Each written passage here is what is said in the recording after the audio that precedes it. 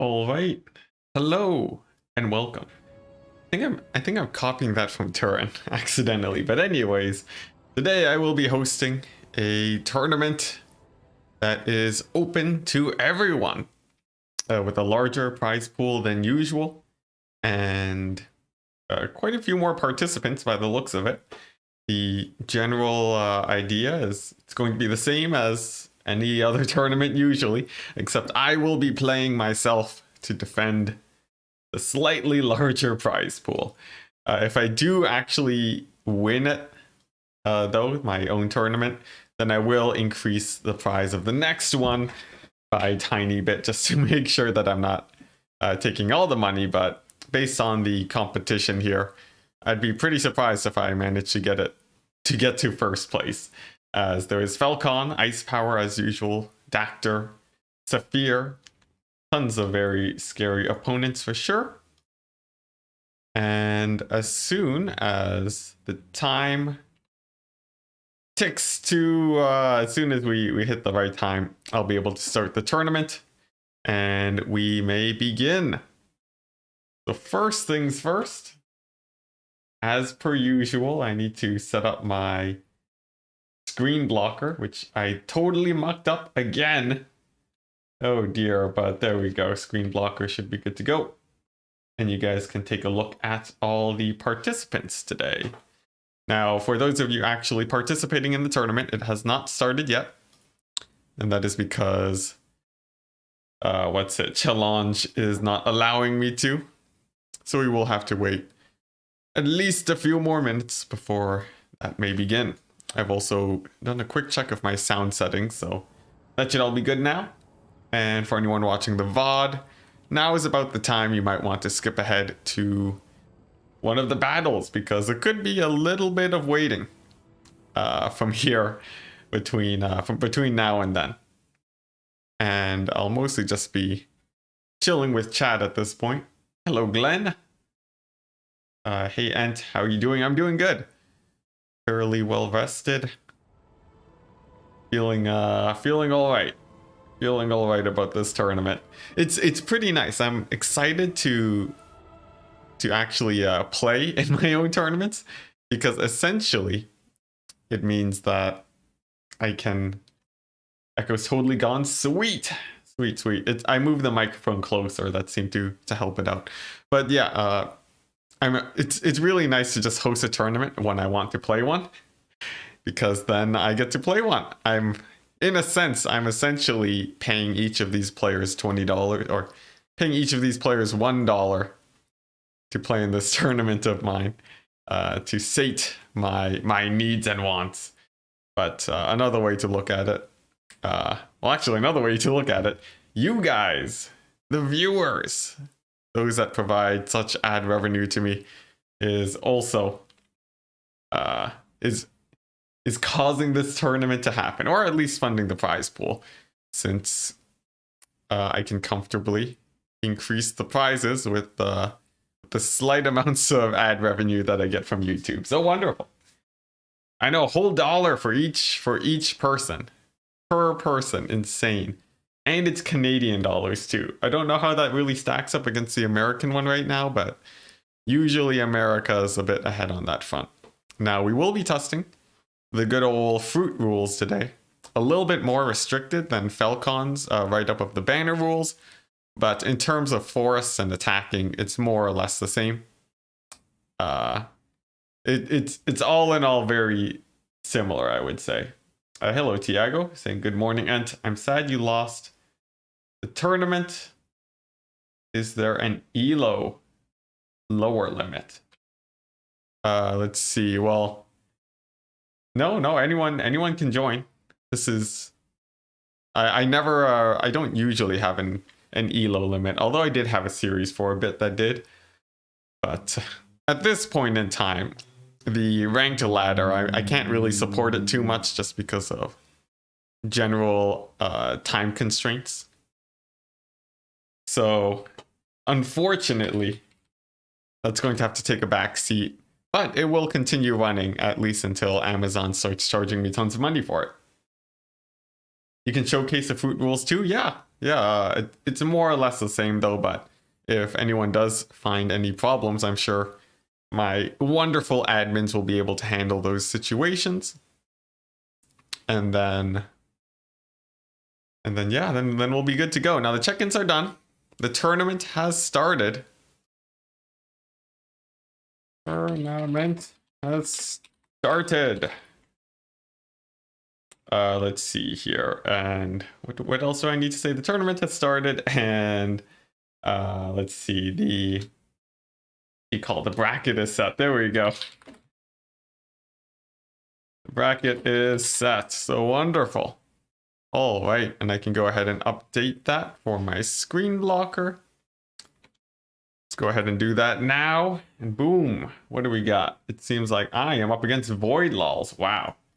All right, well, we may get knocked out immediately, but I will be casting my games as, you know, I'll be casting games even if I get knocked out, which is pretty fun. I get to play a bit and I get to cast a bit. All in all, I say that's a pretty good deal. Go ahead and make this just a tiny bit bigger. Put that down there. Can start. Let's see, what factions do you feel Vampire Coast suffers against? Quite a few. Currently, I think it's Wood Elves, Vampire Counts, and the good old, let's see, where are they? Wood Elves, Vampire Counts, and actually Beastmen have been giving me a bit of trouble recently. Against some of the top Beastmen players currently. I have had a fairly difficult time taking them out with Vampire Coast. I would like to try and figure that out a little bit more, but at the moment I'm sort of treating it like a bad matchup.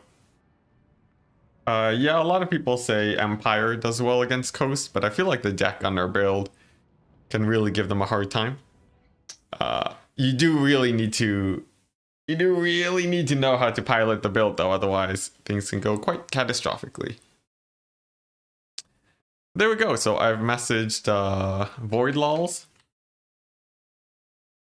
And we should be able to get started as soon as he joins.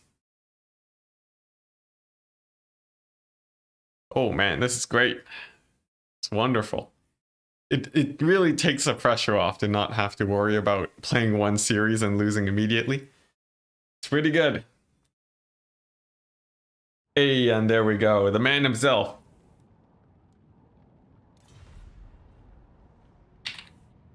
All right, so let's go ahead and quickly look at the fruit rules, which we will be running today. And it seems like, yeah, the chariot mounts are limited to 1 in this current set.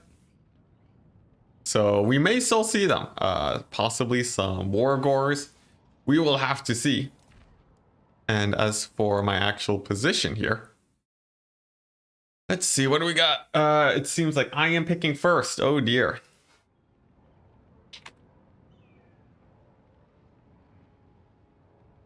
All right.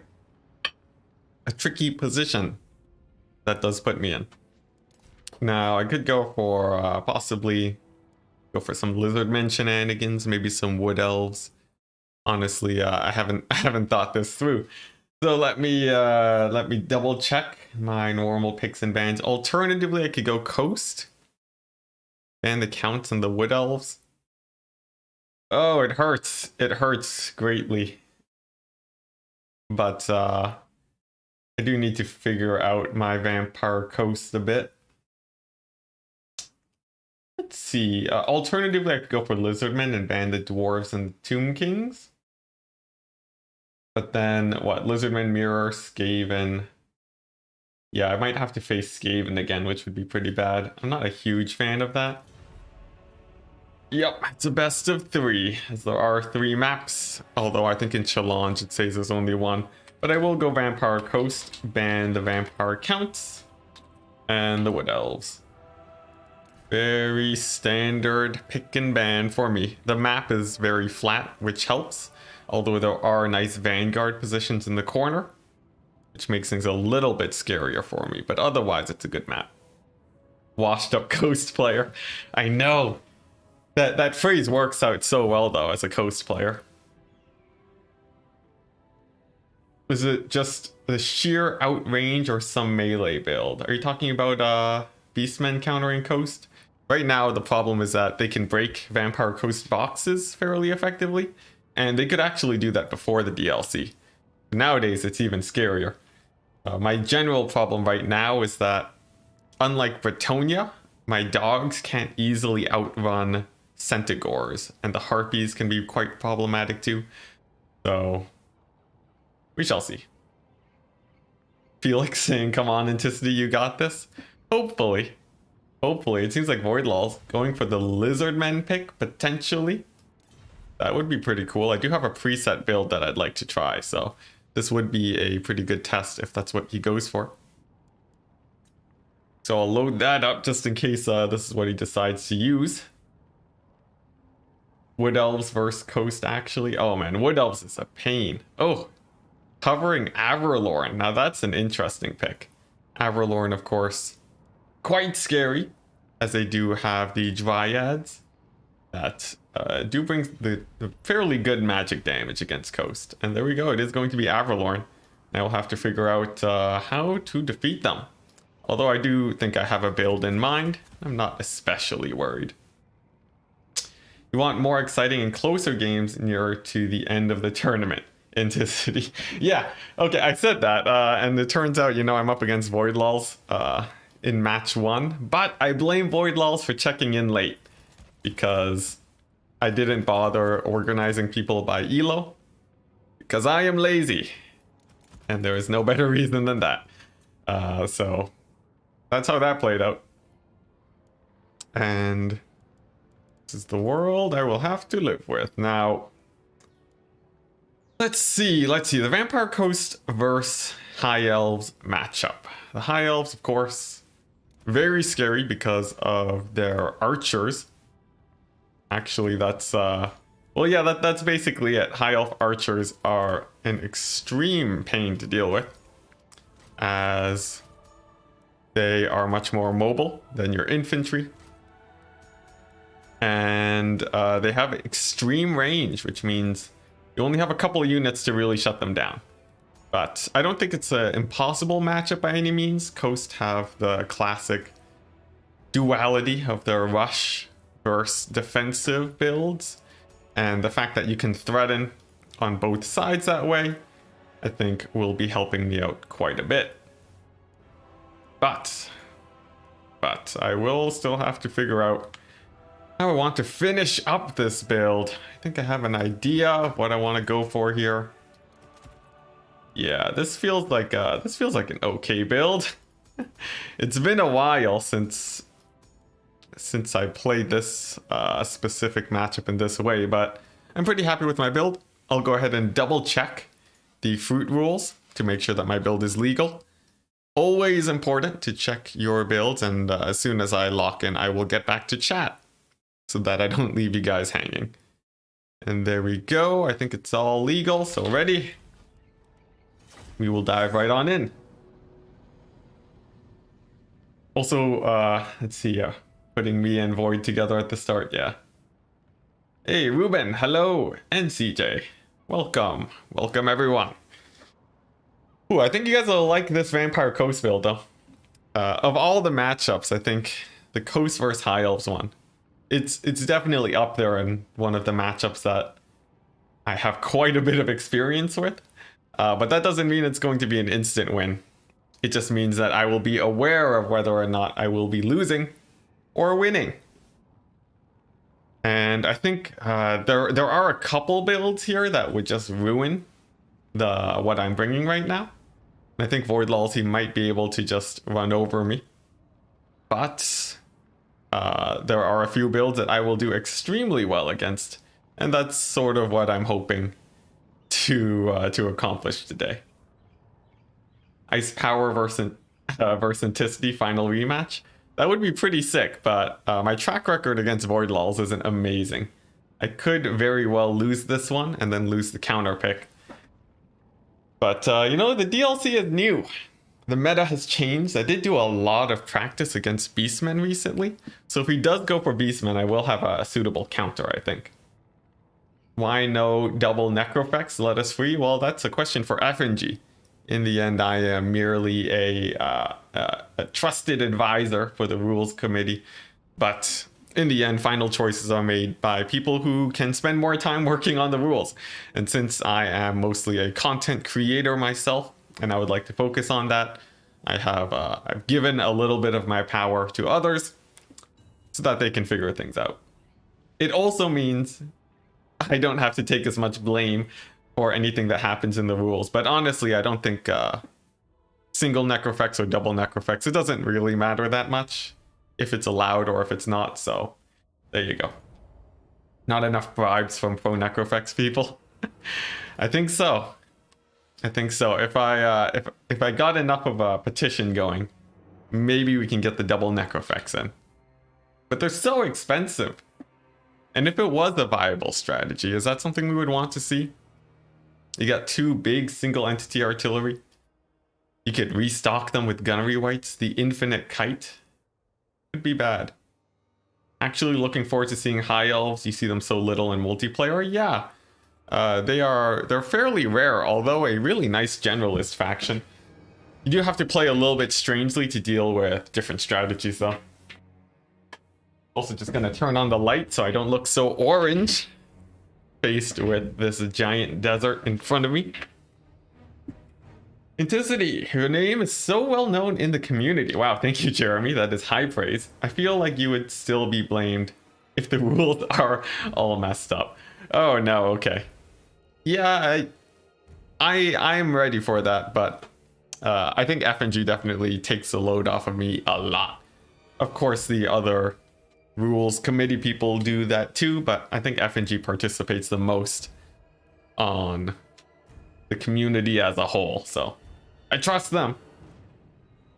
Esben, hi Enticity, good to see you. Have you been doing a lot of real life stuff, or have I just missed your streams? Well, my streams, I usually stream about once or twice a week nowadays. Wow, Void Law's taking a while to load in, guys. I may be talking to chat for a while, but I guess that's good for you. Yes, for me, I stream like once or twice a week. I don't stream on Twitch anymore because I can't be nearly as consistent as I was before. And it's actually a lot easier for me to stream on YouTube so that I don't have to do so much video editing. But I do post fairly regularly here, so Esben, you should be seeing more of my content, at least in the near future. I actually had a lot of replays that I did with Razel, actually. Really strong Beastman player. Really nice cavalry control too. And I'm super excited to dive into those games and to explain exactly what he's doing there. Because, yeah, it's pretty exciting. It's pretty exciting, and I think it should be very informative on how to actually take proper cavalry engagements. So that should be good. As for my build today, guys, it's a return to form. I'm going classic Vampire Coast here. How long has it been since you've seen this many deck gunners? Surely it has felt like ages, but it's back. It is back and ready to go against the High Elves too, which I don't usually bring this build against. Usually I rush, but I figure this map, first of all, the distance is fairly short, which helps out my deck gunners if there are bolt throwers. And I feel like I've rushed as High Elves so much, or rushed against High Elves so much, that it's about time I mix it up a bit and actually go back to my original build. Now, these dogs are distraction dogs.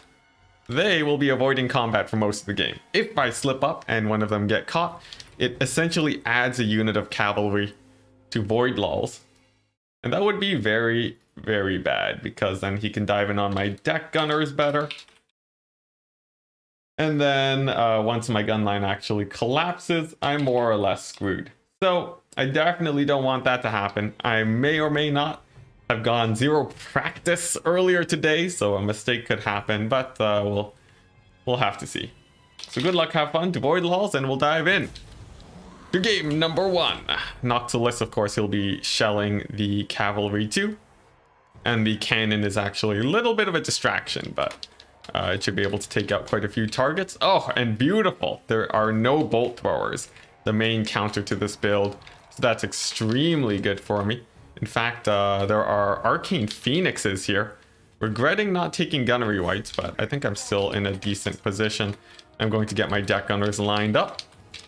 Start taking down these forces. Noctilus shooting up the cavalry.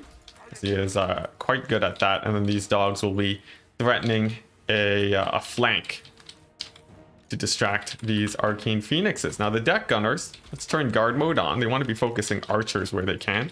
The dogs will just be flying right on past the phoenixes, handgunners, moving into block, and now my zombie wall needs to be moving up just a tiny bit.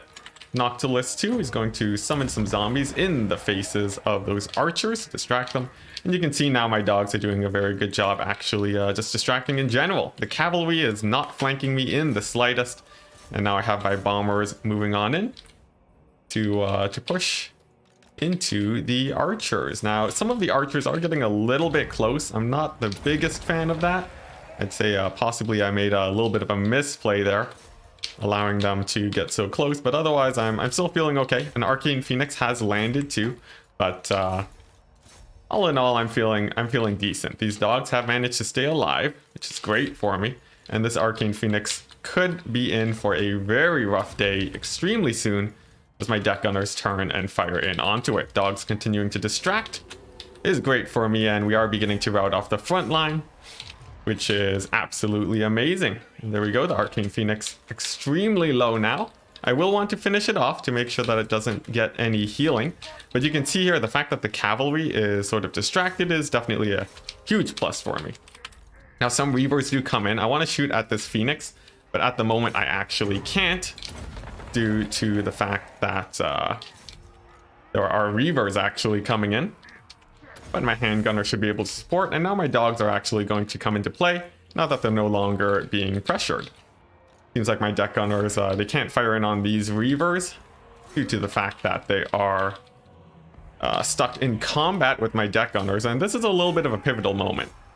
Some things could go very badly here in just a second if I'm not too careful, because my gun line could get shut down very hard right now, and that's what I'm going to be trying to prevent.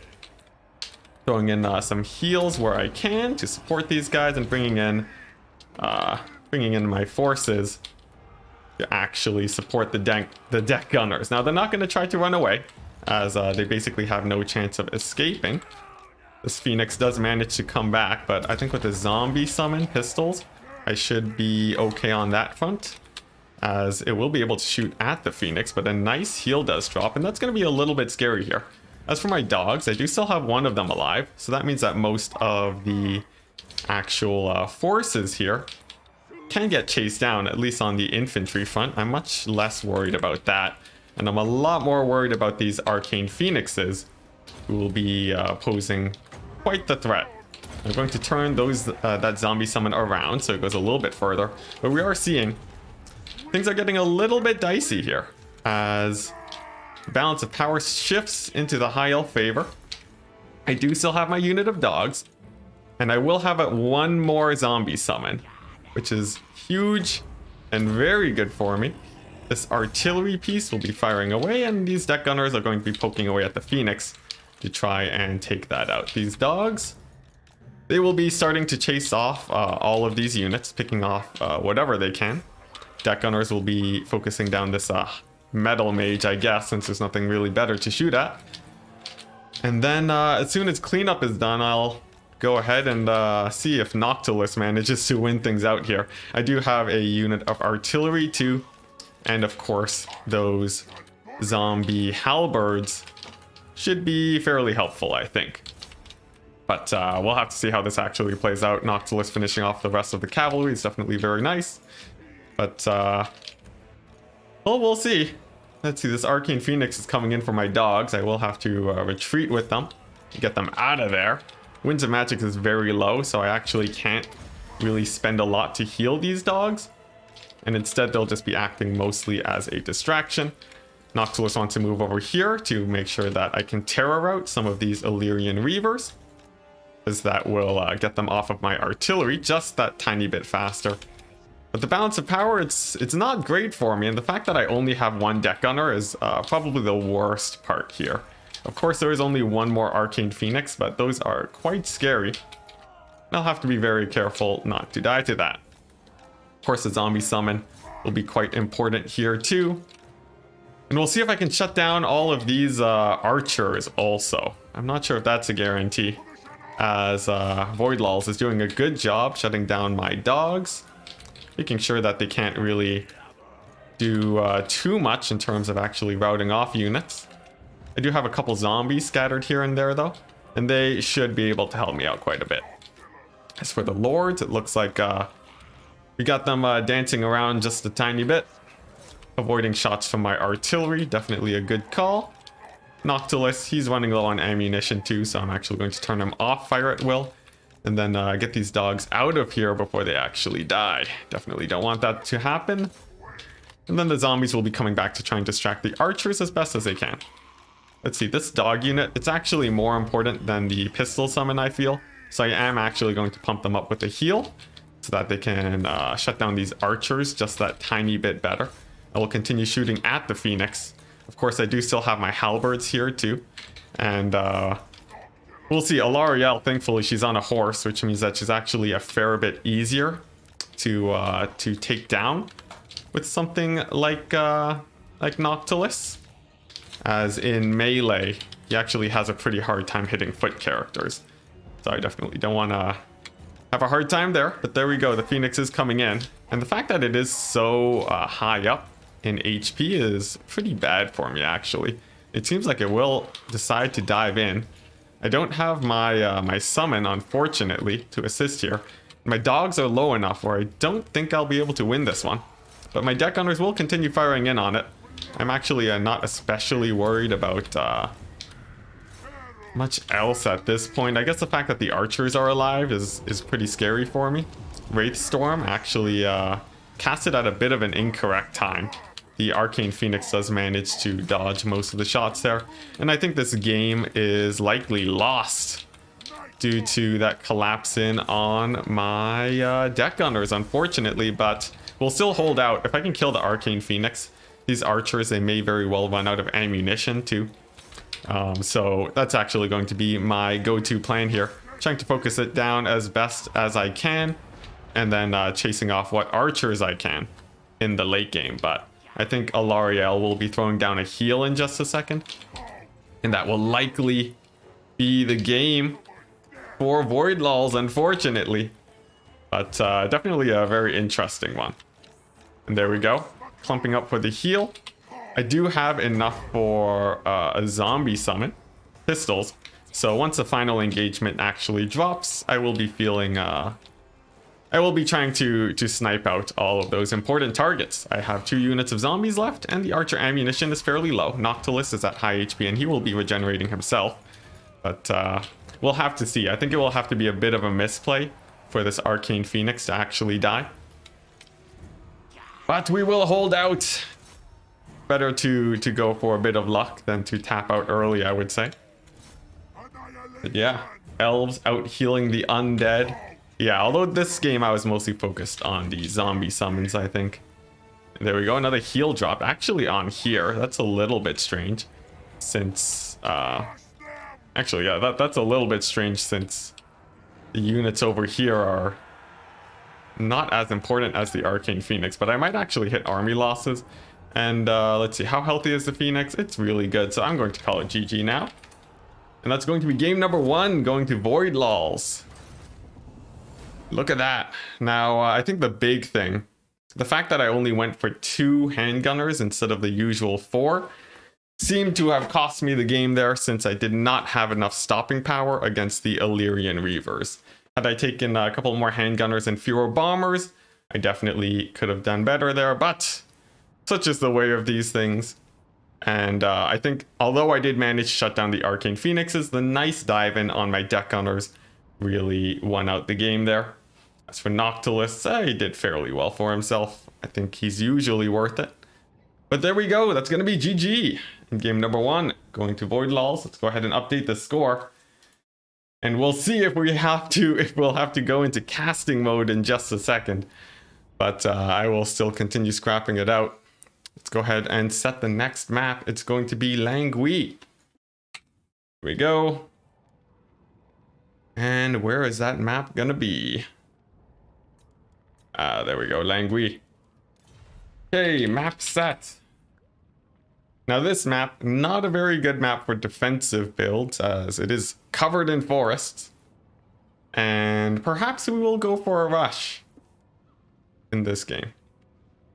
What might have you changed about your build if you knew what he had? Oh, real easy. You take out one deck gunner, you take out a zombie bomber, you add in 2 gunnery mobs, and then you don't even need the carronade actually. I think the carronade might have just been a bad choice in general, because instead I could have done something like this, much closer to my classic build style. Could even cut one of these zombies, take another dog unit.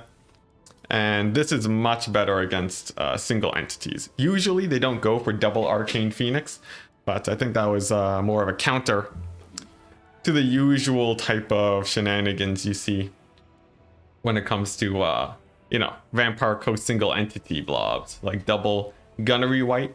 Arcane Phoenixes would be important there. But there we go, Vampire counts ban the Wood Elves and the High Elves. So let's go ahead and check what my counters are here. Vampire counts, I could actually go Beastmen and try out the new Beastmen here. Let's see, alternatively, the Dwarves could be quite fun, but I think Void Lols would be pretty proficient on that front. He's banned High Elves and Wood Elves, so seems like it's likely gonna be the Dwarves that I tried to take here to pull out the win. Let's do a quick double check to see if there's anything else, any other faction I might want to take, but you know what, I will go for the Dwarves. And this should be a fairly straight up match. I think both sides would know what the other person is bringing, but this could be quite scary. Not a matchup that I play a whole ton, but I think I have a decent build here. We'll be trying it. No Lizardmen. Yeah, no Lizardmen indeed. I think Vampire counts are fairly scary there actually. Although I think Lizardmen did get a few tools that are quite nice. It's definitely, I'd rather play Dwarves in this situation. Yeah, indeed. We'll see if they can actually pull out the win here though. Let's see, how do I want to do this? Yeah, Dwarves are quite good against the Vampire counts, but the main problem is that most Vampire counts player, they are quite attuned to breaking into defensive formations. And this is a matchup that they will have practiced quite a bit, I would say. So I think Void Lols is pretty proficient here. And I would expect him to perform quite well, I would say. But you know, I will still take a shot at it. Of course, the Dwarves did get some interesting buffs recently, and I will be trying my best to execute a proper build here. He has a pretty strong track record in all matchups. That's true too. But I think for myself, Dwarves is the most comfortable one. Yeah, I'm really tempted to take Beastmen. There were a couple builds that sparked my interest, but none of them seemed strong enough to really warrant a pick just yet. At least, or maybe they were pretty strong, but I'm just not that practiced playing as Beastmen. So sadly, I will have to skip them this time around. As for my own build, let's see. Let's see, how do I want to do this? There's a couple ways you can play this out. But honestly, I'm not sure exactly what type of style I want to do here. I think there are some very fun shenanigans I can do for sure. You know what? Yeah, maybe I will go for the shenanigans. All right, here we go. Here we go. This build is looking pretty good. The one of the problems that you can fall into when playing as dwarves is that your hero core can start getting pretty expensive, and dwarves actually need quite a bit of infantry if they want to do well. So I'm trying to be pretty wary about how I spend my funds so that I actually have enough infantry to win this fight here. And I think I might actually cut a few units here for a bit more infantry, actually. That seems like a fairly good idea, I would say. Yeah, I'm going to do exactly that. Were High Elves and Dark Elves banned? Dark Elves were not banned, but I haven't really done the Dark Elf cheeses against the vampire counts. And I decided I didn't want to go for that this time around. Let's see, how do I feel about this ability? That's pretty good. You know what? I will take it. All right. So this seems fairly nice so far. Just have to make sure that I don't die to single entities, and then I'm more or less good. Let's see. Yeah, this feels like an okay dwarf build. I wish I could show it to you guys, but sadly we will need the screen blocker for now. But this does feel like a fairly good dwarf build, I would say. I think it should turn out just dandily. It is a 0 spend. So it could work out. It could very well work out. But yes, High Elves and Wood Elves were banned. I know about the Dark Elf cheeses, but in my actual games against Dark Elves, I generally find that the vampire counts aren't. Like, they can do all right. Of course, I haven't played against extremely experienced Dark Elf players, but the vampire counts with their mobility can be quite scary, I would say. 0 spend equals perfect build. Indeed. Indeed. Now, it's all on the line, guys. Will I get taken out round 1 and have to jump into some casting, or will this be a victory? If it is, I will still have to win the ace match. Voidlaw's very scary player. Of course, the first game was quite close, but it does always hurt when I lose as the Vampire Coast. I'm wondering though, oh man, if I just had a couple more handgunners, but let's not dwell on the past.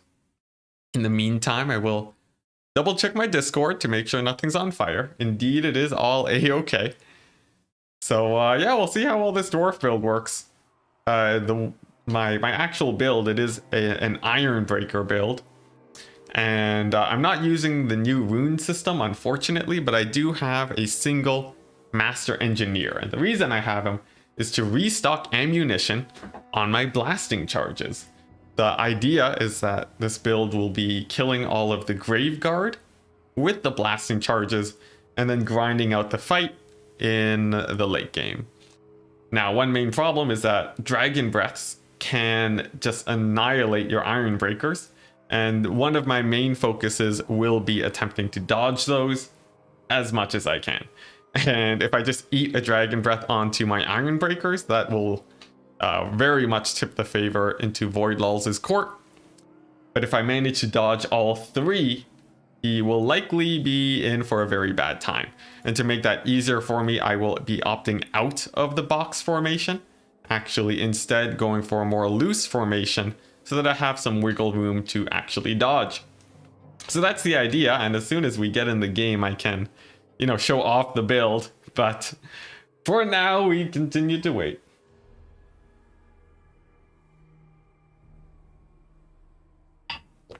Usually the Marathi plus double black dragon skirmish cavalry cheese works well, I guess, but there has to be a reason why Voidlaws didn't ban the matchup. Perhaps he didn't take me for a Dark Elf player, and I might have thrown my counter pick there, but we'll have to see. in ODM, we actually have very few undead players. So perhaps I need to get a little bit of cheese practice in there to beat these vampire counts first pickers. But I think I should be fine. I'm actually decently confident with this dwarf build. It seems like a fairly strong one, I would say. Especially since these iron breakers recently got buffed. But I haven't played it against someone like Void Lulz yet, so perhaps I will lose it. It is tested against Alfredino in the patch before, where I couldn't even give extra blasting charges. So I feel like it should work out okay. And like I said, I am going to opt for a wider formation here. And I'm going to use these dwarf warriors to cover one of my flanks. And then these hammerers taking the rear, plus these slayers to slow down any mobility that would try to circle in the back.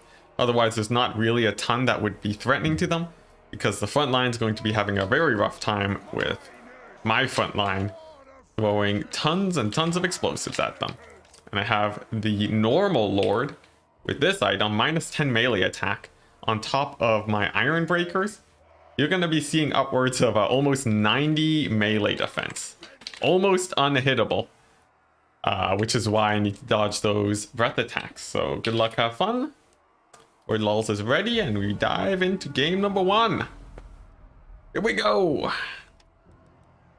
And taking a look at the enemy troop count, fairly sizable, but my numbers are actually fairly close too. And that makes me a little bit more comfortable. Now, it is going to be a Lamian Lord. That means we will be seeing no pendulums. Just the breath attack and speed reduction and zombies, and that's it. Very interesting. So obviously going for the immediate flank, that is to counter the iron breakers. He wants to get that nice juicy breath attack, but I'm waiting for it, and I'm making sure that I will be moving into dodge as soon as I can. Master Engineer getting a free shot in at the start of the battle. A little bit of poke damage can go a long way, as yeah, it's just it's essentially free damage, so it's pretty good. Although nice dodge from the Vargle does manage to avoid its initial effect. The Dragon Lord might be diving in, but I don't think it will. Just going for a zombie summon onto my Slayers instead, and I will move my Hammerers in to deal with that. Now, I'm guessing a breath attack will be dropping on the Hammerers as soon as I actually engage, so I'm going to be keeping very close eye on that to make sure that they do not have a rough time. Let's go ahead and yeah, just continue poking away with the Engineer though. A bit of a infantry flank on one of the sides is moving in, but that's not especially threatening. They do have the Iron Breakers who will be moving in to try and deal with that. Oh, but the breath attack comes in. Oh, and that's a fairly nasty hit. Oh, right when I wasn't looking. Very, very well timed. Whoa, and second breath attack. All right, I'm not sure how that happened, but there you go. And now the front line will actually be engaging. Now, luckily, the second breath attack didn't do too much. And let's see how this goes. Let's go ahead and spread out my Hammerers. Let's go ahead and spread out my Dwarf Warriors. Blasting charges are doing a very good job for the front line. And then I will be moving my Iron Breakers to try and get their blasting charges off on these Graveguard units, as I very much want them to be shutting them down. These Dwarf Warriors will be moving in to try and intercept any units that try to sneak in. And then since my Iron Breakers here are fairly low on ammunition, I will give them more ammo and then use them to take out these Graveguard. My Slayers are doing great. And then these Great Weapon Slayers should be able to take out the Graveguard fairly well, I think. And here we go, more blasting charges away. My Lord, very hard to hit as his melee defense is boosted. And so far, the balance of power is going fairly well for me, by the looks of it. Lamian Lord does fly up. Looks like she will be lining up possibly another breath attack. I'm going to preemptively dodge with my Iron Breakers to keep them a little bit safer. But here we go, it's actually shooting towards the left-hand side, and I do manage to dodge it decently well. My Lord, he is taking a beating now from the two Vargulfs, and I will be trying to get him a little bit safer, pushing him away from the Vampire Count's forces there. And hopefully getting him into a safer position. Meanwhile, the Master Engineer doing a great job keeping everyone, well, just poking away at the Lamian Lord, really. I still have my Slayers, which is extremely important. And the fact that the Graveguard are beginning to go down is going to be my saving grace here, as the Graveguard are the main threat, actually, against my build. And once they're actually dead, it's just going to be my Slayers against a bunch of single entities, which will be very good for me. But the balance of power has shifted again. A nice zombie summon actually does block up the forces here. My Slayers, that is. I will use my Engineer to fight the Lamian Lord in melee.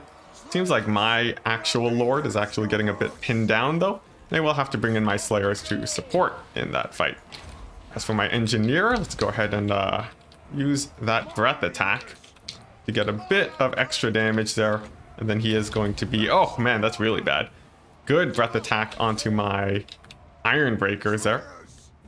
But yes, I will be giving these Iron Breakers some blasting charges. They will finish off the Graveguard on one of the flanks.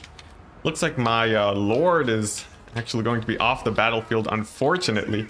That's actually going to be very bad for me. Let's go ahead and sub out these Iron Breakers for the Hammerers to try and get them into a bit of a better matchup. And then I will be surrounding these zombies. I think there shouldn't be any more breath attacks left, although all of them did hit quite hard onto my forces. Lamian Lord is fairly beat up, though. Vargulfs are fairly beat up. And I do still have my Engineer, but it looks like he will be going down very soon. I do have these Giant Slayers, though. But it looks like a couple Graveguard are still alive, and that may be the bane for me in this battle, as they will be grinding down my infantry and likely killing off my Slayers here once the rest of my infantry routes. And I think that might be it. Let's go ahead and reposition. The zombies are disintegrating, but if you look at my actual infantry forces, they are dwindling quite a bit, and there is sadly still a unit of very healthy Graveguard here. I don't have my Engineer anymore to supply ammunition. It's going to have to be a little bit of a hope that I win this infantry fight, which still has a chance. I think with these Iron Breakers, if they manage to hold, that will definitely be great for me. The Longbeards here are providing leadership, which is definitely very helpful. But the fact that my Slayers are so low is worrying me a bit. Plus the balance of power going into the favor of the Vampire Counts now. I think that may be game unless I manage to pull off a miracle here. And we'll have to see. I do still have 23 Giant Slayers. They are taking down this corpse cart, so that will mean no more regeneration for the Vampire Count side. But army losses is so close. It is very close. And I'm pretty sure this is going to be a lost game, unfortunately, guys. Although I think that went fairly well for me. If I had just managed to dodge those breath attacks, though, it definitely would have been way better. I could have had much more money worth of Iron Breakers. But unfortunately, those breaths, just insane amounts of damage if you're not careful. It looks like it will be pushing me to army losses, and that will be GG. GG and well played. Alright, and there we go. Out of the tournament already. It means that the prize pool is on the table. And we'll see how this goes. Now, the second breath attack, thankfully, did not do that much damage. I'm willing to not contest that there, because I don't think it would have really changed the outcome of the game. And it may or may not have been intentional, unless someone has actually figured out how to get the double missile attack bug going. But assuming not, we will assume that it was just accidental. And we'll go ahead and look at some damage values now. So if you take a look at my Hammerers and my Iron Breakers, they all did fairly well. Although the Hammerers got taken out way faster than I would have hoped for. It would have been much better to to keep them alive there. I did make note of it, but when I turned to the left to manage some of my units, he did get the breath attack down, and of course I got tons of value. You can see that given how few Graveguard there were left, if I did manage to win that match there, or to dodge the attacks, I would have had an overwhelming infantry advantage, and that could have won it for me. But sadly, not today. Alright, so GG. I need to make sure I take a screenshot. There we go. And we will be moving on to casting. Okay. See ya. I'll be casting now. Alright. And there we go. Let's go ahead and move on to casting mode. Go ahead and update the score too. Jump over to the tournament bracket. And now we can start looking for some games to cast. And there we go. I see some people talking in chat about accidental stuff. I think for now, because there's no precedent, and I personally do not know how a double breath attack is performed, I'm going to, well, I do know one way how to perform it, but I don't think that's what Voidlals did exactly. Plus, he had a total of 3 breath attacks, so I'm going to not use it as a, I'm not going to call that out as a rule break. But if chat gets too hot, moderators you do have permission to calm it down, because I do know a lot of people seem to very much dislike Voidlals. This is not the place to discuss it. So now we will move on to some actual casting. Let's go on over to, let's see, do none of these have spectator slots? All right, it looks like we do have one of them with a spectator slot. Let's see if we can join on in. And here we go. Cool. Throw up a screen blocker.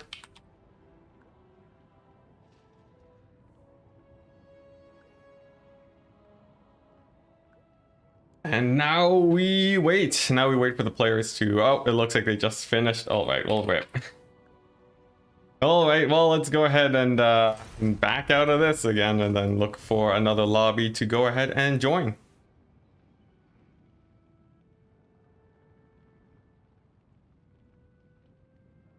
But here we go. So let's see. We have human boy versus tank. We got deadly bunnies. All right. Let's see if this best of 3 is still going.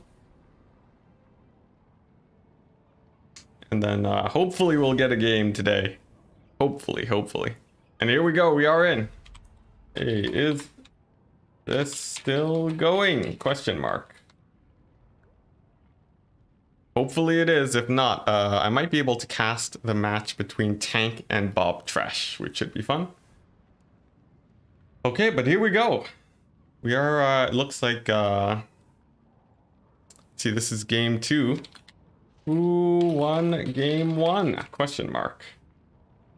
Let's go ahead and update the names. And let's see, who am I actually watching here? This is Caradoc. Okay, Caradoc versus Deadly Bunnies. Okay. Deadly Bunnies.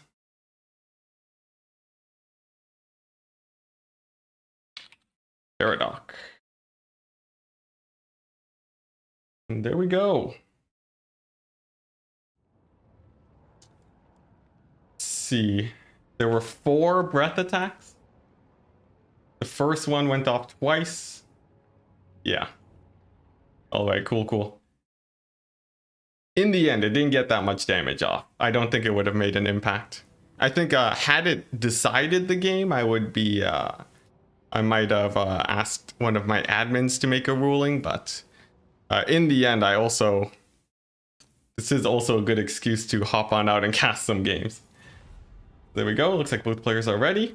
And this is going to be a Beastmen versus Dark Elf match. So One of the things that changed, Beastmen, they do have a lot more scarier monsters. They do have chariots too, but I think the Dark Elves still have a pretty strong leg up in this situation. Just because of the usual Morathi double Manticore shenanigans, the constant Soul Stealers, and the lack of healing on the Beastmen side generally can give them a hard time. Let's go ahead and see how that goes. Oh yes, double missile attack bug is very interesting. One of my clanmates actually tested that a ton recently, and they could not find a way to actually deal with the double, or to make it consistent. The double missile attack bugs seem to be more or less random, but is at least fairly rare. Is that new for breath attacks? Yeah, it seems like it's not new. All right. Although I'm not sure if, at least I don't know how to actually trigger it consistently. If you guys know, then I would very much like to hear that. But here we go. We got the Beastmen, Torox, the Brass Bull, very strong fighter, and on him he is actually going to be taking the Lucky Banner. Brass body, it lasts longer, gives melee defense instead of attack, but he has to be in combat to get the cooldown, which does make it a little bit different from Grom's Lucky Banner. In a rush game, you'll only trigger it maybe once, at best twice, so it's actually used much more in a single punch rather than over the course of the game like Grom. As for the cavalry force, we are seeing quad Centaurs and 3 Centaurs throwing axes and 2 Chaos Warhounds. The reason we see Chaos Warhounds here is to take the charge for the Centaurs so that they may countercharge and take out the different units. This will help a lot in cavalry fights, and this will typically tip the favor into the Centaurs realm of play. The throwing axes are very strong too. They may even be able to take out the Manticores, and of course the Chariot's extremely strong against infantry. For the Dark Elf side, we are seeing quite a few spears supported by the very elite Witch Elves, Arowar, and Sisters of Slaughter. Now these Witch Elves, they do give terror, and that's obviously a bit of a problem for the Beastmen. Plus the Rampage should shut down the Chariots. As for the Flying Force, we are seeing Morathi and double Manticore. They will be very likely bringing the Soul Stealer combo indeed, and this will let you get out like 4 or 5 Soul Stealers over the course of the game, which is the key for Dark Elves winning the cavalry fight here. Now immediately they do push in quite aggressively onto the Tuskor Chariots, thus prompting a surround on the Beastmen side, but this could very well lead to a devastating Soul Stealer, and there we go, it does drop. Whoops, zoomed in with the camera too much. It does drop, but it looks like it actually got cancelled. And I'm not sure what did that. Oh, he canceled it for the Doom Bolt since the cavalry was retreating. Maybe a mistake, maybe not, I'm not sure, but an AoE does drop on top of Morathi, and she is starting to get quite low at this point. The left flanks don't really matter too much, but the Dark Elves are beginning to win on the infantry side, while the Beastmen are winning on the mobility, except for the Chariots. But if we take a look at Morathi, she is still quite healthy. She did drop a Soul Stealer onto the single entities here, and that actually does beat up the Chariots quite a bit, which I think is definitely quite good for the Dark Elves, but the balance of power is in the favor of the Beastmen. However, with these kite games, it can be quite difficult to judge purely on the balance of power. Now on this new right flank, the cavalry has slammed into each other. The dogs did cushion the blow a tiny bit, but it's a bit of a messy fight. Chariots come in though, and they will be winning that engagement. Meanwhile, on the left-hand side, Morathi, with her Soul Stealer on cooldown now, gets surrounded, which is very scary for her. But the cavalry has to disengage because of the Sisters of Singing Doom. And even with the disengage, they still get rampaged, and that's going to be a really nice pick on the Dark Elf side. But if we take a look here, all the cavalry is gone, and one of the Manticores is getting really low because of Torox. An attempted sniping attempt on him, but he is just a pain to actually take down. His high armor will make him very hard to kill, but 2 really nice hits on the Manticores actually get him quite low. A little bit worrying, since a couple Soul Stealers will take him down. And speak of the devil, right as I say it, the Soul Stealer drops, and it's going to be hitting all of these single entities plus the unit of Centaurs on the far side. Indeed, it is a little bit bugged, but not a whole ton of extra damage, although definitely painful for the Beastmen. But more so, what's really bad is that Torok's getting hit there does push him into routing, and the balance of power flips onto the Dark Elf side. Very much expected, as that is the way of Morathi. She will tip over the balance of power since she heals and does damage to the blobs, and that is going to be just devastating. All the chariots are now getting routed off. The Soul Stealer is actually seeming quite effective against those, and it looks like that's going to be a Dark Elf victory, as now it swings heavily into their favor with only a couple Centaur throwing axes left to defend, and that game will go in the favor of Caradoc, which means we will be seeing an ace match now. Definitely very exciting.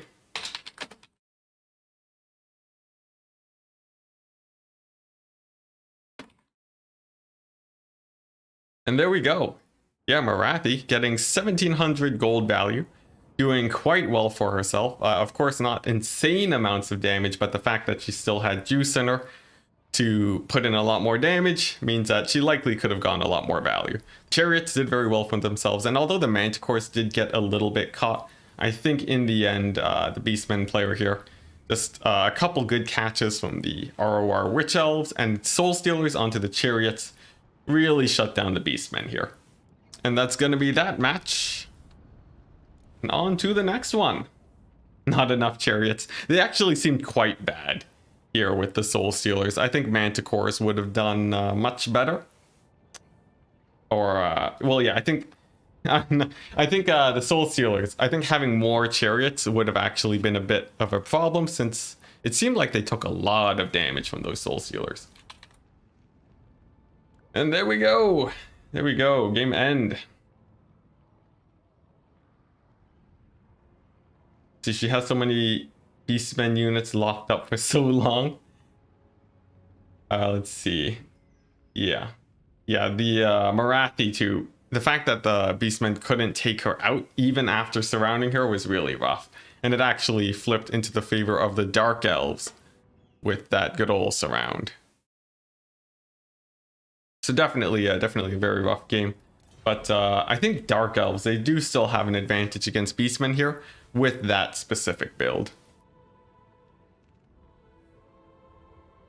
And I would say, actually, that was one of the builds that I ran against Razel, actually, that did quite well. It's just really brutal. With the Manticores providing terror, your cavalry will essentially rout immediately after the Soul Stealer ends. You're glad Beastmen are strong now? I think this is, I think they are playable for sure, but Dark Elves seem to be one of the bad matchups. Running onto Morathi's debuffs and getting Soul Stealered is always a mistake. Indeed. You have to actively be avoiding it for sure if you want to do well there. Yep, it is only one ban. Yep, 3 picks, 1 ban. As I think this is the normal system in the ace match. 3 picks, 1 ban. And then your opponent gets to counter pick.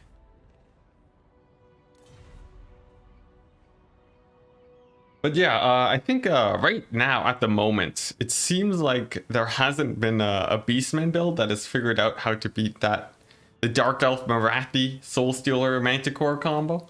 But I'm sure people will find a way eventually as more and more people start to run that build. Okay. Let's see here.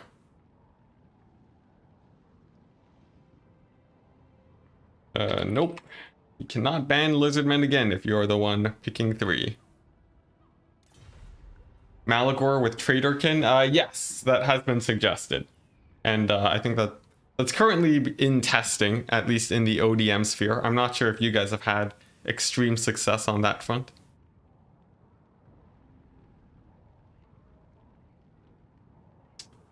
Is too fast to be caught himself, Malagor? Oh yeah, that's true. He is flying, and at 110 speed, Malagor is actually pretty scary. You can punish Morathi Blob the same way she punishes you. Sort of. You need to be hitting cavalry and winning those engagements. And well, I'm not sure. I'm not sure if Dark Elves can win it as quickly. I guess Beastmen can win it as quickly, just because their leadership is a lot lower. That does make things a little bit sketchy, I would say. 2 casters is possible. Yes, you could take 2 casters. Let's see, if you take 2 casters, Beastmen do have a lot of tools to win cavalry engagements, but you have to do it fast enough where the Manticores don't immediately tear out your Centaurs. If you can do that, then you're in a good place. Okay, and let's see, here we go. We got some discussion in chat here. Let me just do a quick check.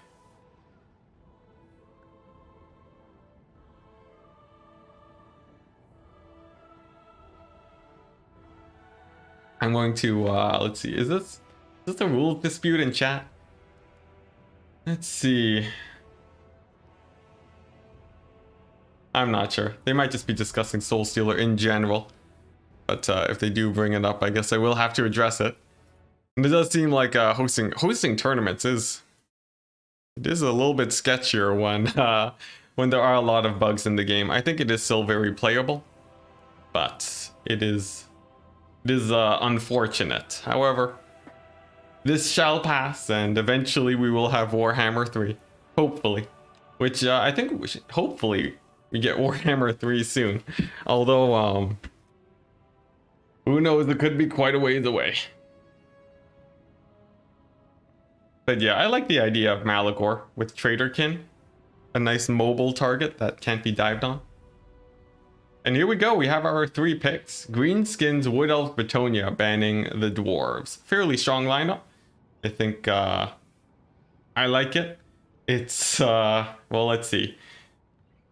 Let's see here. Greenskins, Wood Elves, and Bretonia. All of those are very nice generalist factions, so I don't imagine there's a ton that would do extremely well against it. I guess possibly a Vampire Coast pick, ban Wood Elves. But most people don't play Coast these days, so I think it's a fairly strong lineup. Although I haven't analyzed it fully. Let's see, Chipsing. It seems like we're getting the next batch of news on September. Yeah, I think I heard about that too. So the game will probably come at the end of 2021. Yeah. But hey, once it drops, we will be getting 7 new factions added to the game. That will very much shake up the meta insanely, because you're basically increasing the faction count by 50%. Oh man, if it comes in 2022, that would be so sad. Oh, that would be so sad. I very much so would rather have Warhammer come out sooner. Ah, there we go. Hey, my man. Oh my gosh. Caradoc. No, Deadly Bunnies going for the Vampire Coast pick. Nice. All right. So now we'll get to see how Vampire Coast is going to be doing against Greenskins and Bretonia. Now, the Greenskin matchup actually was in flux for a bit, with a few people figuring out the meta, but now it has changed a little bit more. Since the Vampire Coast, they don't have to worry about as many skirmishers, because of course they did get more expensive. Forest Goblin Spider Riders, extremely strong against Vampire Coast because they are cheap cavalry. Those 2 options, it's gonna be quite nice against Vampire Coast, I think. Or no, what am I talking about? Those 2 units were very good against Coast, but they were nerfed. So I do think Vampire Coast should have a very good shot at this here. The map is fairly flat too, which does threaten possible mortar builds, and I think that might be what we see here.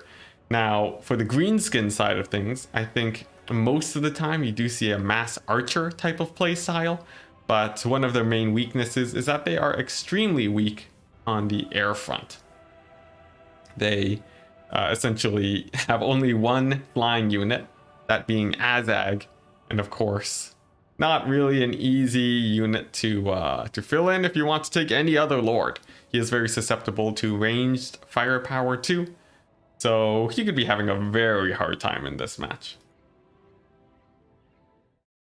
I think, yeah, I think possibly we'll very likely see airplay from the Vampire Coast. Even skirmishers can have a very hard time shutting down the Vampire Coast air. So I would say that's probably the most standard thing.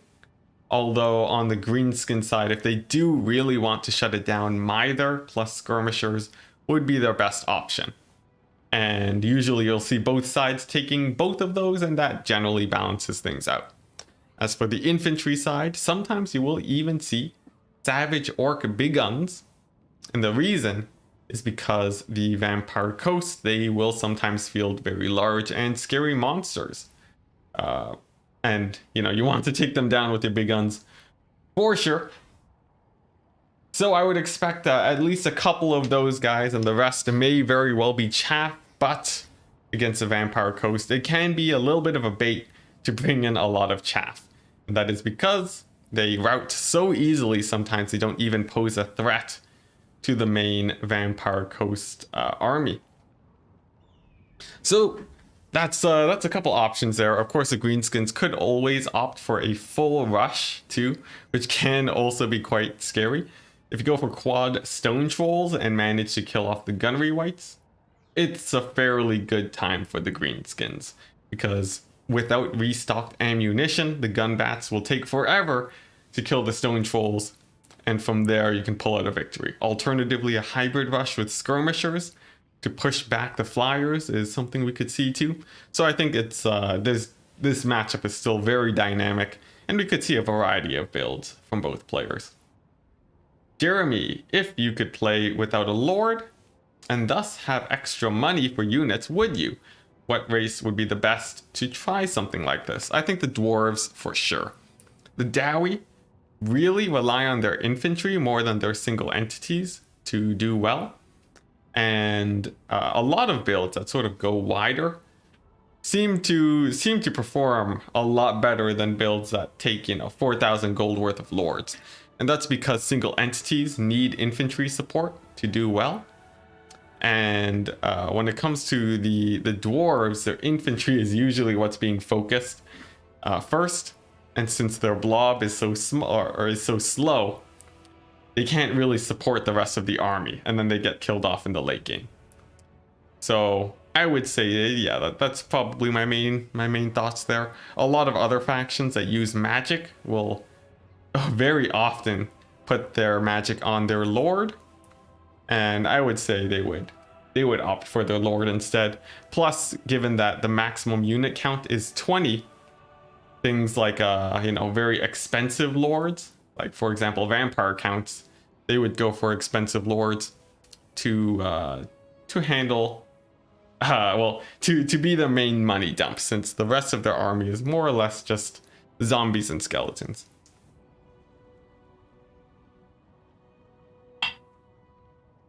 But there we go. So far the tournament has been progressing quite smoothly by the looks of it. A lot of players have been pushing forwards, and actually I can update the screen blocker right now, and we can discuss who we are seeing moving forwards. So, taking a quick look at things, it seems like ODM Saphir. Oh no, the two ODM players have been knocked out, unfortunately. Of course I am biased, but they are out. Voidlaws has moved up and will be facing Robin. We got Santi, two names I haven't seen too often, but they have taken out fairly well-known players. There's, of course, Bob Tresh against Tank, which is going on currently. And this game, which may very well be the slowest path so far, Caradoc against Deadly Bunnies. They will be running into Ice Power, and the winner of that match will be facing Pugnobon. So we'll see how that goes. It could be a while before we actually hit the finals because of that, unless Ice Power or the winner of this match manages to finish the best of 3 very quickly. As for everyone else, I am seeing Pugnobon. Well, he'll be waiting for quite some time. And the winner between Tank and Bob Trash very likely will be waiting too. But as long as the tournament doesn't go too long, I think I should be just fine. This is really fun though. I'm actually quite tempted to host another one of these because if I'm getting knocked out so early, I want to get a rematch. I want to try again. So perhaps even this same week, I might host another tournament. In other news, while we wait, I will be casting a ton of replays. I think I have about 10 replays that I want to cast. So I might start forming a backlog of that and then posting those up daily if I can find the time and energy to do so. Of course, I still need to be looking for a programming job, so that will take priority, but we'll see if I do have the time to get that sweet content going. But there we go, enough ads. Deadly Bunnies versus Caradoc. The players are 1-1. And who will be the victor in this match? On the battlefield, we are seeing some very simple terrain features. A very annoying rock that both sides generally don't like because it denies a flank and it makes it a little bit awkward to defend your own flank because it is a little bit forwards.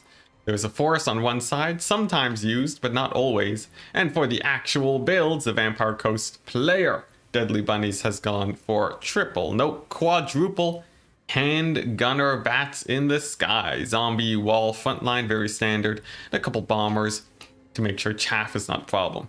A single unit of scurvy dogs, nice for chasing off units, but they will not be able to hold against the cavalry on their own. Instead, it will be the infantry. And for the hero core, Noctilus double gunnery white, basically as meta as it gets. For the greenskins, what are we seeing? Tons of skirmishers, an orc shaman in the bushes, brain bursta, and of course the fists of Gork. There we go. Gives magic damage. Very nice pick for sirens, although this time there aren't any, so we'll likely see more brain burstas. Some savage orc archer boys and some nice artillery deployment. Here it's going to be double doom diver catapult to take out key targets like the gun bats, Noctilus, and the gunnery whites. There is also a night goblin shaman with vindictive glare and extra winds of magic. Now vindictive glare, it did get nerfed, and now overcasting it only gives it AP damage, which makes it a lot less scary than it used to be. It will do consistent damage, but it won't be able to burst anything down anytime soon. For the infantry, we do see big guns, 2 of them at least, and then 4 orc boys. No, just 3 and a unit of goblins. So that's gonna be it. It's medium spend on the front line, very standard. Medium spend on archers, and actually a larger commitment than usual on the artillery. Skirmishers, of course, they will be weighing down the build a tiny bit. This build is about 125 gold more expensive than it used to be. 400 if you include the Doom Diver nerfs, and Grom has been nerfed himself. And the fact that gunnery whites already counter him means it's going to be pretty sketchy for the greenskins, I would say. Vampire Coast deploying on the far side, making sure to stay 200 meters away from the white line. And as soon as the players are ready, we can begin. A bit of a slow deployment going on now, but it seems like they are nearly ready. And then we'll dive into the game now. An interesting deployment choice. The gunnery whites and Noctilus are very far on the right flank. Now this will allow them to support these gun bats, but there's always a bit of a risk that these guys will be getting caught by the greenskin forces in melee. Now they can outpace infantry, but if there was more mobility, for example cavalry or trolls, it would be a tiny bit scarier for these guys. What happened to Doom Divers this patch? Nothing, but way back they used to be 900 gold and now they're 1000. So greenskins eating multiple nerfs over the years. We'll see how it actually stacks up though as the game begins. Noctilus letting off a shot towards the right hand side. That's just an animation bug.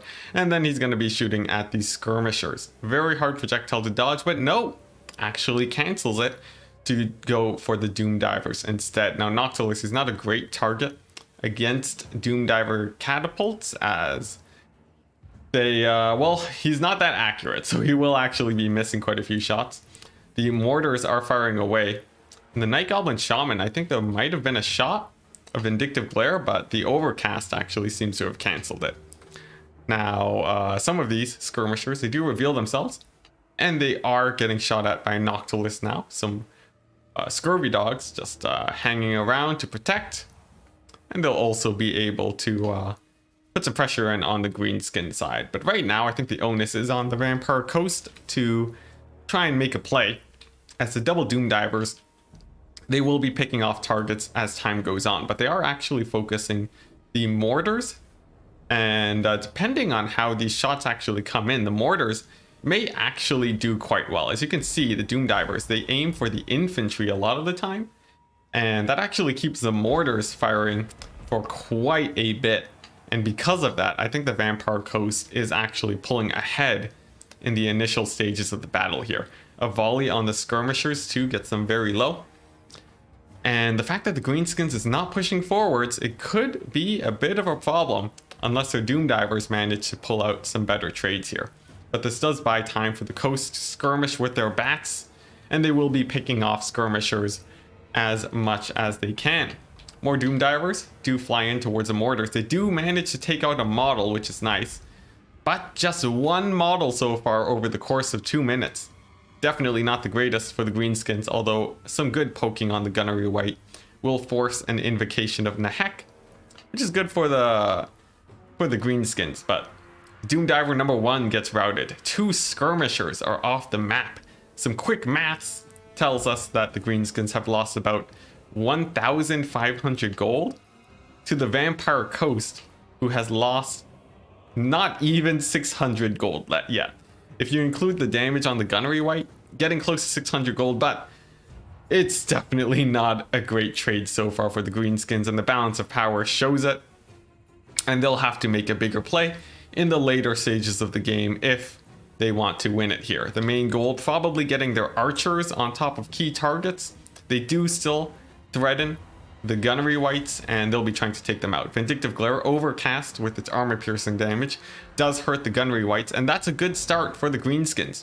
It will force another invocation of Nahek. That's 12 winds of magic, traded for about the equivalent winds of magic on the Greenskin side. But Vampire Coast, they rely on their summons a lot, and having to spam Nahek, you can see it's even bringing this Gunnery Wight closer to its heal cap.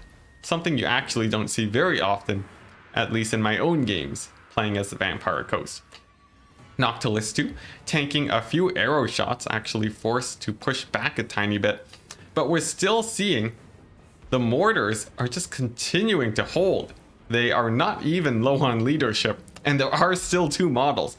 They've gone, let's see, 23 kills so far, definitely quite good. And the gun bats, the reason the handgunners are good is because they do have extra range, and they have poked away at the skirmishers while only taking about half damage on one of the bats. They still have most of their models though, which does mean that they still have effectively the same amount of damage as before.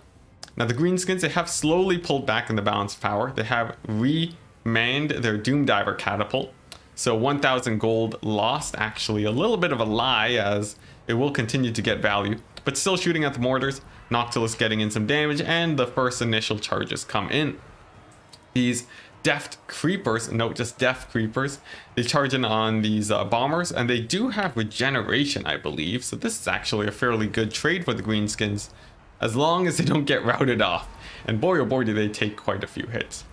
Of course, the Gunnery Wight taking sustained damage from these Vindictive Glares, but funnily enough, this poor goblin, Night Goblin Shaman, has actually nearly killed himself from the Overcasts. Definitely a little bit unfortunate there, but the Winds of Magic can still be used by the Orc Shaman, and we see there Brain Bursta on the bombers. A nice choice to keep the front line of the Greenskins holding. And honestly, focusing on the infantry line seems to be working out quite well for the Greenskins, as a mass collapse on the coast front line means that Noctilus and these gunnery whites will have to be on the run.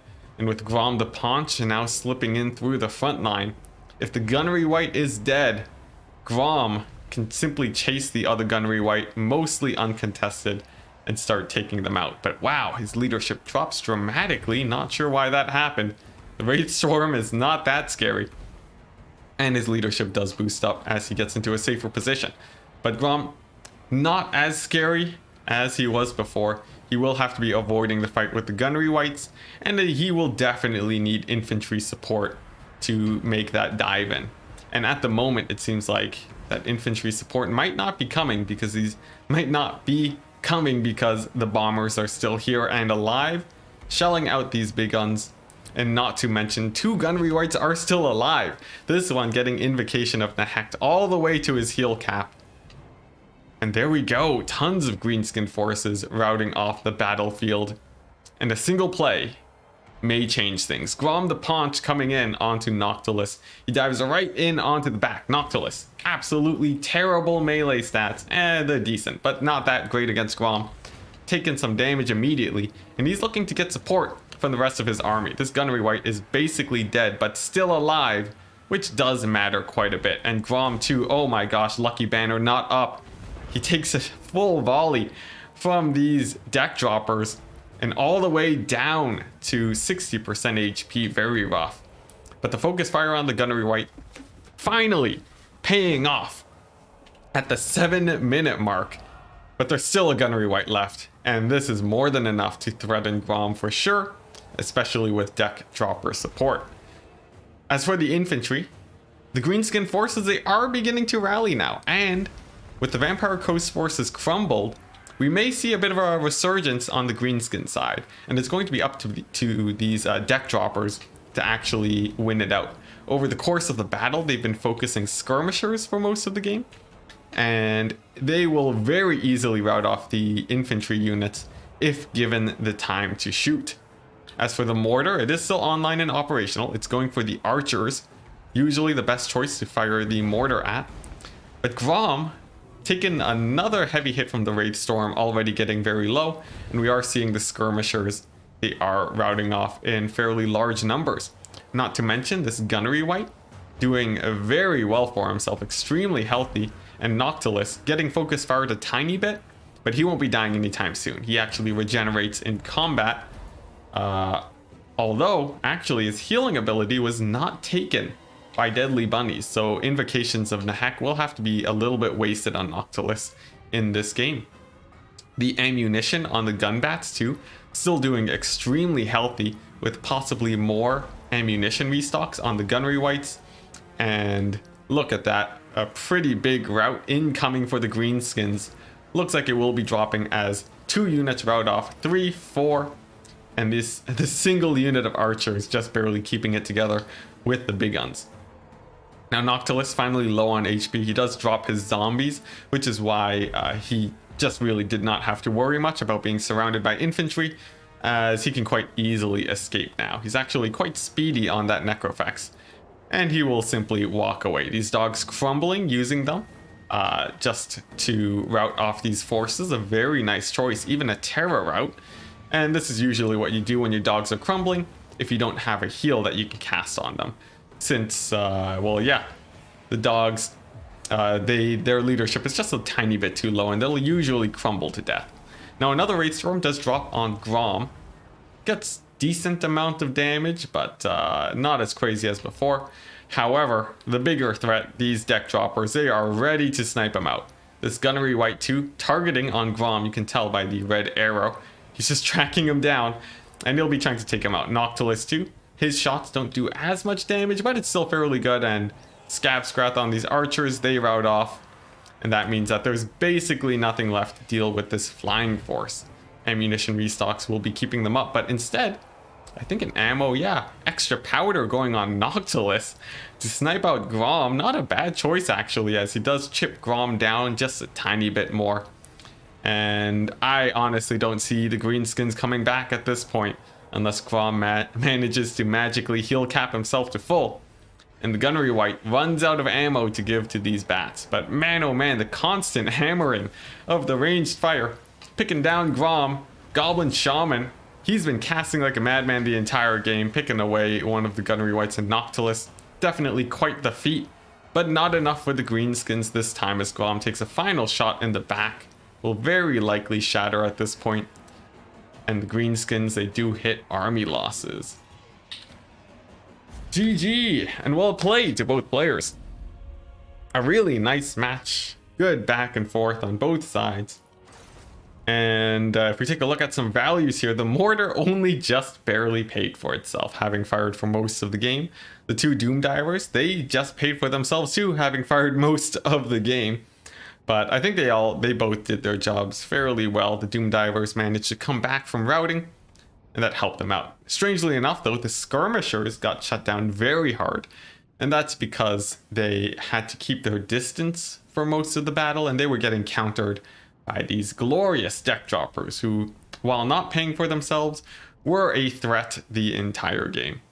Grom 2 getting absolutely shut down, and the Goblin Shaman, he did well. I think the Overcast Vindictive Glare to kill the crabs is a very interesting strategy, but it seemed like it was just taking too long. You optimally would need to kill both crabs, and the fact that he wasn't using Winds of Magic to win the frontline fight, I think that made it a little bit harder, but definitely just a ton of factors coming in there. One archer getting over 1,000 damage, definitely a very good game. And that's going to be Deadly Bunnies moving on up to face off against a frequent tournament winner, Ice Power.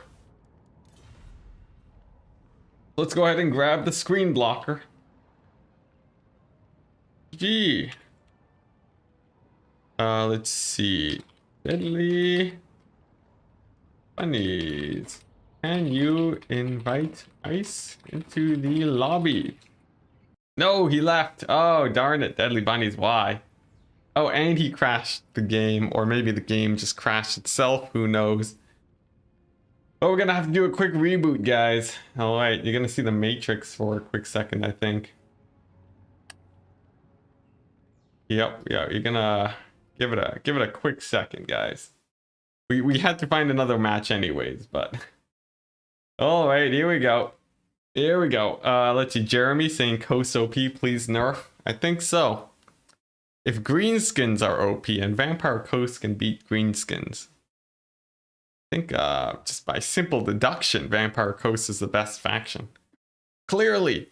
But I do think they are a pretty good Greenskin counter. That double Gunnery Wight Necrofex Gunbat build is a terror. Plus the artillery is so hard to actually take down.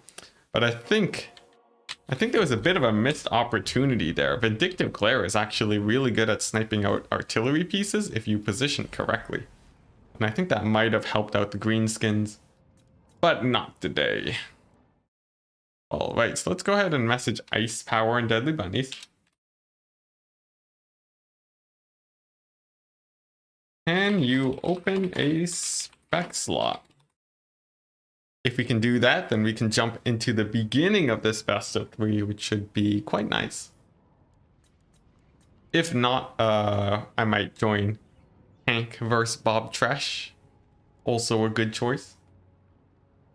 You remember you used to Luther all the time. Did he get nerfed? Or is the meta moved away from him? Luther Harkin, he did get nerfed, but he actually didn't get nerfed that hard. He just got an ammo reduction, I think. But I think more so, people have just figured out how to deal with him. With the addition of better duelists that can fight him in a one-on-one fight, he's just not really been the terror that he used to be. And that's likely why we don't see Luther very much anymore. I think the fact that skirmishers are controlled really well, and the fact that a lot of people have been going for mid-tier infantry, something that is especially strong against Luther Harkin, I don't think the current meta is the place for him. Although, you know, if people do go back to simple casters like fire mages, he could still do well. But in the end, I think Noctilus with his kit of abilities, the much scarier lord for sure. Oh, here we go. Ice Power probably streaming the tournament right now. I've mentioned before. So yeah, you can check him out on YouTube. Just look up Ice Power Warhammer 2 and you will likely find him. And yeah, that's basically it. He does the same thing I do. He casts his tournament games, although I'm not sure if he's streaming right now. That will have to be for you guys to find out. Now, he has been waiting a solid 1 hour 30 minutes for this match. That's a bit unfortunate. I'm really surprised that best of 3 took so long, but I think Ice Power should be able to I think this match could go quite quickly. Usually the later stages of the tournament will tend to speed up, so I think that should be just fine. So cool. I guess I'll also update the bracket and I'll take a quick look at chat in case I missed anything while casting the game. As much as I enjoy checking out chat while casting, it's really difficult to bounce between the two. Hello, Nate. Bunny's game crashed, so they're rehosting the lobby. Yes, I see. Ice Power streaming is POV. Nice. I might not cast all of the games he's playing then, because you know, I don't want to overlap too much with the amount of casting here, but this is a very convenient match to cast, so I might as well. Interestingly enough, the match between Falcon and Energized seems to be going on for a bit longer than I would expect to. Falcon, a very scary player. I think favored to win the tournament just based on previous performances, but between Ice Power, Falcon, and Void Laws, and I think Tank too, although I haven't seen him in too many tournaments, I think we have a pretty good lineup. Although I guess I have seen Tank a lot, but we'll have to see. He does like his undeads. We could see quite a few vampire counts here today. Howdy, at real human being. Definitely not a Skaven. Yes. Sometimes I wonder how many of my viewers are Skaven bots. Created by, I don't know, Ikeclaw, I guess. Who knows? But yeah, have you guys seen the new Total War Warhammer 3 stuff that was shown off today? We got all the Chaos factions, Slanesh, with the most bumpy chariot you have ever seen. It's just spikes all over, but very Slanesh, very exciting to see. We got Nurgle with the Nurglings, tiny little cute monster creatures. Apparently they're a swarm unit, but no one, but TA hasn't really added a swarm unit before. We'll see how they get implemented. The Bloodthirster, or not Bloodthirster, the Soul Grinder, whatever it's called. That seems pretty cool, although I think between all the Chaos factions, they sort of look the same. A bit unexciting, but still, I think as a whole, I'm very excited for Warhammer 3. Ooh.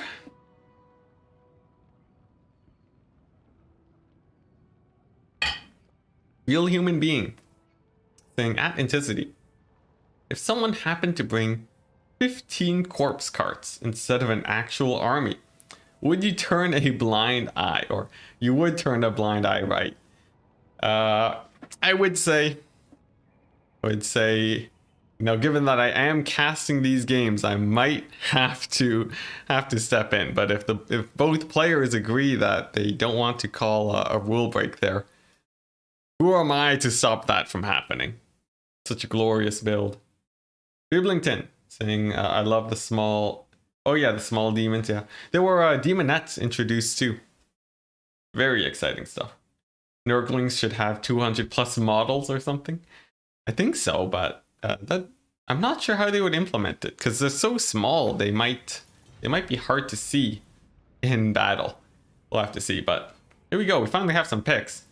Tomb Kings banning the vampire counts and dwarves. Very nice picks and bans on the Tomb King side. Ice Power actually very much leaning into the Tomb King pick nowadays. I would say this is quite expected from Ice Power. And usually he likes to go for a chariot style too. So I think we'll likely be seeing that.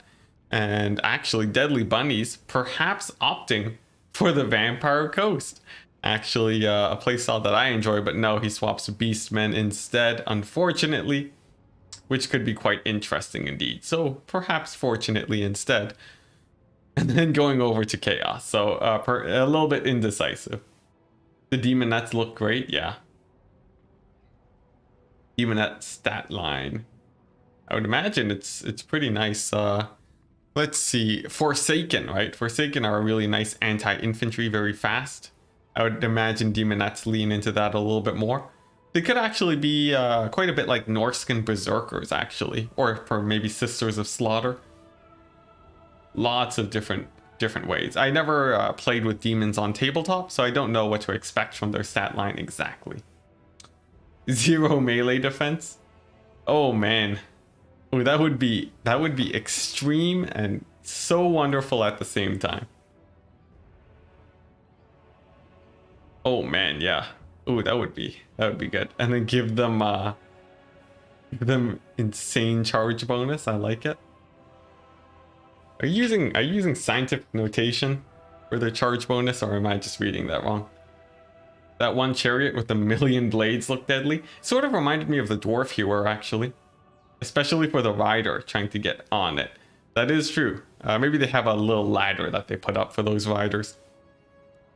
You know, they don't show that on the Chaos side. It's bad for their propaganda of looking evil, but it's the simple things that can be difficult for Chaos Warriors. Alternatively, maybe they get cut up on it and they don't care. It is Slaanesh. And honestly, that seems like the more likely option. Perhaps they get in just from the front, just walking all over those blades. They are always really cut up, so it makes sense. You don't need melee defense if the other guy is already dead. Yeah, that is how Vampire Coast functions with most of the gun builds, essentially. All right, so what's this? I'm seeing a Chaos pick. There we go. Against Tomb Kings. So, Chaos against Tomb Kings. On the Tomb King side, I'm not super familiar with how the matchup plays exactly, but I think a lot of it will come down to a couple big monsters from Chaos, potentially. Although risky at the same time, Tomb Kings have a lot of anti-monster tech, with the Necropolis Knights, Halberds, and a fair share of monsters themselves. Chaos, on the other hand, though, they do have Burning Head, which will be able to clear out infantry in droves. And that may be the way Chaos decides to play. Of course, they have a lot of anti-infantry too. And monsters and skirmishers to support that big monster fight if they decide to go for it. I think this should be fairly interesting, but we will have to wait for the players to set up their armies to see how it goes. Cavalry, the faction. Are you talking about Slaanesh? Yeah, lots of speed. Lots of speed. It's sort of like Beastmen. I wonder if Slaanesh will sort of be like old Beastmen without tons of those scary monsters. Although they are demons, so it could be like... Slaanesh could play very much like Beastmen, except with higher leadership. In fact, since demons crumble, they will sort of be like the fastest undead faction we have ever seen ever. Faster than the Vampire Count's cavalry. Could be very scary. Yep, yeah, Slaanesh is the faction about pushing and thrusting. I think Viking, you nailed it right there, then and there. Did you lose in your own tournament? I did, Yiga. I lost to Void Lols. I think first match was playing against his High Elves as the Coast, and the second one was my Dwarves against his Vampire Counts. And unfortunately, I did a very bad job at dodging breath attacks. Something that I was focusing on during the battle, but unfortunately I was not able to nail them. A few of them were dodgeable for sure, and I think one of the breath attacks was forced. Nurgle is all about those attrition fights. Oh yes. it'll be interesting. The demons will play sort of like the undead factions because of the crumbling mechanic, except they will their units operate so differently. In the same way that Tomb Kings is so different from the vampire accounts, I think it will be very, very fun to play with lots and lots of diversity. But of all the factions, I think Nurgle would be the closest to vampire counts. Tzinch is all about magic and range damage. Yeah, we could be seeing another coast on our hands, guys. Oh man, that would be sick. Just absolutely amazing. I'm interested to, let's see. Maybe I do want to practice some more Vampire Coast. Although, let's see. We'll see.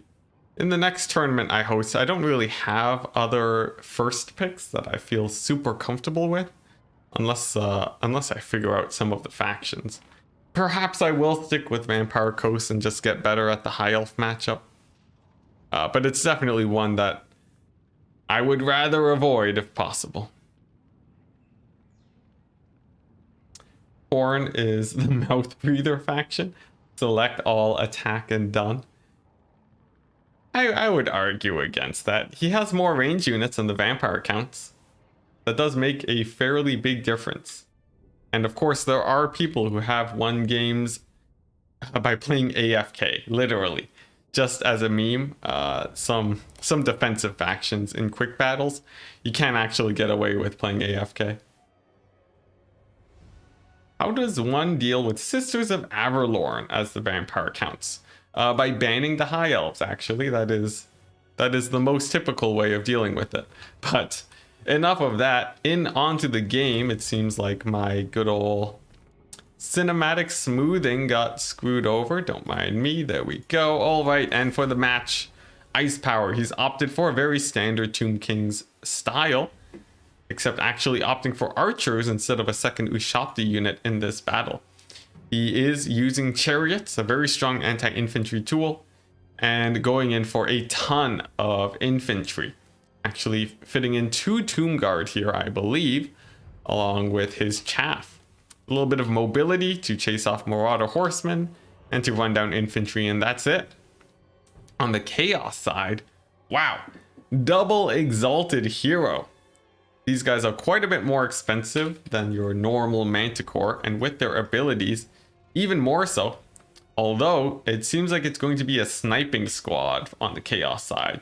We got Marks of Cain, extra damage all around. It's sort of like Frenzy. And we'll see if they're able to snipe things out, or if they will be sniped themselves. The front line, Chaff on the front, medium tier Chaos Warriors in the back. And that's gonna be it. In fact, this Chaos Force has no skirmishers.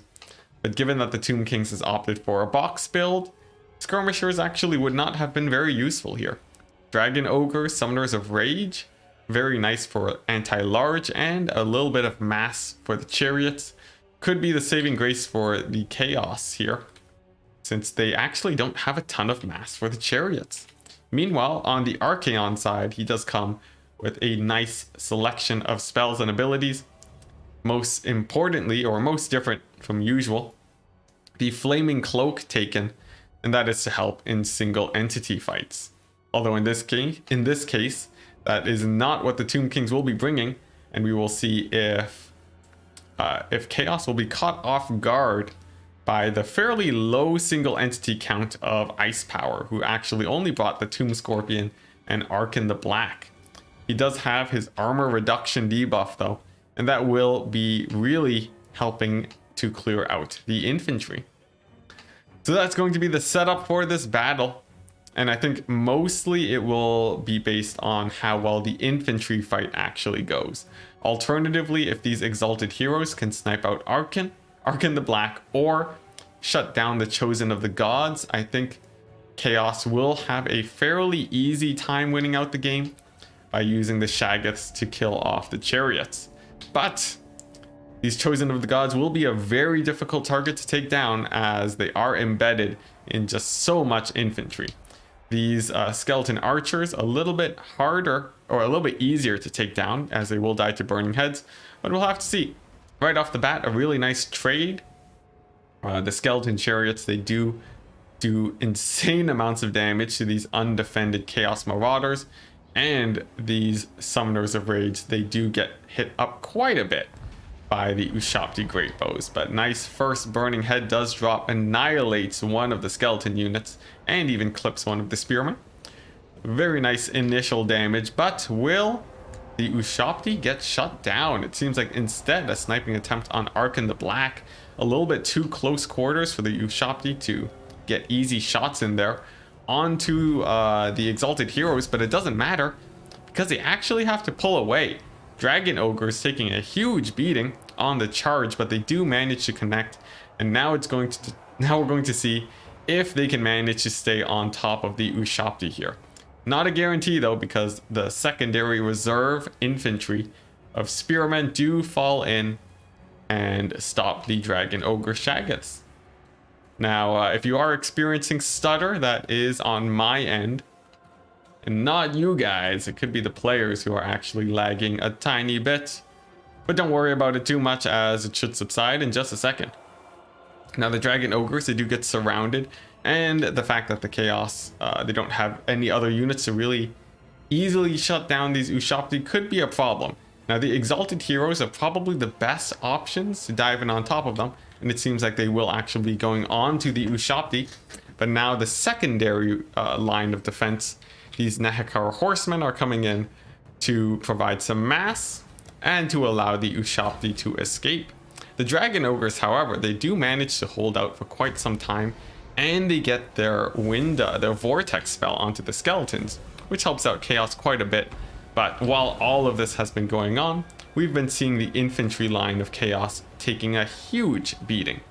And the more infantry Tomb Kings have in the late game, the easier it will be for the Chosen of the Gods to snipe out their key targets. And sensing this, actually, our Chaos player, Deadly Bunnies, throws down a burning head onto the Nehekara horsemen to try and get them to crumble away so that the Ushabti can be hunted down. But sadly, they are still very high on HP, and they're pinning down the Exalted Heroes for the Ushabti to shotgun blast these guys in the face.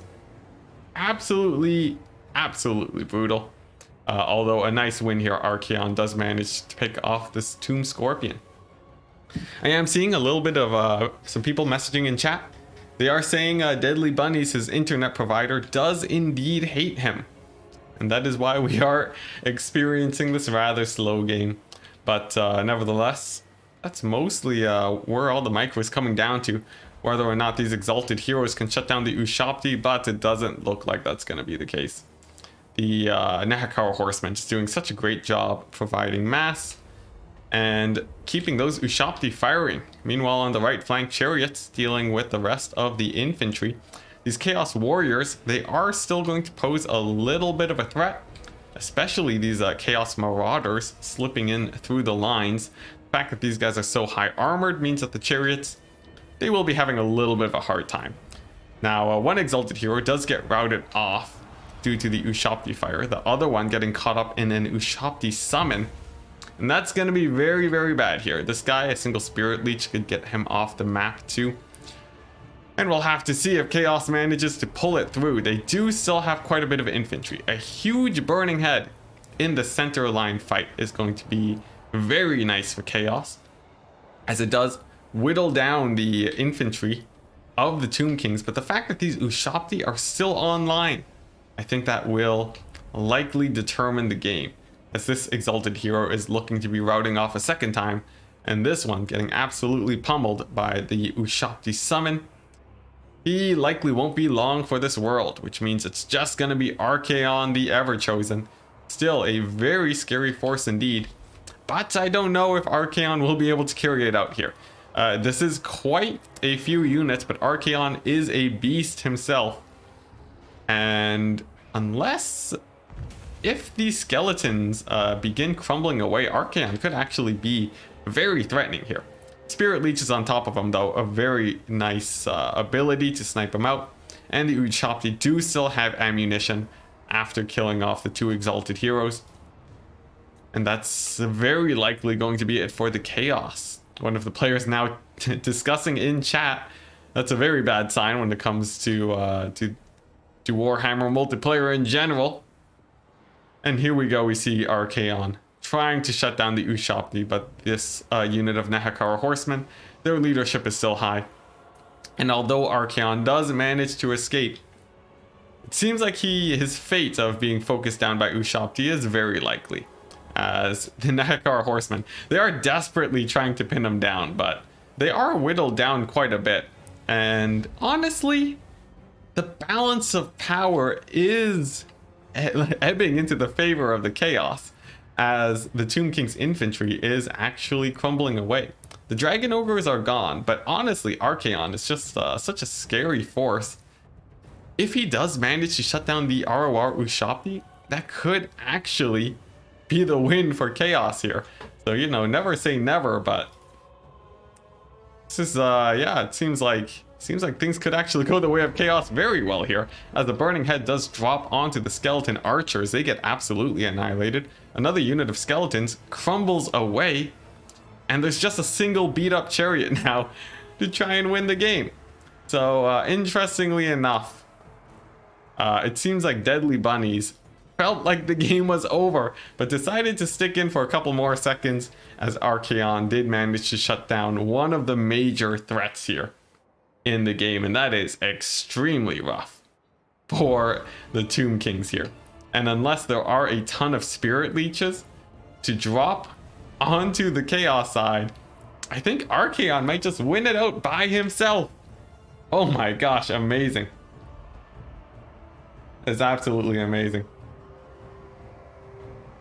All right, let's see here. Would be nice to know how much Winds of Magic Archaon has.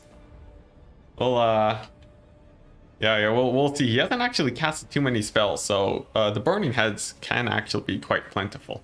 But anyways, let's take a quick look at this game again. Archaon, he is still taking damage from the Ushabti.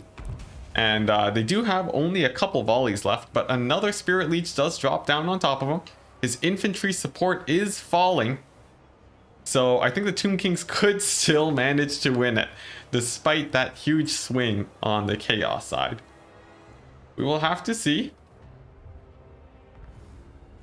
Oh, okay, I see. Just people memeing in my chat. I thought there was actually a problem for a second. But anyways, Archaon, he is now diving back onto these archers. He has abandoned his infantry, which does cause them to rout, but it does mean he doesn't have to fight this very healthy, newly summoned unit of skeleton warriors.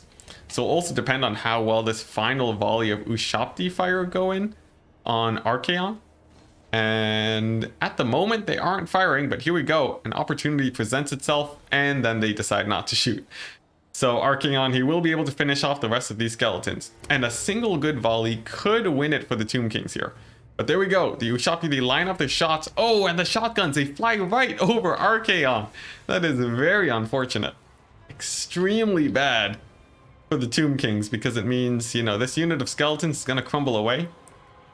And although there are Tomb Guard, Arkan the Black is not really known to be an especially strong duelist. Now the Tomb Guard, they will be getting support from Arkan the Black, but the Ushabti are gone.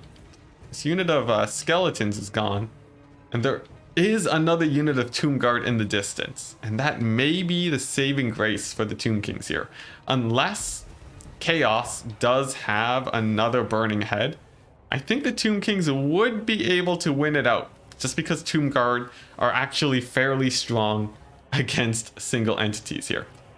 Archaon deciding to try and chase off Arkan the Black in this scenario. Looks like he will actually be bogged down by skeletons instead. And actually the only support left he has on the map is a single unit of Chaos Warriors, who will likely rout off to Arkan the Black. Alternatively, a skeleton summon would be extremely bad here, but unless Arkan the Black stays in combat for a while, I believe there won't be any more skeleton summons this game, but I could be wrong. This could last quite some time. And at the moment, we are seeing Archaon. He's not taken out this unit of Tomb Guard extremely quickly. But there we go. He does finally get to disengage. It looks like he's going for Arc in the Black, but too little too late. Oh, never mind. He gets in range. He gets in range of his Chaos Warriors. So that's really nice for Archaon. Decides not to chase Arc in the Black and dives back in onto the Tomb Guard. Now he is providing leadership for these Chaos Warriors. He does not have the crown though, which means that they won't have ITP. And that actually does cause them to rout off, but not before they assist in crumbling away the Tomb Guard. Which means we are now in the final stage of the game, where we get to see if Chaos has another Burning Head. If there is one, I think Chaos will manage to win it. But if not, I think Archaon will fall to the forces of the Tomb Kings and their fairly scary Tomb Guard box. We'll have to see. That is true, Archaon. He does take damage trying to push through the Tomb Guard. It is a lot easier for them to land hits on your units when you try to path through them. And that did result in a little bit more damage on Archaon. And here we go for the final engagement. He finishes off the Tomb Guard. You will be diving in onto this group, and oh, it looks like he doesn't have a Burning Head, opting for the Fireball instead, which does plow through this unit of Tomb Guard, taking them down to 67 models. I killed about 15 models with one Fireball. But does he have a Burning Head? Oh my gosh, he had enough for a Fireball and a Burning Head. And there we go, it does drop down indeed. But actually does less damage than the Fireball, strangely enough, as Ice Power actually pulls away from the Burning Head, and most of his guys actually manage to live. It seems like the Burning Head was pushed a little bit too far away. Actually may have arced a tiny bit, but that's definitely very unfortunate from the Chaos side. But unless Archaon manages to kill Arc in the Black, it seems like the Tomb Kings will likely be able to take the win here. Skeleton Summon, very bad for Archaon too, as it will make it much harder for him to actually kill off this unit of Tomb Guard. And he may just get ground down here in this final stage of the game, but I still wouldn't count it out yet. This Tomb Guard unit actually has less HP currently than Archaon, and oh my gosh, he actually manages to escape the Tomb Guard to start chasing Arc in the Black. And there we go, he's going for him, and oh my gosh, he actually manages to connect. But will he actually get an attack animation? He doesn't. He only gets the charge. And it seems like Archaon, he will be pinned down in skeletons again.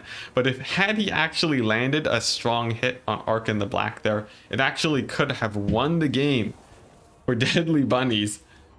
But unfortunately now Archaon, he is actually just getting pinned down. Did I say Archaon the Black?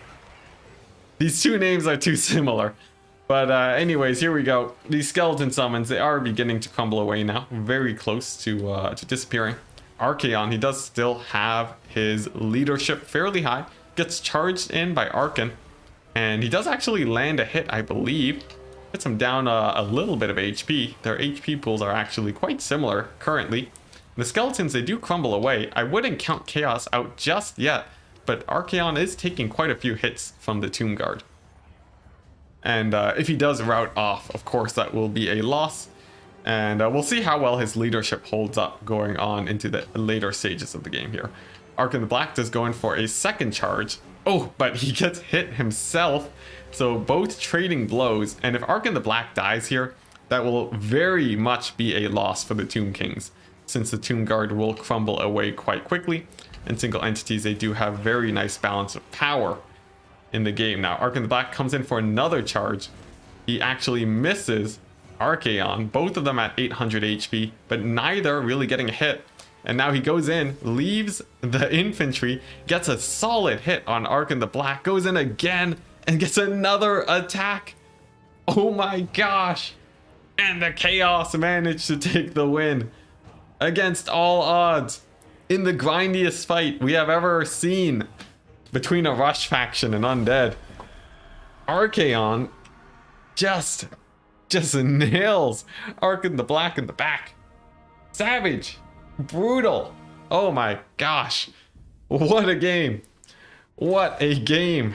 Archaon, casually with 5,000 damage value, just, you know, takes out about half of the Tomb King's army by himself. Um, wow. So that was unexpected. Of course, the Exalted Heroes trying to look as good as Archaon, but not nearly as good, as they failed to kill the Ushabti. The Dragon Ogres, monstrous beasts themselves, made small by the shadow of this beast and his supporting Chaos Warriors. Now, I think obviously the main thing that happened there was that the Ushabti Greatbow did get shut down before they could kill Archaon. The Spirit Leeches were focused on these two Exalted Heroes too, and I think if they did anything, they were bullet sponges to allow this to happen. Aside from that, the Tomb Guard were definitely doing okay, but actually against a very high armor, they actually did not manage to pull out the victory. And that was gonna be it. Of course, the Chariots, they did kill off the infantry, but honestly, I guess that's all you need. Just a strong enough single entity. And that's gonna be game one, going to Deadly Bunnies. Actually, a little bit of an upset, since Ice Power usually does very well in these tournaments, but definitely a very close game for sure. Let's see, that play was legal, but I'll double check the rules. So let me double check. Let me double check the exact wording. We are using a different rule set. And if you guys in chat want to participate too, you may. So real quick, guys. Let's go ahead and take a screenshot of the attacking rules here. And then there we go. So there's the attacking rule, guys. Here we go. Here we go. This is the most exciting part about this tournament, but it does use the fruit rules, which goes very in depth into how what is allowed when it comes to attacking. Now, at the bottom, single entity units, they can fulfill the attacking rule by chasing routing units, using ammunition, so none of those. Let's see here, range attacks. Once a player has no multiple entity units capable of fulfilling the attacking rule, their single entities may also fulfill the attacking rule by engaging in melee combat, repositioning, regrouping, or maneuvering to engage in melee at a reasonable pace. All right. So was that a reasonable pace? They may disengage from units they did not target. For example, single entities may continue to chase targets through units, including summons and decoys, blocking the path to their intended target. Now, I'm going to say Arc in the Black. Okay, I think it's legal, but I'll save the yeah. Actually, I'm going to call it legal for this game, but we will examine it later with the rule admins. Going to say it was legal. And the reason I think it is legal is because the Tomb Guard, if given the choice, Archaon would always decide to hit the Tomb Guard. The only reason he wouldn't go for Arc in the Black is because he'd just be chasing forever.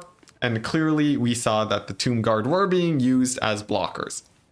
There was no cycle charging that happened during the game, so that is going to be my final ruling based on my interpretation of the rules. But just in case, I will save the replay for later looking at. All right. Oh, pull up the attacking rules? Yeah, oh, my bad. There we go. So let me actually highlight that section there. So this section of the attacking rules says that, yeah, single entities, they may disengage from units they did not target. And I think it can be argued that the Tomb Guard were blockers, as seen by the fact that Archaon took every opportunity he could to chase down Arc in the Black. Which means we move on to the next match. And this more or less plays out with how I think we would expect the rules to be ruled.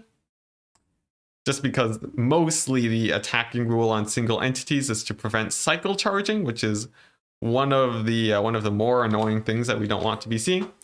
And the other thing that the attacking rules prevent is is sending out just your lord at the beginning of the battle to skirmish.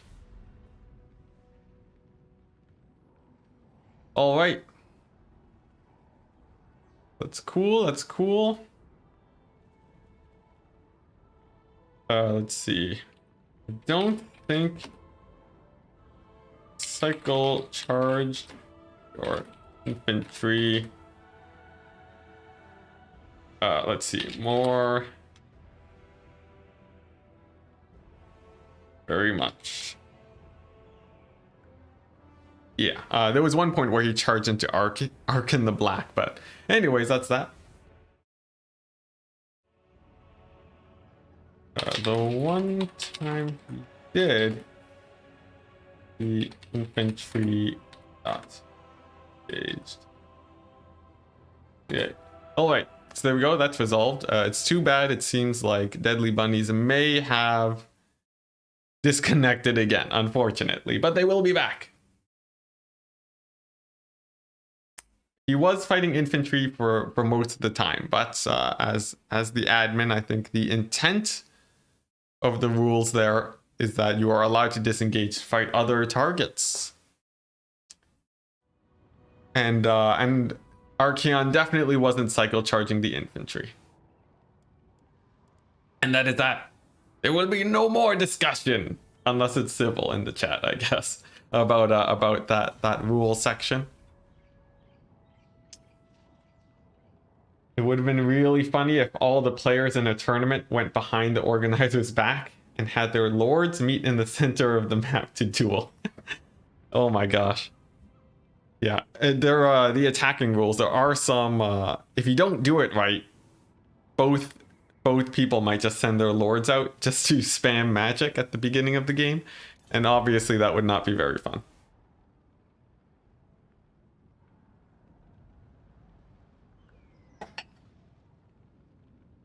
A Viking saying that actually happened in one of his tournaments once with the Krell duel. Now you're making it sound exciting. All right, now here we go. It looks like, yeah, so it is now Deadly Bunnies that will be selecting their faction now. And we shall see if Deadly Bunnies manages to take out Ice Power 2-0. That would be quite the matchup indeed if they do manage that. Ice Power has been dominating these tournaments recently. So we could be seeing some new blood in all of this. Meanwhile, if you take a look at the tournament bracket, Falcon winning his games as expected. Of course, Falcon, very scary player. Void Lols moving up 2, seeming quite strong as of late. And we could be seeing a Falcon versus Void Lols match, something I would very much want to see if we can catch it. Meanwhile, Tank and Bob Trash in a very long duel. They've been playing against each other for a while now. And Pugnobon waiting for the better part of 2 hours, I would say.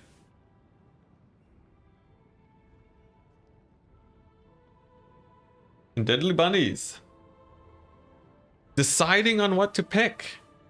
We shall see. We shall see. Do you guys have any predictions on who's going to make it in the tournament today? I got knocked out real quick. So the prize will be going to someone. You call Gorst? Are you just calling Gorst in general?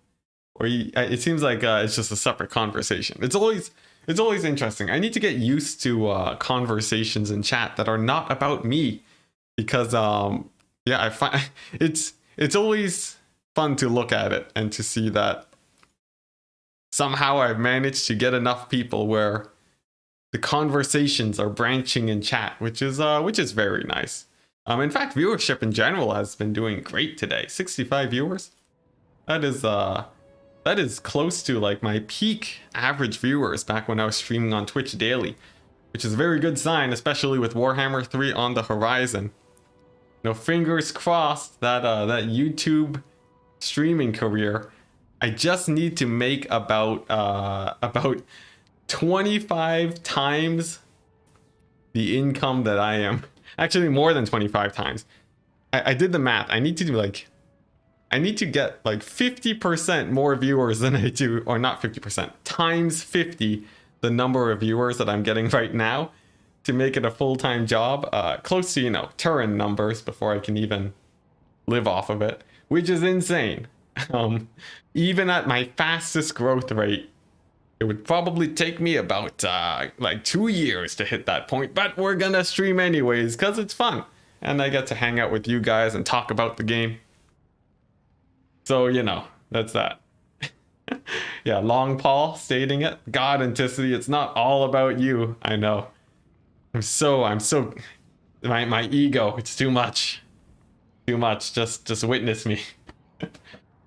Oh, man. It's interesting because it's very different from my usual life. I am a very introverted person in real life. Maybe that's why I get the satisfaction of being on my soapbox here in front of all of you guys. It's all about that hot Gorston Kemmler action. All right, guys. Put your bets in. Does there exist fan art that fits into that category? Rules of the internet would say yes, unfortunately. But I know I'm not looking it up. And if you send me images of that, you may or may not get banned for life. So please don't. Legend gets super chats. That is true. Super chats is good. I do get super chats every once in a while, but it's obviously this is not my main source of income, so it's not super important that I get them or not. It's all about the grudges. What's this? I stream on Twitch too. Currently I don't. I used to stream on Twitch daily, actually. Chippa, I'll just call you Chippa. Yeah, I used to stream on Twitch daily, but I was starting to get a little bit burned out on that front, so I had to tune it back a tiny bit. But if I ever do some casual streams, like maybe some campaign, I would probably stream on Twitch if I ever felt like I wanted to do that. So, keep an eye out, but no promises. For now, my main idea for content is continuing to put out those not quick battles, but practice matches, showing off replays of my training sessions between myself and ODM, because you get some really high level games there, and then that way I don't need to have a full lengthy stream to to talk about some cool builds and strategies. In fact, after this I will probably stream one of those videos and post it up tomorrow, actually. Yiga thing closes incognito. Oh dear. The hope is that Gorst is not popular enough to get fan art. Oh my gosh, Deadly Bunny's disconnecting again. Okay, let's see. To speed up the tournament. Deadly Bunnies. Whoops, that's not how you spell bunnies. Bunnies, there we go.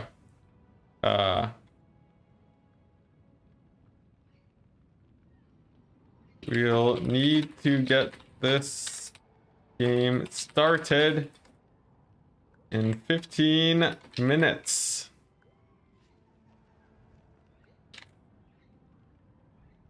All right. Yeah, as much as I want to really, not kick out Deadly Bunnies for bad internet, this is only round 2 and the tournament has been going on for over 2 hours. So we do need to pick it up, but can I just say, everyone is, why are there so many viewers? We are sitting in a lobby watching Ice Power and Deadly Bunnies lag out of the internet, and I'm just chilling here reading chat. This is amazing. Thank you very much, guys, for hopping in. But yeah, it should be good. What's it? Can they send you a replay and play off stream? Oh, they could do that too. Alternatively, you guys could also send a replay. You can also play off stream if I'm making things lag more. There we go. Yeah, that's a good solution. And then, you know, if Deadly Bunnies gets taken out by Ice Power, then it's all solved. Wonderful. Ice Power dropped a link to me when he stopped streaming. Oh, he stopped streaming? That's unfortunate. But very much appreciated. To all the Ice Power fans out there, hello and welcome. Although I think our viewer bases overlap at least a little bit, since I think most people know about us because of Turin and the fact that we play in his tournaments. But you know, enough discussing that. We are finally in on the match between Bretonia and the Beastmen. Actually, a very fun matchup, one that I've been practicing, and one I wanted to get a replay of earlier. Guess what? We got 5 Battle Pilgrims. One of the chunkiest Bretonian frontlines you could have. In fact, perhaps better than the Foot Squires, even though they are cheaper. For the range units, we do have 4 peasant bowmen, and these guys are going to be getting protected by the cavalry, Knights of the Realm, times 4. One of them, the ROR, coming in with magic damage. Not that impactful, but they do have better stats. They also come in with Fear. Very nice for routing off Beastmen forces. The Hero Core Lewin, and a Manticore Summoner. No, Flock of Doom. Using that increased ability range, for those of you that don't know. AoE abilities are affecting units in a much larger radius than it was before. To put it simply, with a Damsel of Life coming in with just normal healing.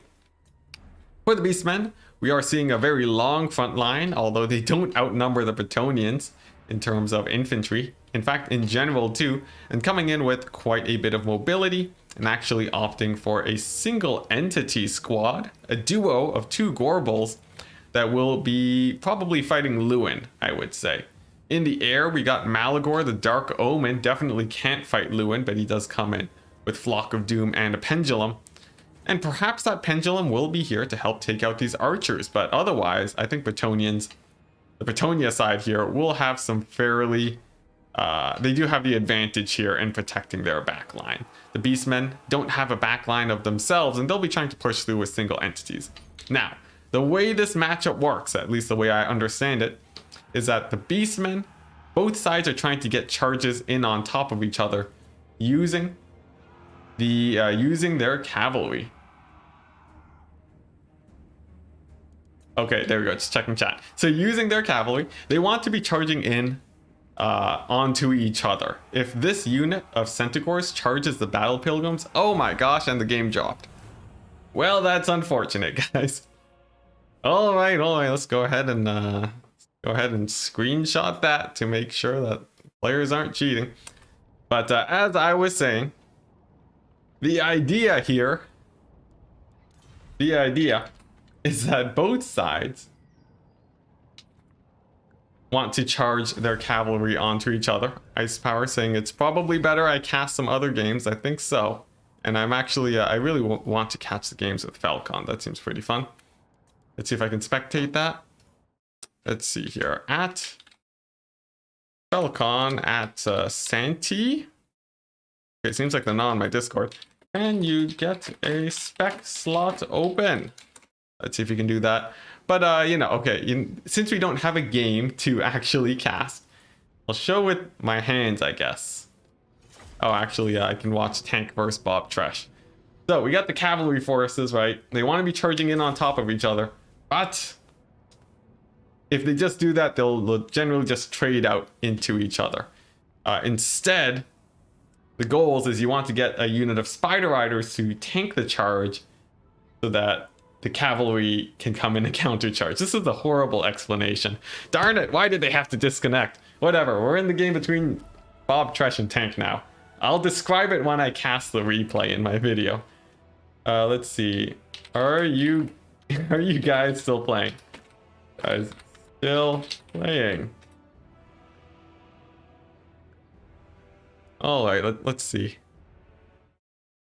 Let's see if they're still playing. They just finished. Darn it. Okay, it's up to Falcon then, guys. Quickly. Start spamming him in Discord to open up a spec slot. Don't do that. I just realized that with great power comes great responsibility, and I do not want people to spam on my behalf. Oh, Santi is in my Discord. Who would have guessed? Anyways, yeah, if they can open up a spectator slot, I will be able to join, and then we can go ahead and watch that. But otherwise, we'll stick with the lag fest. Also, Ice Power, feel free to drop a link to your YouTube. I don't know if a bot is going to disallow that, but I'm pretty sure my mods will be able to allow the message posted. But if someone wants to put a link to Ice Power's YouTube channel, feel free to, guys. Because, yeah, he is also a player such as I that streams tournament games, and it's generally a good time. Now, at the moment, we got people, the only game playing right now is Ice Power and Deadly Bunnies and Falcon vs Santi. And then after that, we can watch Falcon vs Void Lols. But at the moment, we just gotta wait for that lobby to open up. Yeah, Ice Baby indeed. Let's see, it's can you stop the stream to get better connection to bunnies? Ah, I see. That is very generous of you, man. But good stuff. Hopefully it gets that match done soon. If you do manage to work it out, then we should be fine. But if it does feel like it is going too long, you may have to just push forwards. And I'm going to give it a hard limit of roughly 15 minutes to try and work that out. Because otherwise, there's other people here that would have to play until like 1 a.m. which is not fair to them if this tournament goes on for too long. All right, so you know what? I got a strategy, guys. I have a strategy.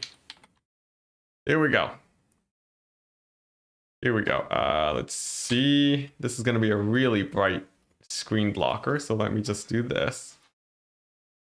Okay, guys, so actually, no, this is a terrible way to do this. Okay, never mind. I was gonna try to MS Paint my explanation of how to work your cavalry in the Bretonian versus Beastmen matchup. But I have to keep reminding myself that that's a terrible idea. It's fine, Falcon doesn't sleep anyways. I see. Already assuming Falcon will make it to the finals. Not a bad guess, I would say. Not terrible. See, I guess I'll send Falcon and Santi a DM.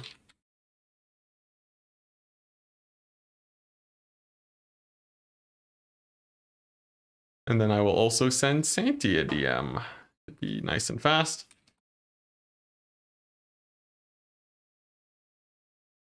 Okay, there we go, and that's done. Now back to the match at hand. Is there a spec slot? Not yet. So how are you guys doing? Is anyone here gonna main Slaanesh? Any Slaanesh mains out there? As we've seen, I've been able to do well with ogres. So I think I've already proven myself an ogre main for Warhammer 3. Since it's been widely speculated that they will be the pre-order faction. Falcon doesn't sleep till 3 a.m. Yeah, it's mad. It's crazy. Best Lord versus Beastman. Oh, hey, we got Lotus Moon in chat. Also frequent streamer, I think on Twitch. So I don't know, look up twitch.tv/Lotus Moon or something and you'll see him. Oh, and Zyphos too. Hello. And welcome to Zinch and Cathay. Oh yeah, I keep forgetting Cathay's being added to Game 3. It's almost like just a fever dream. Every time it's brought up, it's like, oh yeah, they're actually gonna exist now. I hope they do them justice, but it'd be hard not to, right? I guess worst case scenario, they just make them another empire. Now, that would be anticlimactic for sure. Hello, Robin. Did I miss a hello, or are you talking about something else? Slaanesh will be unbelievably fast and hit hard. See, I'm just worried that they're going to be another Beastmen, because that's very similar to Beastmen. Although I guess they'll have Unbreakable too, which is, or Crumbling, which is also pretty scary. Isn't it like 5 a.m. his time for Falcon right now? I don't think so. If it was, then he'd be like on, 12 hours difference from me. Hey Zyphos, what's up with Ice and Deadly Bunnies? It's a lag fest currently. And I cannot easily join.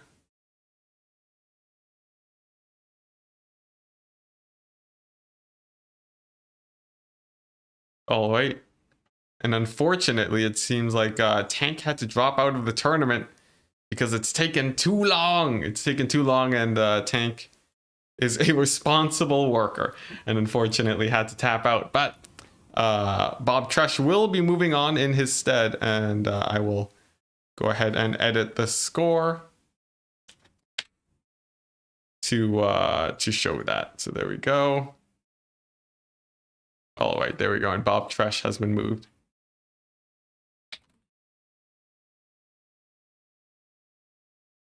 All right, change the score. And then as soon as Falcon would open up the spectator slot, come on, guys. Let's go ahead and update the bracket so that we can see that Bob Tresh has indeed moved up.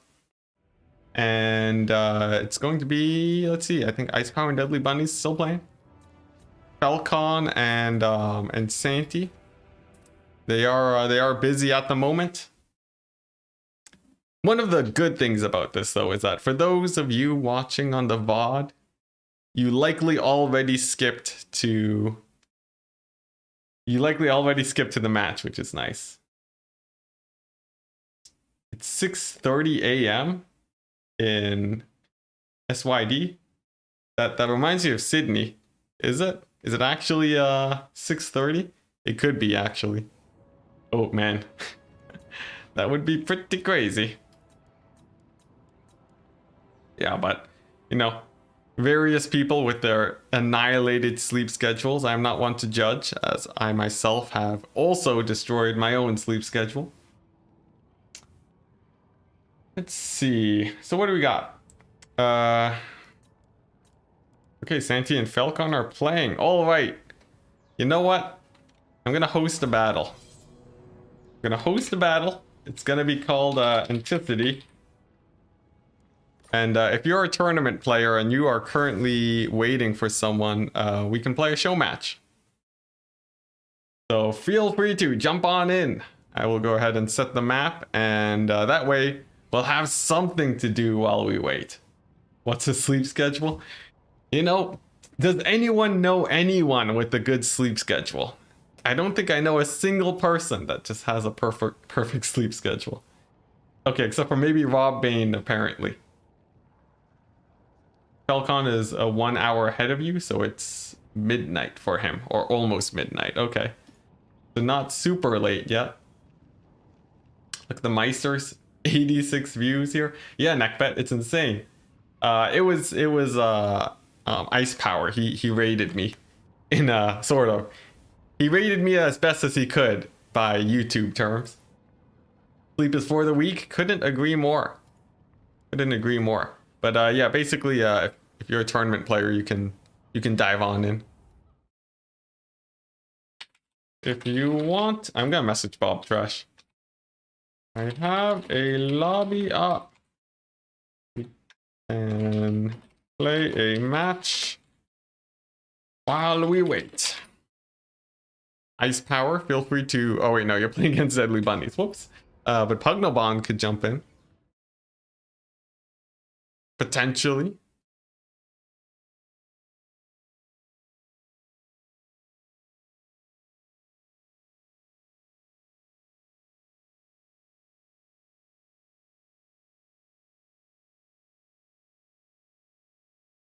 And let's see if Bob Tresh is joining.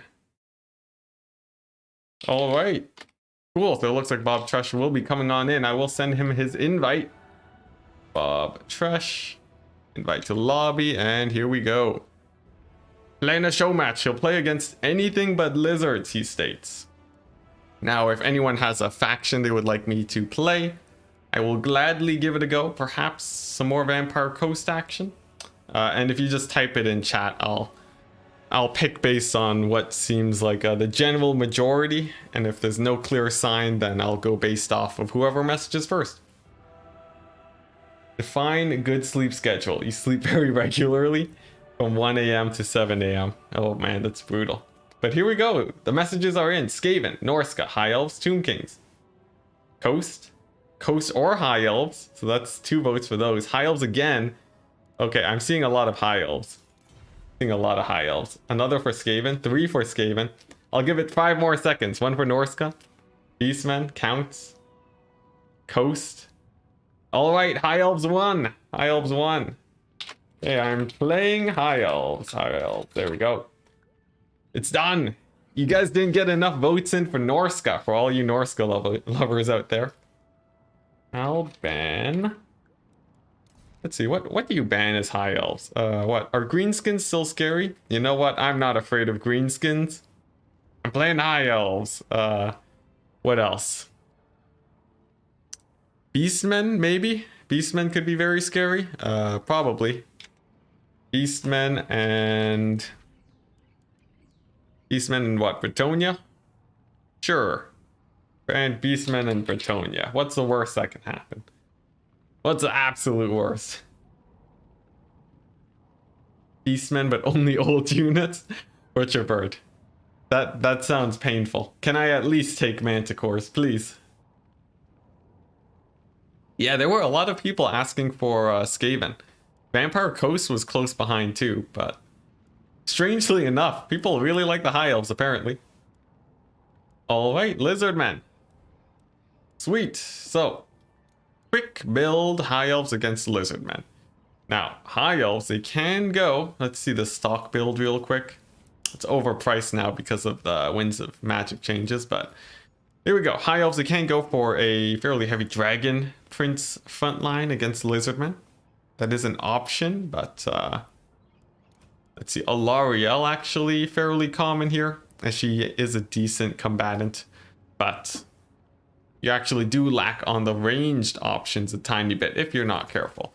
Now, I am tempted to go for a Sisters of Averlorn style of play. Combined with Alarielle means that they will get quite a bit of healing and support. Single bolt thrower, just to poke away at Mazdamundi too, definitely very good. And then I just need enough forces to actually defend these guys. Skirmishers are scary, so I will opt for Illyrian Reavers.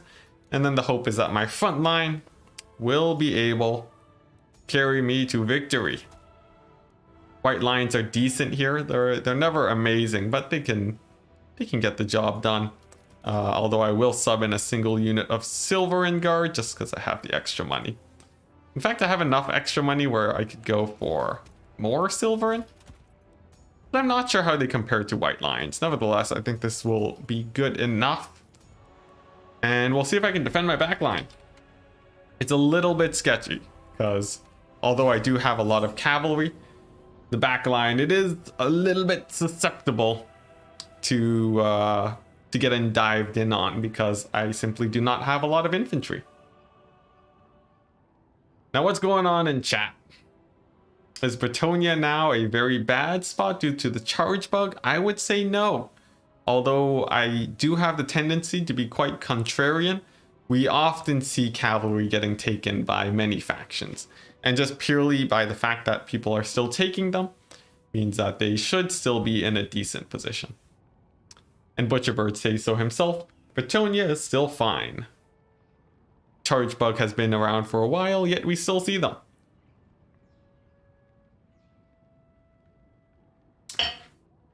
Beastmen too. Beastmen will still run cavalry. In fact, skimping on the cavalry, it's generally a bad idea, as it is the only mobility for a lot of factions. Instead, what it does is it changes your play style. Yeah, your play style with cavalry, before, you would constantly be looking to get free charges on infantry. And nowadays, you more or less, you don't go for that if they are great weapons. But I don't think it changes a ton. Although, obviously, it is at least mildly impactful. Let's see, Beastmen Cavalry have perfect vigor and 90 speed and splash attacks. Oh yes, Beastmen Cavalry is they are scary. Ooh, I got the glidey camera, so We'll see if that affects my play at all. We'll leave it on. Okay, so Vikings saying that we see cavalry in competitive play, but they still suck. That's very interesting. That's a hot take, I would say. But here we go. This is a fairly standard high elf build, I would say. There's nothing super crazy going on here. And in the end, it's just going to rely on how well I can keep the Sisters of Averlorn shooting. They will be supported by my Dragon Princes. Nah, my Dragon Princes are going to be playing a little bit more aggressively here against the Lizardmen. And they are going to be trying to get in a couple of free charges on Skinks where they can, but mostly trying not to get netted down, as if that happens, they will get just demolished. While these guys are just here for mass. They buy time for the Dragon Princes to get charges onto the rest of the forces. And we'll see how well that does. We'll see how well that does. Let's see, you're saying cavalry should do better versus infantry. I think it is a little bit sad to not see cavalry as often, but I think we still see them enough. If you compare them to elite infantry, I think we see cavalry a lot more often. But here we go. A show match against Bob Trash. It's going to be High Elves versus the Lizardmen. Lizardmen coming in with double solar engine. Gonna be a pretty scary sight for the forces of my Sisters of Averlorn, who will want to back up a tiny bit. And of course, I also want to make sure that my bolt thrower stays alive. Good thing the bolt thrower does do some pretty nice work against solar engines, and its constant focus fire should be helping me out there. As for the Sisters of Averlorn, they will be focusing down the Pterodon riders, and then I will need to move up actually, just because the solar engines did actually get in range of my bolt thrower. Unfortunately for the Sisters of Averlorn, they are safe, although I will need to pull them forwards to make sure that they don't get rock dropped to death. And then I will get this frontline engagement started. Let's go ahead and get my spears nice and braced up. Sisters of Averlorn, they are, there we go. They did manage to avoid a rock drop. That's very nice for me. And then with the Saurus warriors not getting their charge attacks on my forces, I think that will be quite helpful for me. As for these spears, they will be taking to the flanks to make sure that my forces don't get flanked themselves. And I will just, begin the cycle charging. Let's go ahead and get these spears onto these Saurus.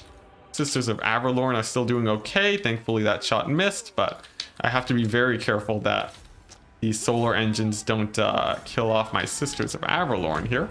I also need to make sure that the Dragon Princes do not get absolutely murdered. And to do that, I will make sure that Alariel is here and assisting them. Let's go ahead and throw down a heal onto those Dragon Princes too. Sisters of Averlorn still doing fairly well for themselves, although the Pterodon riders are very annoying. And I'm going to use Alariel here to try and distract these solar engines at least as much as I can. As for the Sisters of Averlorn, they will be pushing up to try and shut down the Lizardmen forces, but right now it's looking pretty bad. I forgot I had Tempest too, which is actually a really big flub for me. Tempest would have been great against the Pterodon riders earlier, but I just simply forgot. Now, I will be able to shut down these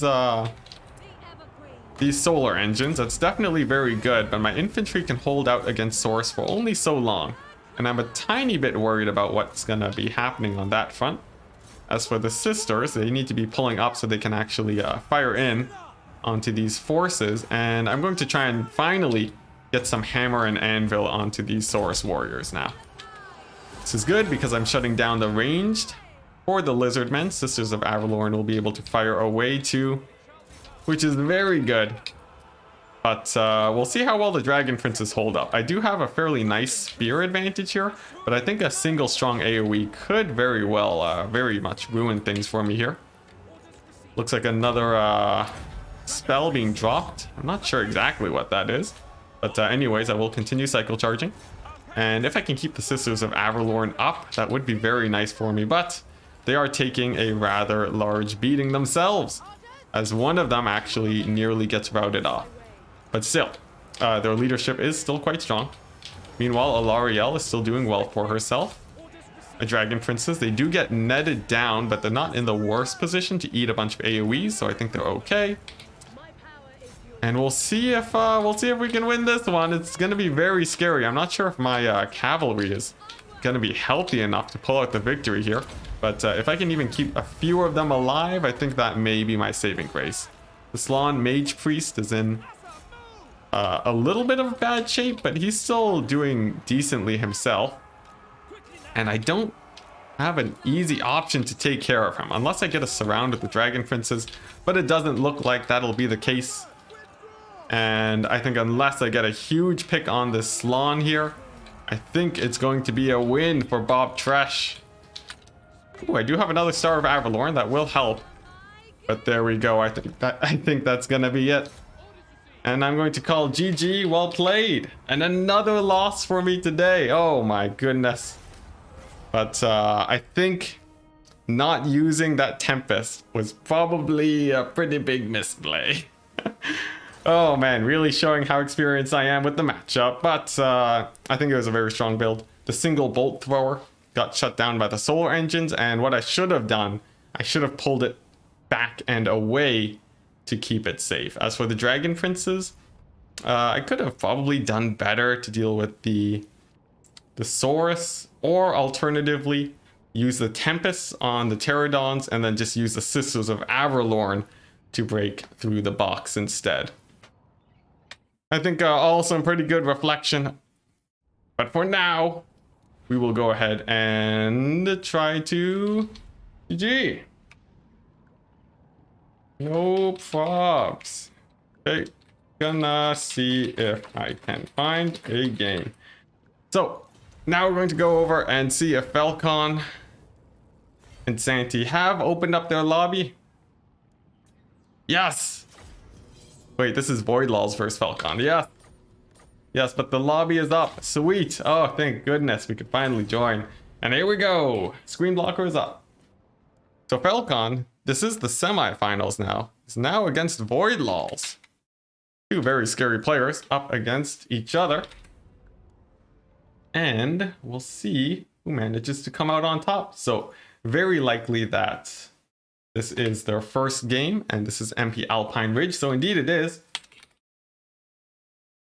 And we'll see who comes out on top.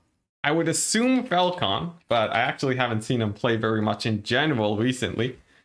I do know that he does post videos to YouTube, so he definitely does play Warhammer and is playing currently, so I would expect him to be in fairly good shape today.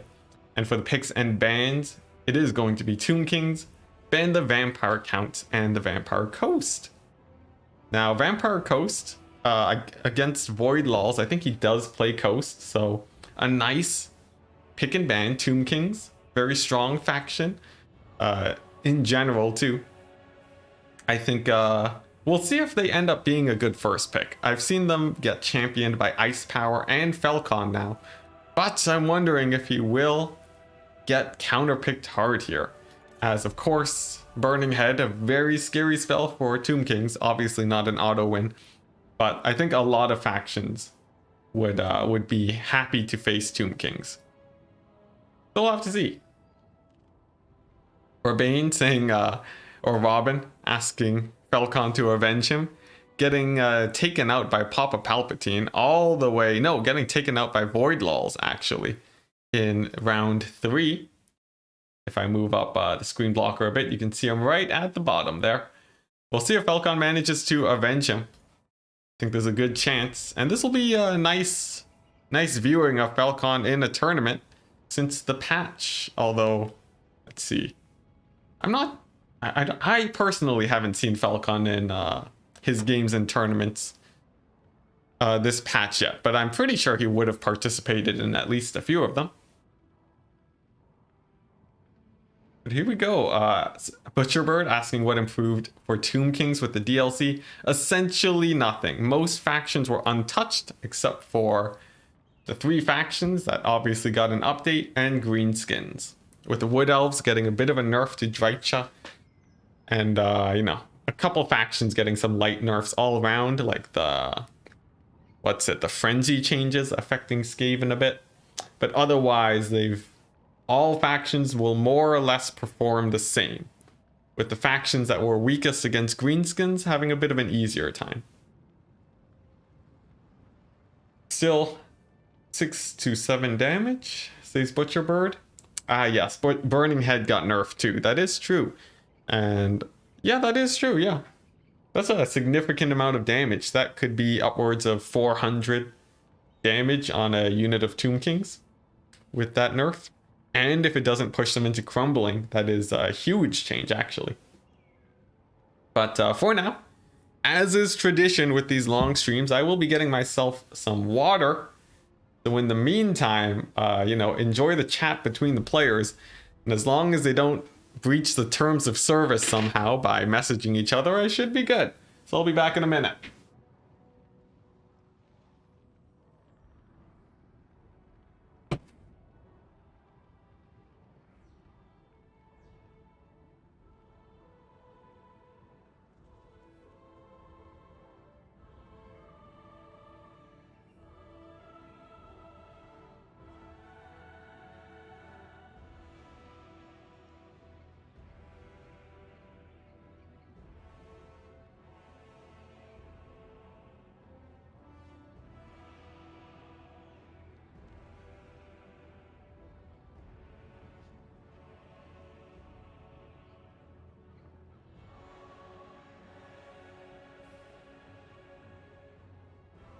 Okay, and we're back.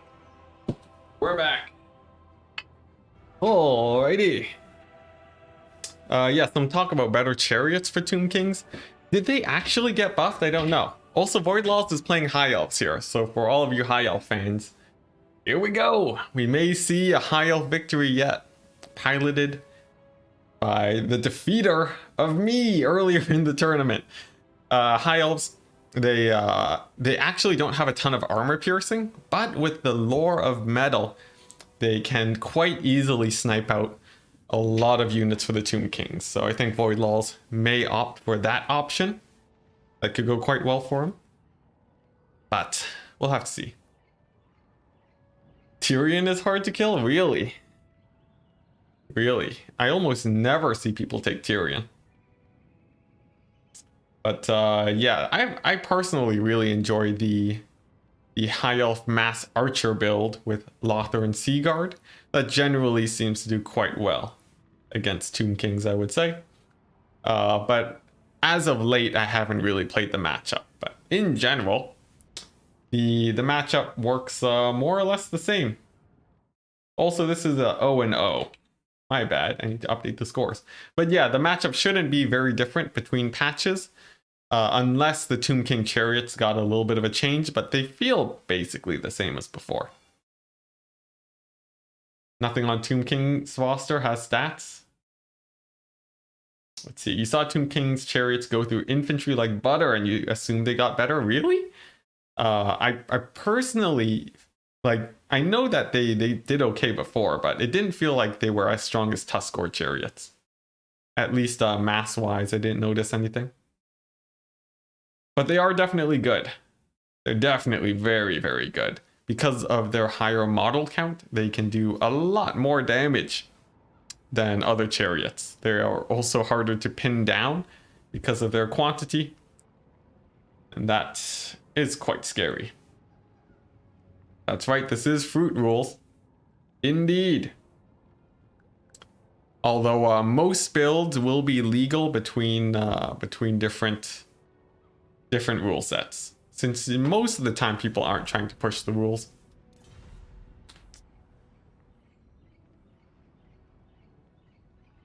Yeah, well, so the thing about chariots, but in the previous patch, they would need a bit of a wind up to charge through units, but if they actually stopped moving at any point, they could get caught by infantry, especially when it came to dwarves.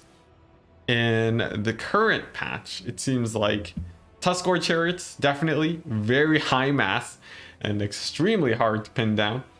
Meanwhile, other chariot units are feeling fairly close to how they were before. They can still push through units, but it's not like they were better than they were before. At least from preliminary testing. Of course, only a few games have been played so far, with the DLC only out for a tiny bit. So very well we could we could very well just, you know, not really know what the meta is yet. But so far it does seem like you know, it could very well be a chariot meta, at least for beastmen and greenskins. As for the beastmen chariots, they are limited to 1 for the single entity type for the fruit rules. We'll see if anything abusive comes out of that, because of course you can actually take a Wargore, and as we all know, it is a very strong unit. So we'll have to see. Only for caster? Maybe. I'd have to double check the rules, but I would trust FNG to have a better, you know, top-down view on that front. And here we go as we load into the game. What shall we be seeing from both players? A very, very hyped up match between Falcon and Voidlaws. Some very experienced players here in the community. And we shall see as soon as they load in. I think Voidlaws, his computer, it's chugging along, but it seems like a pretty consistent theme where we do have to wait a bit. The matchup, it is Tomb Kings versus High Elves. Falcon going for the Tomb Kings pick, getting countered here with a fairly nice faction against Tomb Kings. Although you wouldn't expect it with all the silver shields and high armor that the Tomb Kings have, it seems like High Elves, they can work quite well here.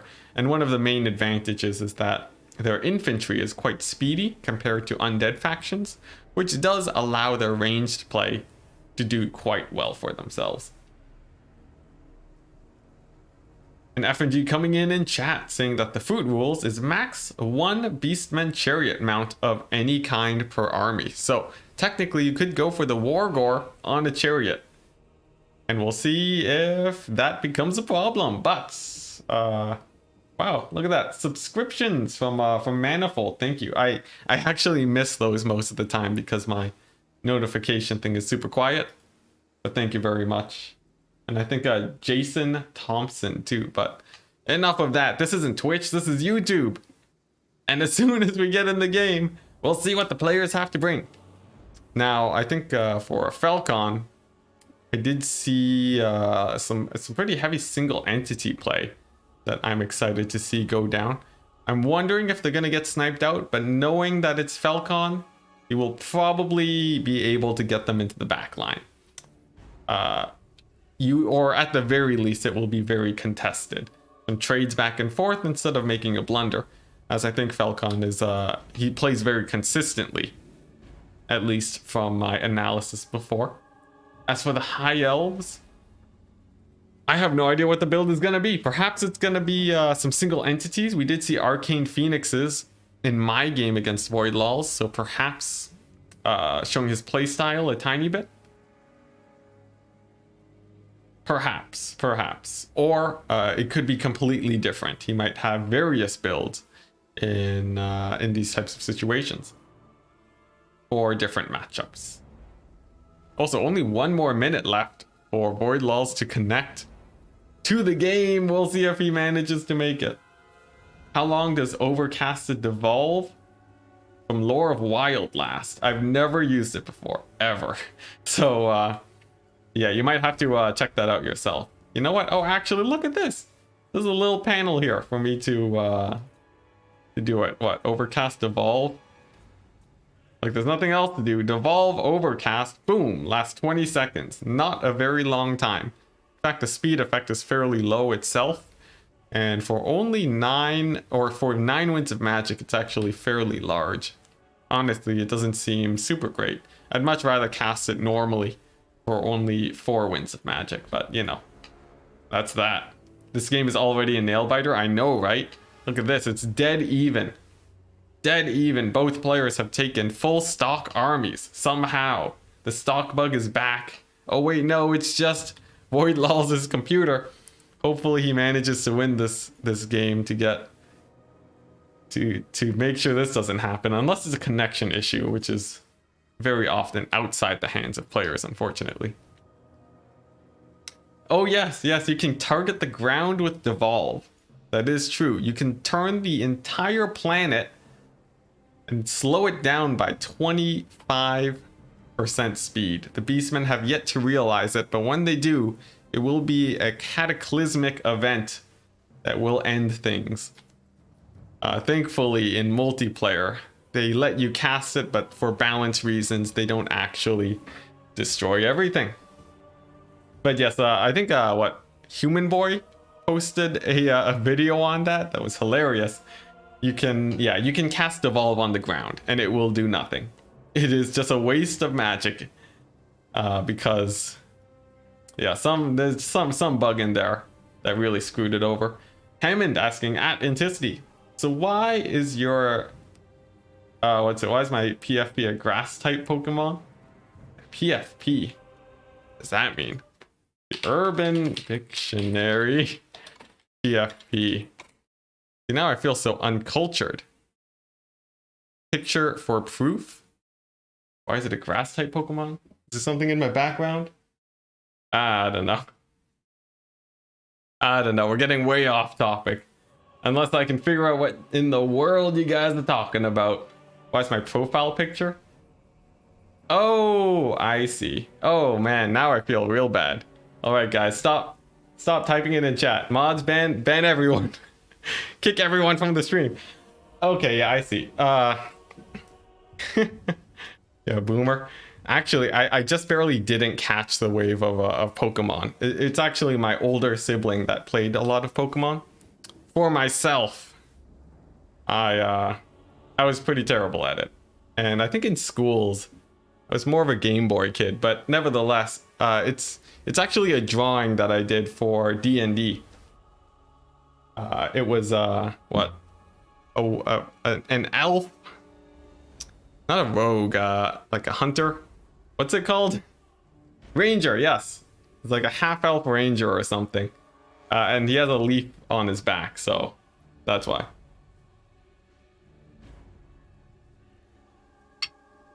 All right, and Void Laws has sent me an image.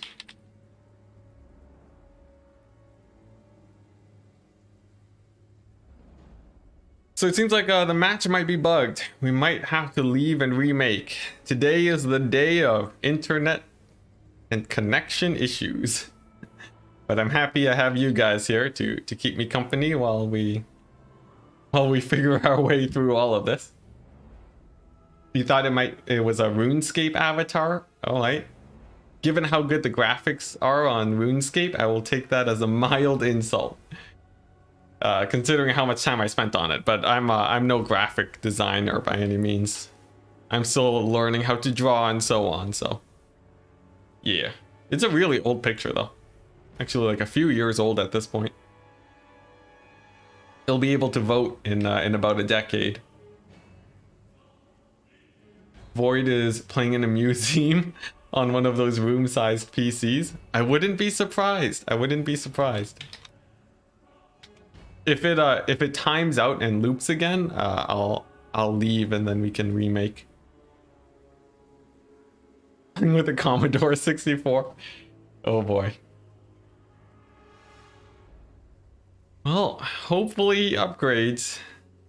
Gotta go one tier above that. You know, as involved I am with tech, I actually don't know much about it. And there we go. There's the loss of connection. Let's go ahead and screenshot the builds and then save it so that you guys can see it. Here we go. Boom. That's a huge picture. Jeez. It's some resizing. So here we go. Those are the units for our players. As you can see, for Falcon, he has gone heavy on the chariots with skirmishers. And for Void Laws, he has gone for a ton of infantry. Wait a second. Wait a second. Do you guys see Void Laws' build? What is that? He has 4 spearmen, 5 white lions, and 1 dragon prince and 1 dragon. And that's it. Yeah, Jeremy saying that's a mouth breather high elf build if he's ever seen one. It's an interesting one. Let's see. So in terms of micro, obviously the cavalry is very important. And the dragon will be trying its best to snipe out targets. Perhaps it's surround with cavalry, use the mass, and then, you know, dragon breath them down. Perhaps it's going to be using the spears to prevent any flanking, to shut down monsters and so on. But I think the fact that Falcon does have 3 skeleton archers, that could be very bad for Void Lulls, I think. Hammond saying Legend would be proud. I don't know, it has melee units. Legend of Total War, he is if you want to cheese Warhammer AI, the secret is range units and magic. He outplayed Falcon, the 2 Carrion are useless. They are! They're gonna get demolished by a dragon. How will he hold? I have no idea myself. Okay, same builds. Let's see if we can actually load into a game for once. Come on. See, this is what I get. This is what I get for not beating Void Lulls. Had I defeated Void, you know, we wouldn't have to deal with this. And I think it's encouragement for me to train to be a better tournament player, guys. It's the only way. The only way, but there we go. Players are ready. And they got the builds. We will load in. We'll get to see some matches for this DLC. Yes. Now, no new real DLC changes to be noted of in this situation, except for the fact that chariots may or may not be stronger than they were before. Except there's no actual evidence for it, unless I missed in the patch notes. Are those skeleton archers going to have enough ammo to deal with all those elves? They'll be focusing the dragon, surely. I think that's going to be very likely. They definitely won't be able to kill the white lions, and they don't want to be shooting at spearmen either. Alternatively, they will also be shooting at a L'Oreal. As for the chariots, they will be the ones killing the infantry, undoubtedly. And then the single entities are, they'll be facing off against dragon princes and the dragon, so that could really go either way.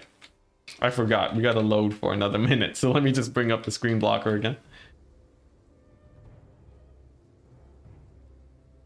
How did Void even download the game? You know, I think he just finished downloading today. That's how he was able to participate in this tournament. You know, they gave him early access too, but you know, this is it took him this long. Yeah. Let's see. You tried to drop to 50% HP. Yeah, that's true. Sorry, I'm getting spam calls. If you do manage to drop high elf units to less than 50% HP, they do lose all of their really nice buffs. And oh my gosh, guys, it's a miracle. We actually did it. We are witnessing the first game in like an hour with Falcon coming in with this build. Skeletons like crazy. He has the, you know, he has the chariots. He has 2 monsters, Cetra, coming on in with, let's see here, quite a few buffs actually. In fact, he's coming in with the Helm of Discord spell. Very expensive, but really nice if you're duking it out in a fight. And he also has a second kitty somewhere in here. Where is it? And here it is. A Sphinx, Cambrian War Sphinx, standard, gonna be helping to fight off that dragon. Very nice pick. And we'll have to see if his chariots can deal with this strange high elf build. It's a lot of infantry and only 2 units with really any impact. And that's it. A L'Oreal on her eagle. And healing. And that's it. That's it. Now she does have the anti-Helm of Discord. If you take a look at this ability right here. Faw's Protection. For much less Winds of Magic. It negates most of the effects of the Helm of Discord spell and only costs 1/3 of the value, so definitely quite nice. And we'll see if that actually makes an impact here. I'm really wondering who will win on the single entity fight. I'm tempted to say Falcon, but Star Dragons are quite terrifying. Do they have magic damage? They don't. No, but they do because of Alariel's passive ability. And that will mean that Cetra, his physical resist buff, won't be keeping him safe in a big old fight. In fact, the Tomb Kings, if they do lose on the infantry fight, that would be absolutely devastating for them. And we'll be keeping an eye to see if that is what ends up happening. And here we go, going into the match. The skirmishers do move up as predicted by myself, probably a few other people in chat. And also as predicted, the carrion are going to get absolutely mulched by these flyers here. But will they be able to provide some easy shots for the skirmishers? No, the skirmishers, they miss and only do a tiny little bit of damage. So honestly, not the best trade so far.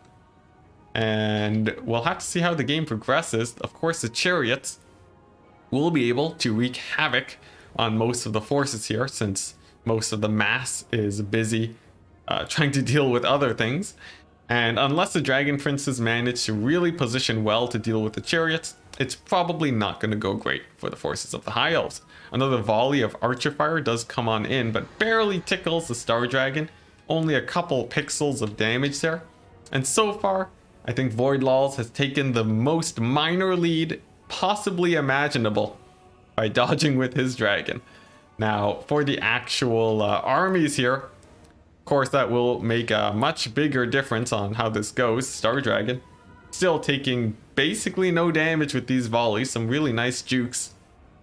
And Falcon is gonna have to figure out how to pick his engagements. Of course, the chariots have a bit of free reign, and now he's actually opting to fire at the white lines of trace. An immediate heal coming on in. We'll be patching up these forces here, and that's going to be it's gonna be stopping a little bit of archer damage. Actually, it feels a little bit strange and a tiny bit early, but perhaps the choice to heal is because the other single entities and the dragon princes will likely heal cap anyways. It's better to throw that out instead of missing it later in the game. But here we go, the first engagement does begin. The chariots slam right on through the spearmen, right through the white lines of trace. They do get dived in on. Actually, it's Cetra that gets dived in on by Alariel. With the carrion, they stop the Star Dragon for actually a precious few moments, which did allow Cetra to avoid quite a bit of damage. The skirmishers too are beginning to fire in on it, and the chariots are still online and operational, and they will be trying to pummel down this infantry on this left flank engagement. Both sides deciding not to chase with infantry and instead focusing all their micro in this area, with the Star Dragon landing again to try and hit Cetra, but it gets punished by the skeleton archers, who actually do get in a decent amount of damage. Nothing too crazy, but with the Star Dragon actually in a precarious position now, I think the High Elf player Voidlaws could be in for a bit of a rough time. Star Dragon, it may have a hard time pushing through the mass of the chariots, but it does find a gap, and it's looking to take off. He gives a move command to try and get it out, but this chariot is pushing forward. However, the dragon does manage to escape. That is very nice for Voidlaws. But doesn't matter, because now, taking a look at the infantry, we are seeing, as predicted, one of the main problems in that the infantry is just getting run over by chariots just perpetually.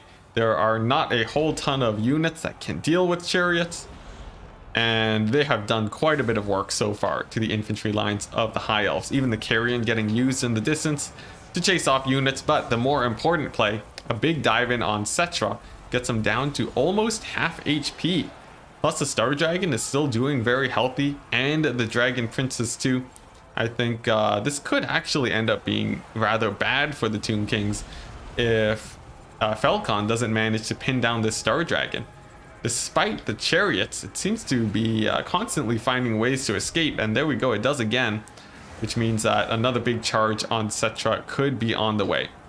Now the chariots, they do slam in, but you can see here, it doesn't seem like they have as crazy mass as the Wargors. They do get stopped by the spears, and the dragon, it does dive in again. Dragon Princes come in to try and support, but Cetra, he is being defended by his chariots, interestingly enough. And here we go, actually a big debuff coming in from Cetra. That is because he dropped below 50% HP. And actually that should be doing quite a bit of damage to the infantry here. And oh my goodness, that is a huge rout on the forces of the High Elves. That's definitely very bad for them.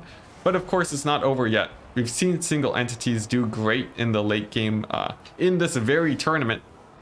And that could be happening here. The dragon giving a huge breath attack. Gets quite a bit of damage on Cetra, but doesn't kill him just yet. Lands.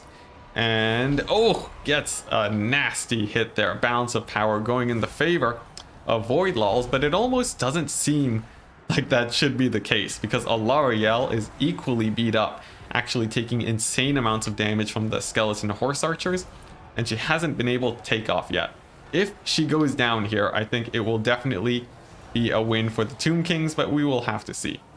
Skeleton horse archers too, a little bit of inefficient ammo usage does mean Alarielle is a little bit more safer than she would be, but the Star Dragon has been taking quite a bit of a pummeling. As for Cetra, some really nice control has kept him alive for the entire battle so far.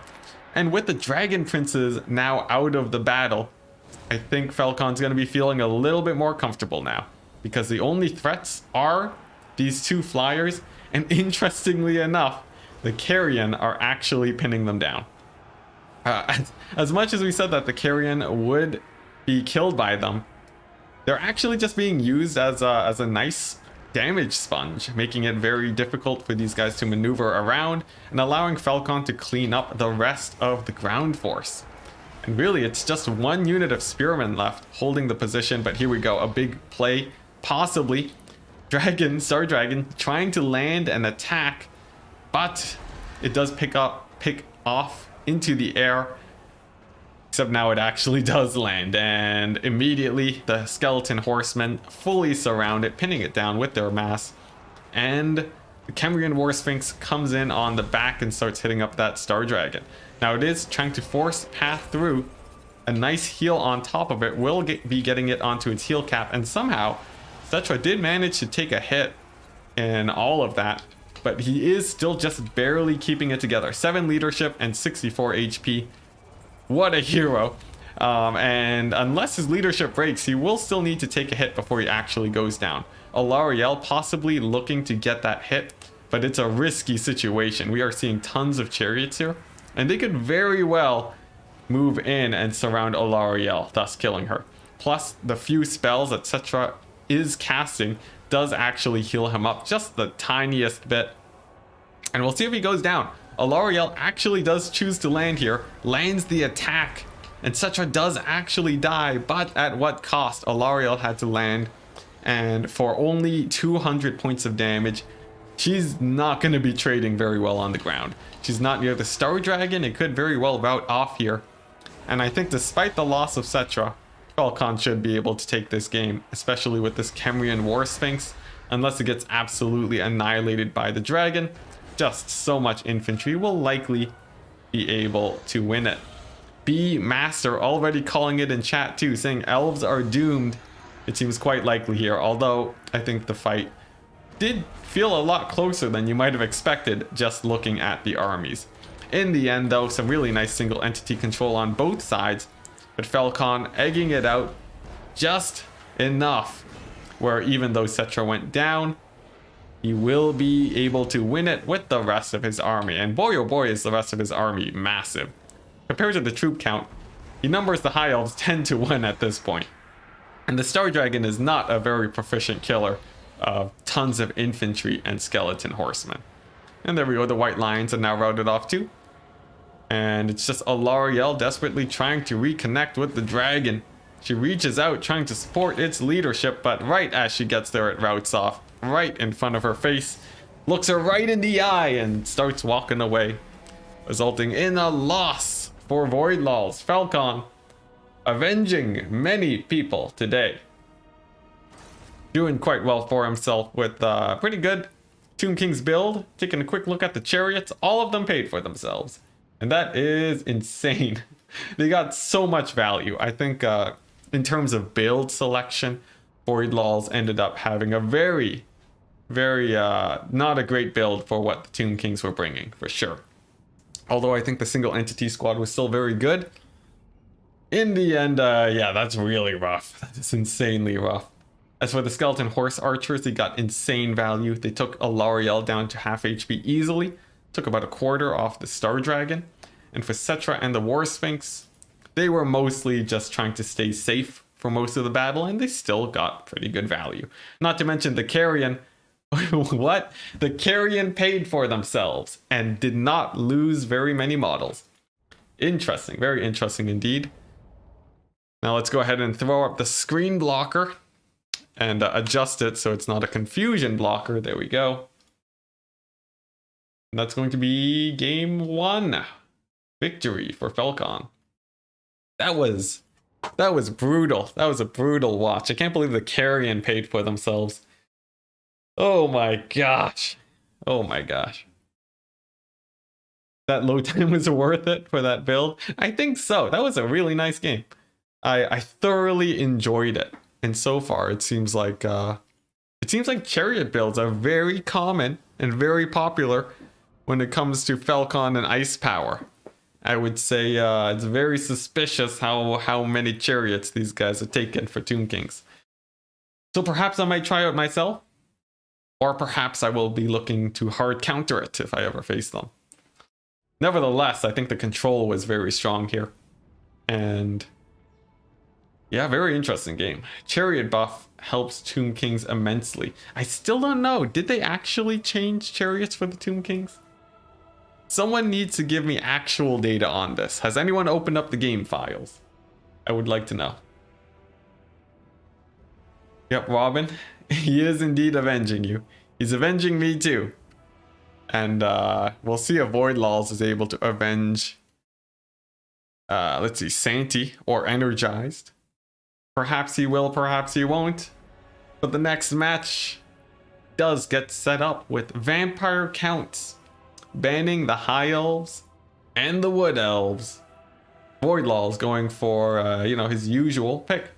Falcon going for the Dwarves. And I think this is still a good pick. The reason is Falcon, he could go for the same build I did, except actually dodge Dragon Breaths, which was the tipping point for me. Alternatively, he could go for a new build using some DLC units. That's very likely too. And yeah, we'll have to see. We'll have to see. We did just play this matchup, and I do still hold that most of it will come down to how well you can dodge the breath attacks of the vampire counts. That's basically it. There's not much else to say on that front. We will have to see. Now, dwarves, they did get buffed in this patch, although I would say it's very minor. On some of their units, they got buffed, and they got some cool abilities on some of their heroes, but I think they play more or less the same. You think they made all chariots less sticky? I'm not sure. I'm not sure, Viking. We need more than anecdotal evidence to resolve this issue. When they patched chariots, they patched the pivot points between the chariot chassis, is that how you say it? And the mounts. That point was what the patch fixed, as they said the variable they had was sticking.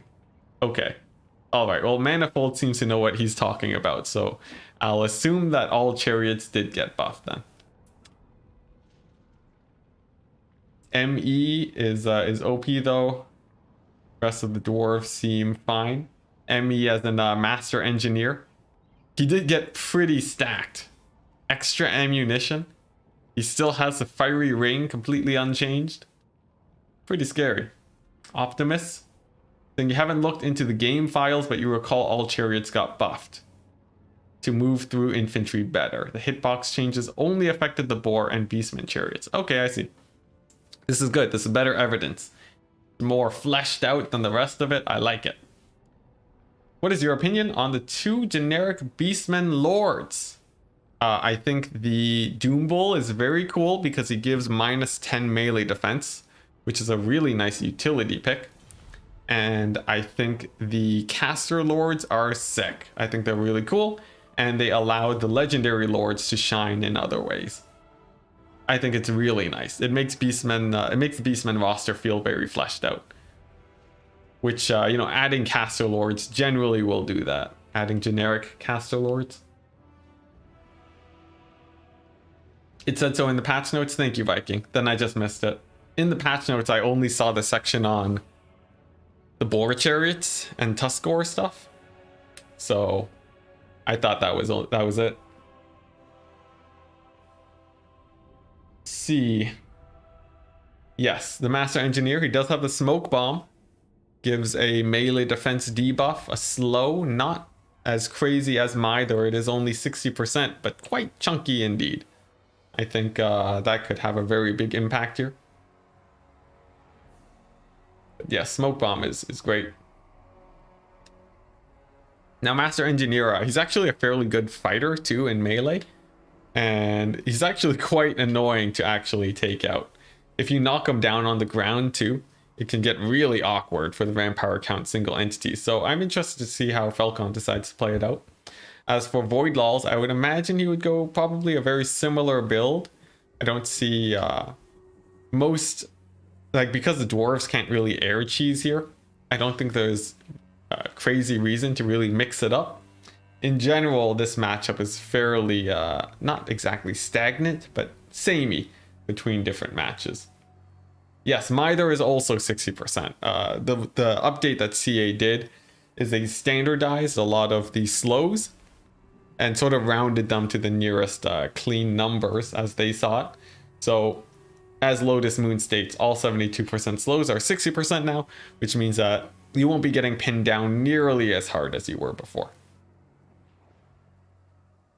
Significantly increased to collision attack performance and lessened the stickiness. Razor Gores in particular. Ah, I see. Was getting frustrated watching your Red Duke trying to kill a Master Engineer today and not landing anything. Yeah, it's real rough. It's a process to kill them. They're no simple River Troll Hag. Compared to sniping single entities for other factions, the Master Engineers are a pain to take down. Such is the way with dwarves, though. Expected loading time. Look to my, yeah, the loading times are crazy. Absolutely crazy. But you know, we'll get there eventually. Engineers have 30 melee defense.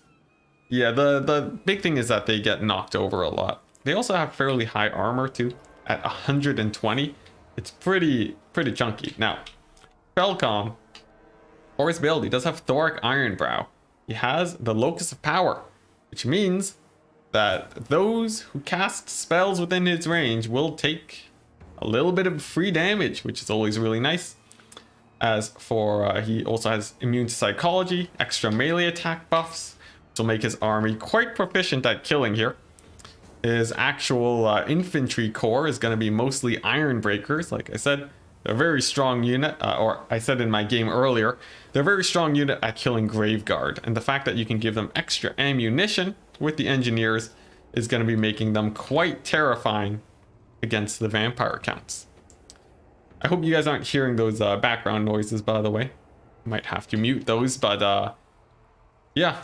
It's the same general idea, except this time he has Troll Hammers to provide a bit of an extra threat. Instead of an extra unit of Slayers, not a bad choice for sure, but he will need to keep these Slayers safe if the Troll Hammer torpedoes get routed off. For the forces of Void Lols, he has opted for a different army this time, with significantly less Graveguard. Actually only 5 instead of the, I think, 7 that he brought in my game. With a Necromancer and 2 Black Coaches. Now, apparently chariots are a little bit better now, and I'm getting more and more convinced by the moment. But against this army, I don't think Black Coaches is actually the greatest idea. He might have lost out a bit on the build selection side of things. His Dragon Lord getting poked by the Master Engineer too. But the main problem is that there is just a ton of infantry that he has to get through. For Falcon, he does have 5 units in his front line to counter the 5 Graveguard, and then some supporting units in the back that will likely be able to do well. However, if the troll hammers do get shut down, and of course the zombies will usually slow down the dragonback slayers, it could go well for void lulls here. It really depends on how well the chariots do, but I really wonder if they'll be able to beat all of these iron breakers.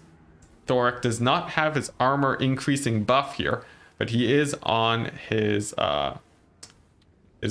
mount, which will give him a ton of extra mass. And here we go, the initial engagement is upon us. Master Engineer is poking at the Necromancer. Definitely not a terrible choice.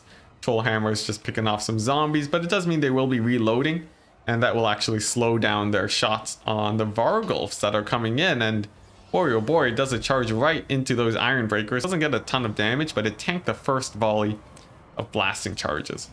For the Graveguard on the left flank, they eat a full blasting charge volley. And now the Lord is looking to get a nice breath attack on these forces. He positions, and will Falcon be able to dodge it? Oh, and there we go. He does manage to dodge it. That will actually do quite well for Falcon. That saved him actually a few hundred gold with that single command. Definitely a very good choice. Black Coach charges in, but still gets pinned down a bit, and Dragonback Slayers dive right on top of it. Thorek is defending the Troll Hammers here, and he does have infantry support. And so far, it's looking like this could be fairly bad for the vampire counts. Not a ton of crazy plays so far, but the blasting charges haven't really been able to connect with the Graveguard, except for on one flank. And that might be the saving grace of Void Lulls here. However, look at that. Oh my gosh, the miscasts on the Lamian Lord because of Thorek, actually getting fairly decent value there. Thorek will check his value at the end of the game. But oh my gosh, another summon and a miscast again. The Lamian Lord getting defeated by her own magic. This is very dwarf-like. Some fiery rings do drop, but they don't do that much to armor. But honestly, the biggest play right now is the fact that the Lamian Lord is in incredibly bad shape. Not to mention Thorek is doing extremely well for himself here. And honestly, this is looking very bad for the vampire counts now. As for the Iron Breakers, they are slowly getting worn down by the Graveguard, at least on the right-hand flank. But the fact that 2 Iron Breaker units are still holding is very good for the dwarves. Vargulf does dive in to support the Lamian Lord. She does manage to disengage, but it could still go bad. A couple more miscasts could be terrible for her. A breath attack does land, hits the Trollhammer torpedoes, but if Falcon does win the infantry fight, those breath attacks are going to be pretty rough, I would say. Pretty rough, as the breath attacks, you know, you need them to clear out the infantry, but it seems like the Graveguard are doing fine on that front, and especially since the Black Coaches have been able to push through them, it seems like the breath attacks might not have been needed on the Iron Breakers. And a couple good charges too, using the single entities very well. Looks like it's actually punishing these guys quite badly. Now, one problem, though, a couple main threats still remain. The Dragonback Slayers are hanging around. The Vargulf is actually quite beat up, and Thorek still remains at full HP. Not to mention the Master Engineers too, although they are susceptible to getting sniped out by the Lamian Lord. They could still get sniped out by the Vargulf or who knows what. And as you can see, the Vargulf does manage to escape, and it will be regenerating as it continues to chase off forces. The last Dragon Breath does land and takes out a nice center pocket of Iron Breakers. So definitely a good pick for Void Lulls, and he does manage to pull back in the balance of power. And as we're seeing here, the dwarves, they did not manage to win the infantry fight just due to the positioning. Tons of unused ammunition on the Iron Breakers, going completely unused, although they did manage to hold the line incredibly well, and that is the choice that you make when you deploy them. As for the 2 Master Engineers, now we are seeing they are getting picked off, but the Lamian Lord, if she's not careful, she'll constantly be taking damage throughout the battle, and that could decide the game, as her heal cap has been exposed. And if she goes down, we could see a mass crumbling from the vampire count side. For the Double Master Engineer, they are running to safety, trying to get into a better position.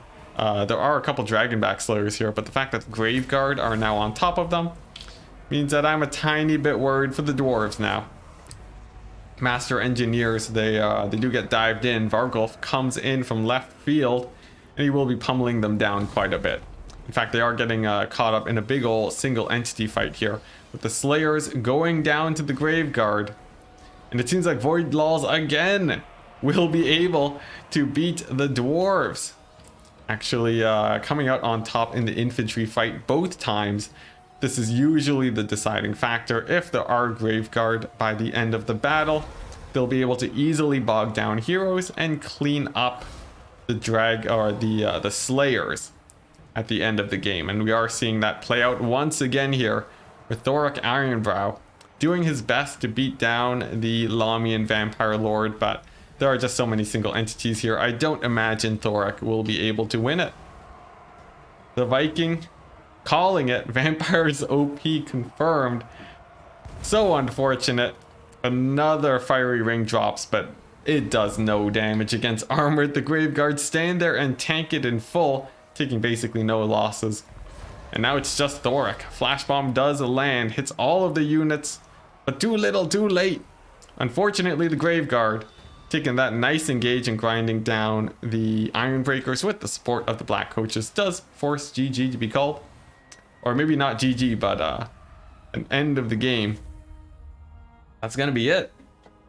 GG, Void Laws taking it to an ace match now, and we'll have to pick 3 factions. Oh man, we got a series on our hands, guys. And as you can see here, Thorik, he did fairly well, but with all of those abilities, he was actually coming up pretty expensive, and he actually didn't pay for himself.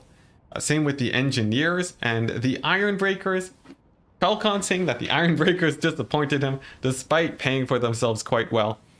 But they need to really annihilate the Graveguard. If they're unable to do that, it's generally a pretty rough time. And as we saw there, unfortunately, few Graveguard managed to push through in the end. Trollhammer Torpedoes getting shut down very well too, with double Black Coach, single Black Coach build. They're going to be shut down fairly well. Black Coach and Vargulf just constantly diving in on top of them. That's going to be game. Oh my goodness. So now we have a contested match. Will Falcon be able to win it? Or will Void Laws be able to defeat Falcon himself? We'll have to see. We'll have to see.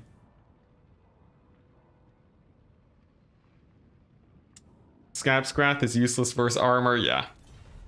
I think the Fiery Ring, it's mostly there to deal with Sirens and Banshees. Or, I mean, Karen Wraiths. Yeah, you want to be killing Karen Wraiths with it, but I think a lot of Vampire Counts players will sometimes just skip out on Karen Wraiths. And I'm not sure how I feel about it. It does kill zombies very quickly, which is nice. In the end, the Trollhammer Torpedoes weren't really able to get their value. Very unfortunate indeed. But we'll have to see. Now, in this ace match now, Void Laws will have to pick 3. The map is going to be Cliff of Beasts. We'll see how that goes. I'll let them know. Never mind, it looks like he is setting it. And it's going to be a very flat map for today, guys. Extremely flat. You need the ring for wraiths, yes. It's either you take the fiery ring or you go for the ROR hammerers, who do have a magic attack and they can do quite well. More troll than torpedo today, unfortunately. Yeah. They did miss their first initial volley too, but I don't blame Falcon for that fairly minor misstep. I think in the end, it's just a constant contested battle on who can win the frontline engagement. Very often you will see the winner of the infantry fight ends up winning the game, just because the single entities in this scenario are not great against infantry. You wonder if engineers focusing the dragon could have made a difference? I don't think so. Their DPS is actually fairly low. And most of the time they're getting bogged down by infantry. It's more so, I think, getting off those explosions with your iron breakers. Hammers got nerfed and buffed. Their price went up by 100, but they splash attack 2 targets now, so they're actually fairly good. However, in testing, it didn't actually make that much of a difference. They got a bit of melee defense, I think, but they are more or less the same unit as before. Overall nerfed hard. The 100 gold is very painful. I think most people would rather have cheaper hammers. It's really strange. You really don't feel the extra splash attacks. I'm not sure why. But yeah, very sad indeed. You don't think that the bats made a difference because they still allow torpedoes to shoot? Yes, we did actually see a couple volleys hit the Lamian Lord, but the bats are still really annoying, and you take them so that you don't get cheesed by gyrocopters. That's their main plan. Otherwise, they more or less just distract. It's a really nice emergency distraction when you need it. All right. I'm just going to double check to make sure that I'm not missing anything. Okay, cool.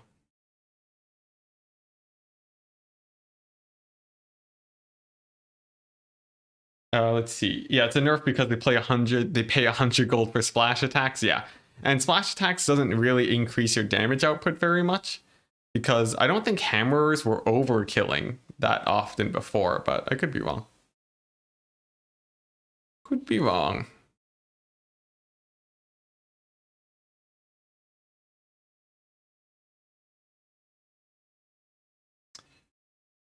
Okay, and what do we got? We got a Beastmen pick banning the Lizardmen. All right. Let's see here. I'm getting a message from Ice Power, and now go to the finals. So here we go. We are seeing a Beastmen pick banning the Lizardmen, and Void Lulls is going for the Wood Elves. Now, Beastmen obviously got a pretty big change to their faction in this matchup. A lot of people would have said it was even before, which implies that it is favored for the Beastmen now. But will the Beastmen actually be using a ton of new units? Of course, they have various chariots, single entity chariots, and of course a ton of very scary monsters that they can deploy here. But otherwise, most of those options aren't terribly popular here, because of the different things the Wood Elves can actually deploy on the battlefield. So in general, I don't think the matchup has changed very much, but I think the new units definitely help Beastmen out. You're surprised the vampire counts have no bat mounts. You could have a Batman Lord? Darn it! I forgot to check your name. If I had only known it was Optimus Pine posting, I would not have read it. Optimus Pine saying maybe the splash attacks only work while fighting in water. That is amazing. I rate that an 8 out of 10. 8 out of 10.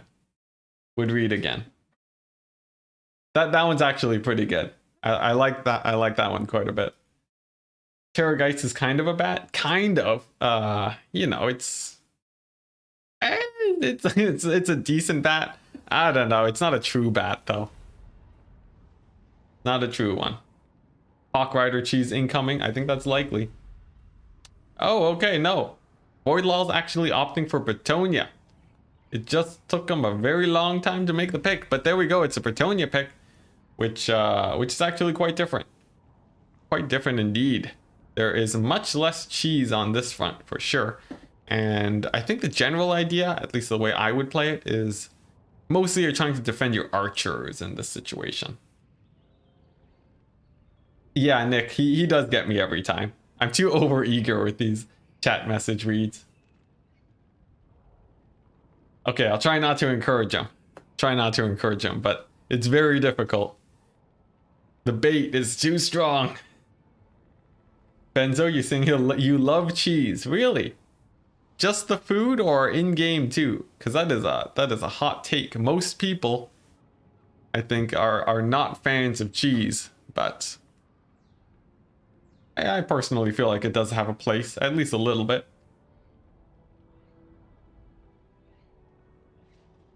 Terrageses are natural occurring in the world. There's Grimdelwald.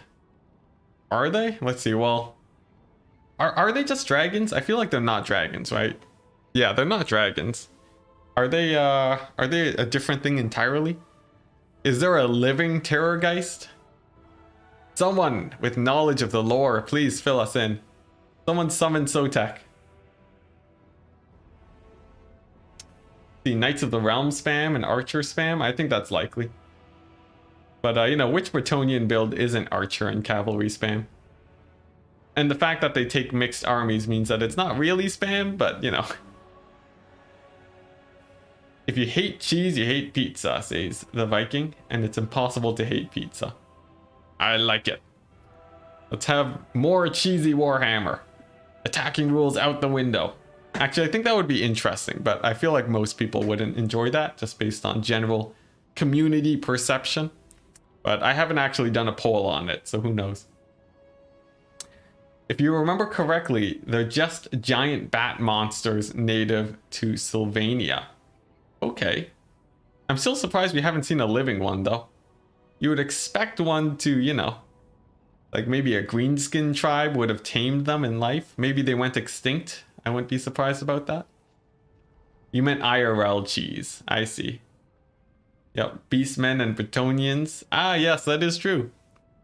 Cow cheese and the eater of that cheese. That is disgusting. Let's not talk about eating Beastmen cheese. Ugh. But that doesn't imply Bretonnia. They're on the hunt. In the cliff of beasts coming down to remove the Beastmen threat. Will they be able to prevail, or will they be run over? We'll have to see as soon as the players actually dive on in. You think the giant bats are living ones? Alright, I don't know. You want a quick take on where the Beastmen land on my personal multiplayer tier list? Ah yes, tier lists. The least controversial thing you could possibly bring up.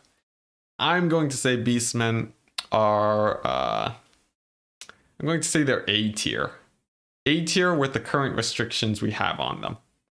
I would say on the same level of Lizardmen, I would say actually, where you're not going to be seeing them picked all the time like we did with Greenskins in the previous meta, but I think they will be a very solid first pick. And they will be, yeah, exactly that. Fairly, slightly more popular than other first picks, but not dominant in the meta like the Greenskins before and the Vampire Coast before that. Cool. Let's see. Nightmare. Beings born of seas. What is this? What are you talking about, Ramen? Is this lore? Terrorgeists are undead monsters, awakened with necromantic powers from gigantic bats that flew over the mortal realm in ages past. Okay, so they're basically dinosaurs. That's pretty sick. I like it. I like it. And that's why we don't see living ones. I see. Lore, guys, lore. But enough lore. We have a game that we need to load into. Man, this has been a long tournament, though. Having it completely open is very fun because we get a bunch of participants, but it does mean that it goes on for quite some time. Actually, a couple hours longer than I would have hoped. Maybe the next one I'll host just a tiny bit earlier. But here we go. As soon as we load in, we'll be able to see how this ace match plays out, and then we'll be diving, hopefully immediately, into the finals between the victor of Ice Power and Bob Tresh. Only the Beastmen chariots are broken, but besides those Beastmen are in a fantastically balanced spot, says Optimus. Yeah, I think they're, as a first pick, they're very good. And even chariots, they do have counters, but Beastmen chariots specifically, they do feel pretty overtuned in the same way a lot of greenskin units did before. But it's not like chariots are a complete menace in the meta currently. I'm willing to give it like a 30% chance that the chariots become a complete menace. and then they might have to be restricted even more, but I don't know. There's a lot of good chariot counters. Oh, and look at that. We just had a result process in the tournament. Ice Power, frequent winner of these tournaments, managed to get to the finals again. Wow, look at that. And this time in a best of 5 finals, Ice Power is looking, he's looking very strong.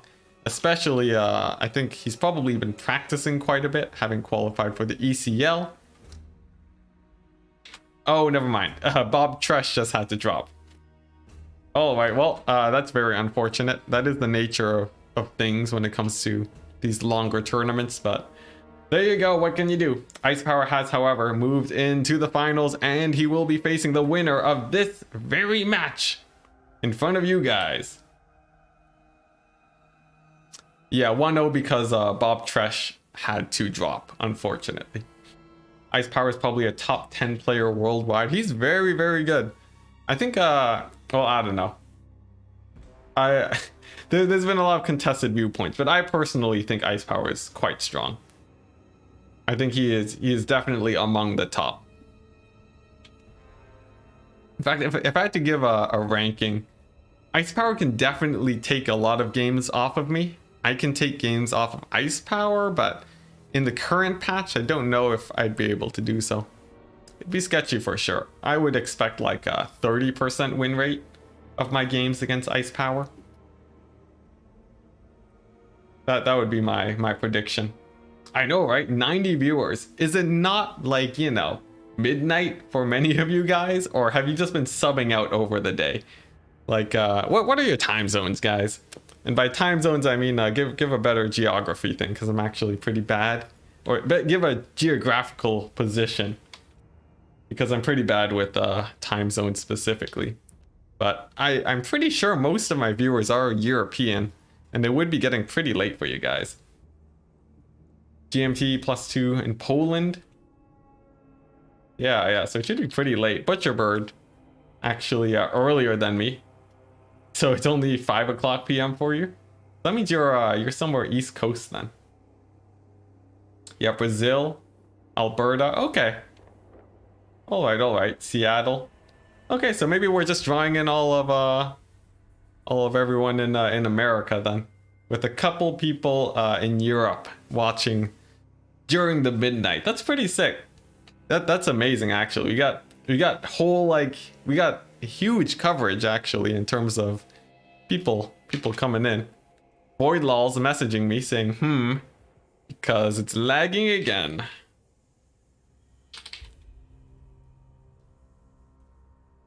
I'm looking at the same thing. Yeah, unfortunately, Void Law's with whatever is going on, he's staring at the same thing we are, and he's probably gonna time out soon again. But anyways, yeah, we got Spain at midnight, GMT +3.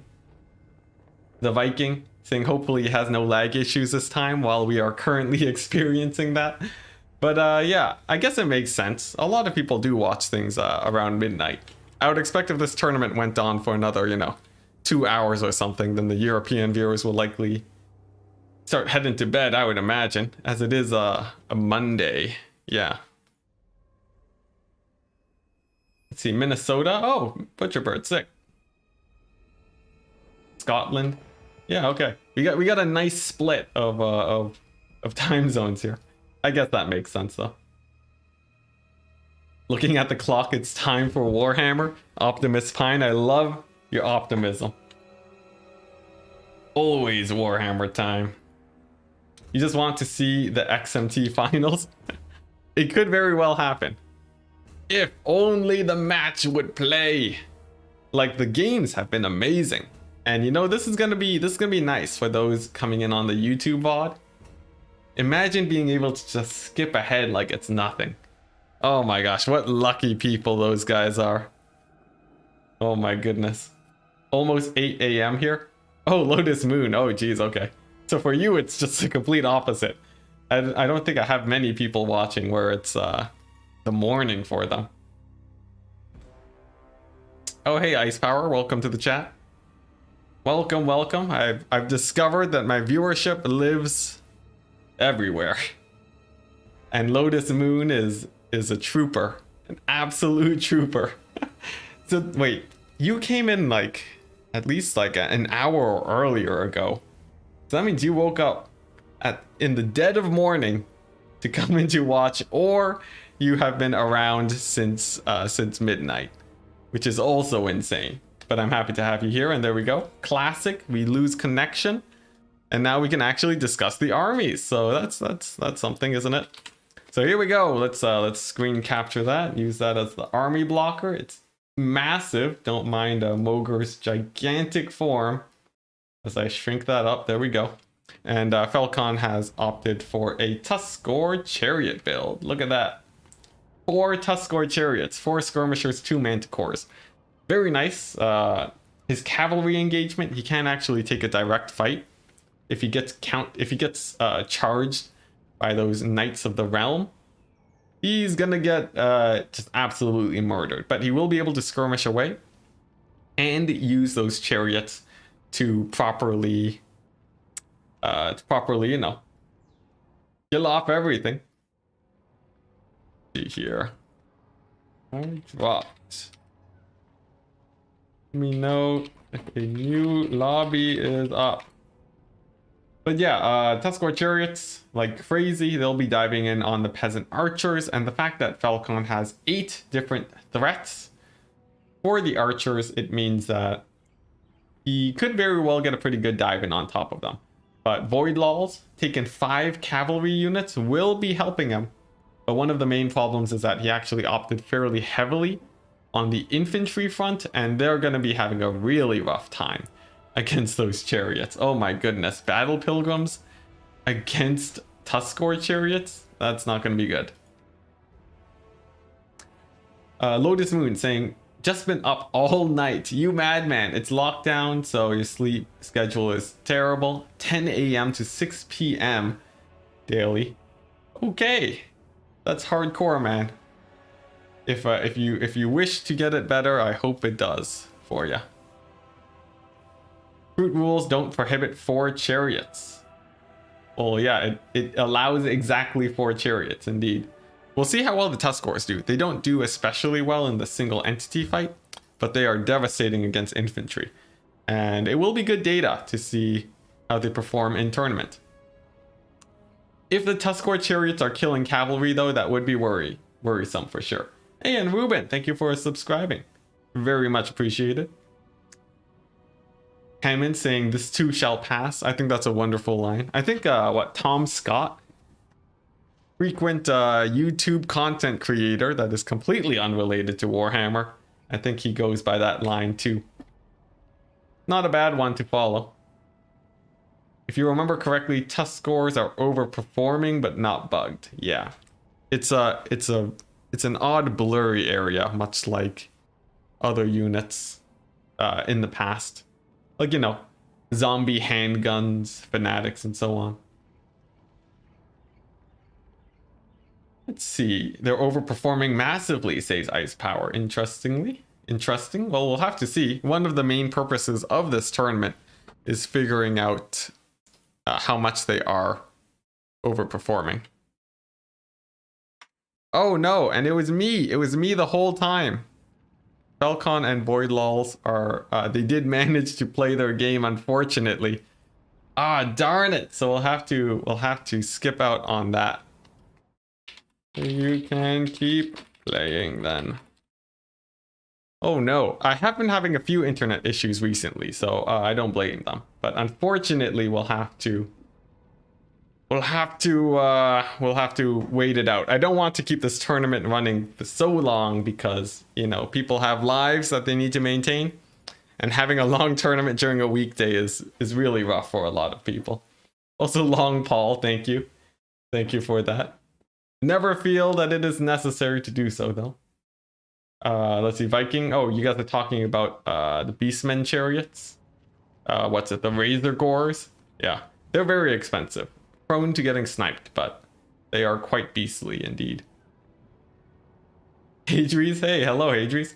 The list of bugs in this patch is massive and growing by the day. Yes, indeed. It's, oh man. It's rough. because we are seeing different bugs pop up just here and there. We started out with the chariot bugs, and then we moved on to what's it? What was after the chariot bugs that we saw? There was something. But then we saw the spellcasting missile bugs, fireball spams for free, and then I think Human Boy put up a video, or there was another bug where nets weren't working for your Gladies if they cast the net outside of range. Tons and tons of problems. Oh my goodness. Imagine having a life. Oh, one day, as soon as the pandemic ends. Although I don't want to talk about it too much because it's in different states around the world and not everyone wants to go over that. So we will move on. Let's see. Yeah, get the replay. It'll be important for folks to see the chariot blob. Yes, I will ask Falcon to send the replay, and I'll go over it real quick. You can send the replay after. I'll cast it another day. Yeah, I'll make sure to get coverage of that. It's very important to test the rules since the patch is new, and we really want to make sure that we have a nice rule set that everyone can enjoy. Marcus net is also falling to that bug. Yeah, for those of you that don't know, if you cast your net outside of its normal range, the net won't actually net anything, which is obviously bad. They're trying to make us miserable so that we'll all play Warhammer 3 as fast as we can. Viking, I think you figured it out, good sir. They'll also, I don't know, they'll release another patch right as Warhammer 3 drops that makes it so that none of the factions work anymore. I think that's true, Ice Power. None of the bugs individually are going to be breaking the game by any means, but it's definitely quite the list. I think people can still very much so enjoy Warhammer with the bugs, but I do hope that we get over it eventually. Hopefully with a hot fix, but that could be a ways away. The patch notes did say that free spells bug was fixed. Indeed, they did fix that one. But as with bugs, when you fix one, you will create quite a few others, and I wouldn't be surprised if it was all linked. The Plague Priest, oh my gosh, yes. The Plague Priest has an item that gives enemy units 90% more charge. So you can turn things into extremely fast units, but only for your enemy, and it's hilarious. It's a terrible item, don't take it, but yes. The Plague Priest, I feel like they just typoed something, but we'll see. Okay, and the match is done.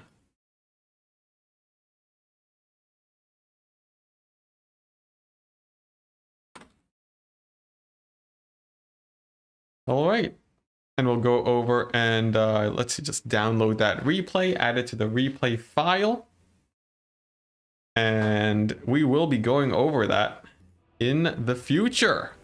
That should be very good. Sweet. Nice, and that means that we will be moving on into the finals now, guys. That was a very fast match, but such is the way with the Beastmen. And we'll see who managed to come out the victor here. In fact, you know what? Just to sate some curiosity. Just to sate some real quick curiosity. Nice. Good naming conventions from Falcon. Let's go ahead and just X4 through this game real fast while Ice Power and Falcon set up their lobby. So we got 4 Tuskor Chariots. We got 4 Centaur Throwing Axes, 2 Manticores. Pretty scary army. Is the Lord on a mount? Or the caster, I mean. Is he on a mount? No, he's not. But here we go. We got a match. I'm going to go through it fairly quickly just so that Ice Power and Falcon don't have to wait for me. So we're going to do it at ×2 speed. We got the cavalry force here. We got the 4 chariots. They are positioning. The armies move towards each other, and the archers are going to be trying to get some value. Tuskor chariots pivot around. They dive backwards through the infantry blast right on through, get quite a bit of damage. The cavalry can't really easily engage because the chariots are being protected by these horsemen here, and then a ton of manticore summons all being thrown into the blob. Gonna be doing quite well.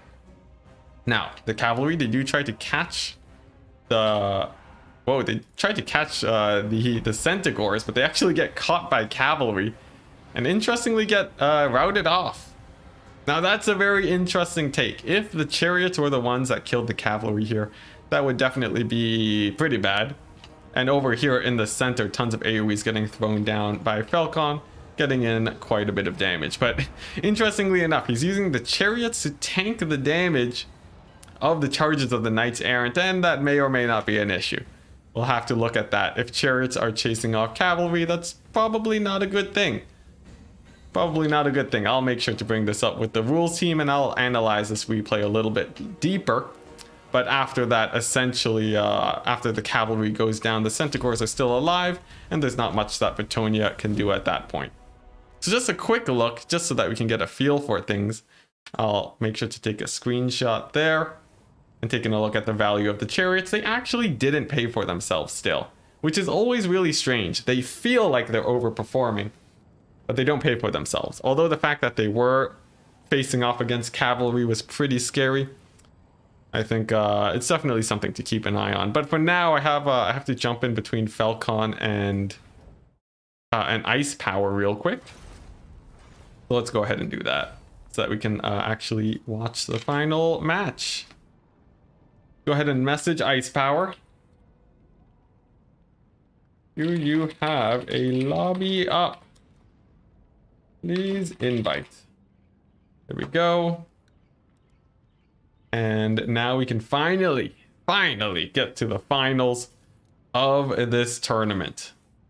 It's been a fun tournament. Lots of really nice games. Sadly, the wait time was much longer than I would have hoped for, but I'm happy that at least you guys seem to be interested. And there we go, the lobby is up. We shall be joining. And we will see how this goes. Hopefully the internet holds up for this final best of 5 between Falcon and Ice Power. The finalists of today fighting for the grand prize of $20 provided by the generosity of viewers that have stuck around to watch my content. There we go. Screen blocker is up. That's a pretty janky screen blocker, I must say. Let's see if I can do this. There we go.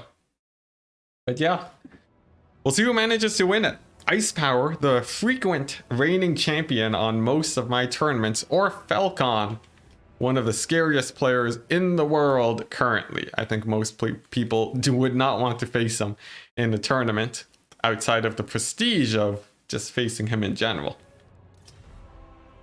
Ice Power is in here. As we wait for Falcon to join, we will see how this plays out.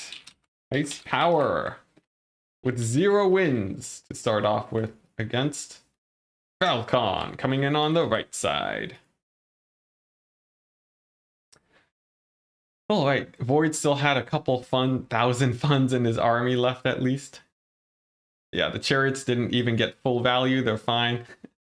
Yeah, the value thing can be deceptive for sure. I'll definitely be bringing that up, but we need to figure out if they are either overtuned or actually OP. And as fun as it is to make early calls, we will hold to make sure that whatever choice we make is the right one. Let's see here. The game wasn't about paying off, it was a utility they brought. Yes, for sure. I'm just stating the facts. It's easy to say they were overperforming that game because of the outcome, but you would like to see tests with non-boar chariots, says Nick, to see if the results are the same. Yes, and I think it, regardless, it's very good to have that game as a data point, so that no matter what choice we go for, we can have a good list of proof and information to reinforce whatever choice we decided to go for. But here we go. Ice Power and Falcon. They are now both in the lobby. Hey, let's... Oh. I don't lag. Ice Power coming in with the... Let's see here. What's it? Chaos versus Norska. All right. All right. Cool, cool. Number best of 5. So, interestingly enough, it seems like Ice Power and Falcon, of course, are both in the same clan. They are choosing their own matchups. And this should be pretty fun. We got a Chaos pick against Norska. That should be nice. Unless they were just discussing and doing their picks and bans earlier, which also works out. Optimus saying Tuskors are okay. Orc Chariots are borderline OP. Aren't they the same? 4 Cold One Chariots annihilate cavalry in the same way. That is true. They do hold up really well against Beastmen cavalry. I'm not sure about Bretonia. We'll have to see.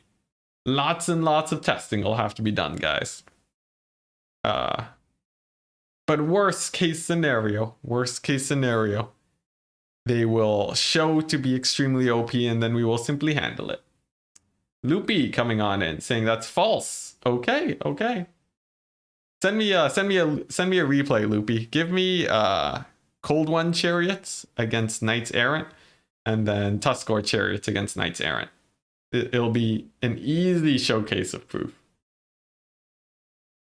They lose against Illyrian Reavers. Now that's a hot take. But enough about chariots, guys. We have a game to go over. Chaos against Norska, a matchup mostly unchanged since the Sigvald buff. And I don't even know if Sigvald is really taken here very often. And thank you, Loopy. The information is really good. I'm not trying to be adversarial here, by the way. I genuinely want to get more data. But Chaos versus Norska, it's a fairly untouched matchup for quite some time. Sigvald, he's not actually super scary here because of various high damage, high melee attack units, which are the general counter to him. So honestly, I think this more or less plays out the same. You'll see skirmish cavalry skirmishing with each other, single entities diving in to combat each other. And whoever can manage that the best will be coming out on top. I'd say generally this is a very fun matchup. And as both players dive into the game, we'll see how it goes. On Pillar of Bone, a close quarters map with some good space to skirmish. I think this should be good. Viking, you gotta go. No problem, man. It's been a very long stream today, and I hope you have a good one. And here we go. Let's see how this goes. What is this Norska build? We'll get to that in just a second. For the forces of Ice Power, he's bought 4 Marauder Horsemen. And that's it, with the Swords of Chaos to provide an extra speed buff. These guys, you rarely see them because they are so expensive and low on HP, but they can do quite well. An infantry line of Chosen ×2 with Marauder, just a Marauder front line. So fairly cheap, but more importantly for Norska, what is this? 2 Marauder Ice Wolf Chariots. Falcon running chariots galore since they haven't buffed. Wulfric the Wanderer also on a chariot. And 2 Frostworms, let's not forget. Really the real winners here. They'll be dominating any single entity fight in this situation. And against Archaon, despite his previous performance against the Tomb Kings earlier, I'm pretty sure the Frostworms are going to be absolutely ruining him if they do get their charges. At Enticity, maybe show the replay you sent me. I might do it if I have extra time, but honestly, the stream has been going on for quite some time now. I might do a video about it later. Now here we go. Yes, Falcon is playing on hard mode because it's super late for him right now, but we'll see how he actually manages it. For Ice Power, he's just skirmishing with his skirmishers. These chariots, they do have missile attacks, but they're not nearly as scary as Scourge Runner chariots. And he's going to be getting in some pretty nice damage so far. In fact, the chariot's not getting that much damage. The speed boost hitting all the chaos units, getting a nice charge on the chariots, but not doing that much damage. In fact, the 2 Frostworms don't even decide to dive into assist, as instead they're going to be sticking up in the air to support, possibly with breath attacks. And there we go, one does land, nice damage, and a boat carves through the infantry here. Falcon did a nice flank denial here to get a good infantry engagement, and the Burning Head actually whiffs a little bit. It does clip the Marauders, but doesn't get a whole ton of damage. Now another breath attack does drop from the two heads of the dragons, hits the Marauder Horsemen, but doesn't actually really shut them down. Quite a few of them do manage to live, and they will be a little bit threatening to the dragons if they can actually escape the slow. Meanwhile, in the center area, this Chaos Giant at full HP, doing quite well for himself, but he hasn't been able to actually rout off units yet, and actually more importantly, Wulfric actually just trading into Archaon. It depends on how the Lord duel here goes, because if one Lord dies, that's going to be a huge leadership debuff for everything. But I think Falcon has done a good job at shutting down these Marauder Horsemen with his dragons and their slow effect. And meanwhile, in the center, actually, Wulfric gets completely routed off, which is actually going to be really bad for Falcon. Ice Power here with a fairly strong single entity force in Archaon at half HP and the Giant at full. And with the combination of these two, we could be seeing quite a few routes now. As the Burning Head does drop, it hits the Norscan Ice Trolls, doesn't do damage, but breaks their leadership, and they're actually going to be routing off the battlefield, terror routed, which means that these Frost Worms are actually going to have to be sticking in combat. Not the best scenario for them, unless they kill Archaon, which they are doing a fairly good job at. The Giant is supporting and getting quite a bit of good damage, and some really nice play here. The Chariots distract the Horsemen so that the Frost Worms don't go down. But a moment of being able to pull back here, Ice Power frees up his Horsemen and gets a solid volley on the Frost Worm, actually shattering it right off the battlefield and kills it just to be safe, which means that it's just one Frost Worm left against the Giant. Both Lords are off the battlefield. This Fimir Balefiend may even be off the battlefield too, which means all forms of leadership on both sides could actually be gone. The Giant, probably the biggest threat in this situation, and a missed breath attack on the Horseman is going to be huge for Ice Power here, as it means his Horsemen will be able to do quite well. They split up to get their volleys off on the Frost Worm and actually get some fairly nice damage for themselves. However, the Balefiend is back, and on this right flank here, the Chariots, they are still holding up fairly well despite getting surrounded by the Swords of Chaos. But the Frost Worm, its leadership does waver. It's not off the battlefield yet, but it could be having a very rough time. The Swords of Chaos are holding and winning against the Norscan Ice Trolls. And I think Ice Power should be able to win this off the back of the Giant, but let's not call it too early just yet, as the Frost Worm still is alive. Now, one very huge point here. The Trolls on the flank. They could very well get chased off. These Trolls are very surely off the battlefield with the Swords of Chaos, and if these ones go off, I think Ice Power will be able to pull the victory. The Frost Worm will have to get some really nice attacks to take out the Giant, plus with the Swords of Chaos, I just don't think that this Giant is going to be going down anytime soon. And despite the Chariots desperately trying to pin down these Marauder Horsemen, it seems like it's not enough, and the Norscan Ice Trolls do shatter off the battlefield.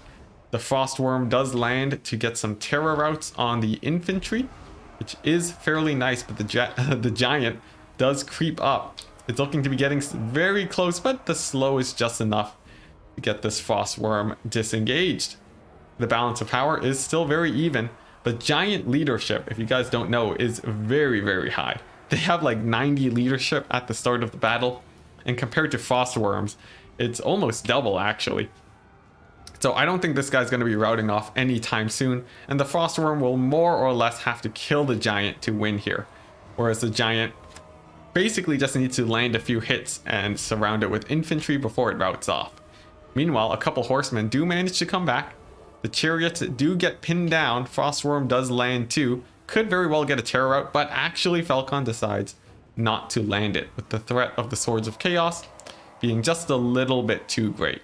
However, the Swords of Chaos do charge. Frost Worm countercharges, but it doesn't shatter these Chaos Knights, which means that their mass will be able to pin things down. The Giant lumbers forwards, and will he get an attack? No, the Giant decides not to attack. It seems like possibly targeting the wrong unit. Does not manage to actually get an attack, but finally a swing and a hit. Hits the Chariots, gets some pretty nice damage, but isn't killing too much at the moment. For the horsemen, it's a different story. They do get routed off. If the horsemen had been able to stay in the battle, it would have basically been a free win at this point, as their javelins will annihilate the frostworms. But some really nice chariot control has done solid work at keeping the forces here from these horsemen from actually doing the damage that they want to. And the chariots, they do push them away. Frostworm does take up into the air, but it is significantly lower on HP than the giant. I still don't think it will be able to win that fight, but a few lucky shots will still be able to make it. Not to mention the infantry is beginning to fall, and a good surround on the giant could potentially tip the favor for the Norskins here, but honestly, I still don't think so, as another big engagement does go down.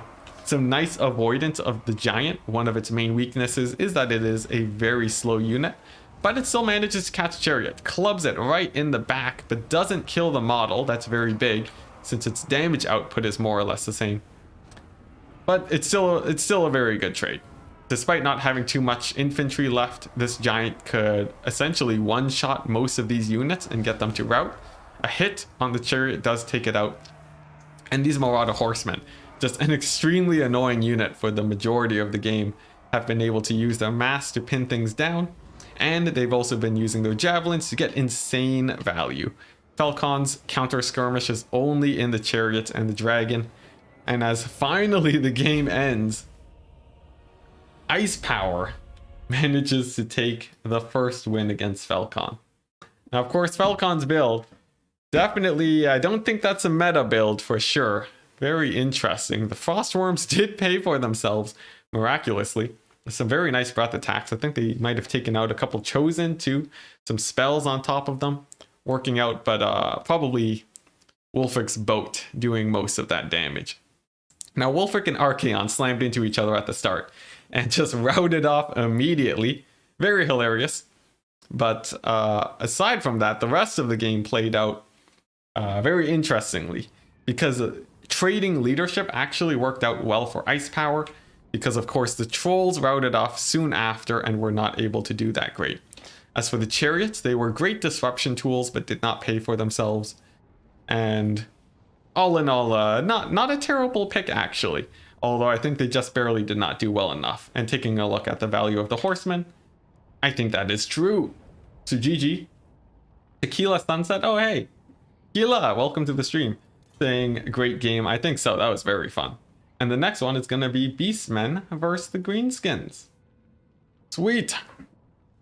Now this is interesting because both sides have access to the chariots here, and we'll see if that's what we're going to be seeing in this match.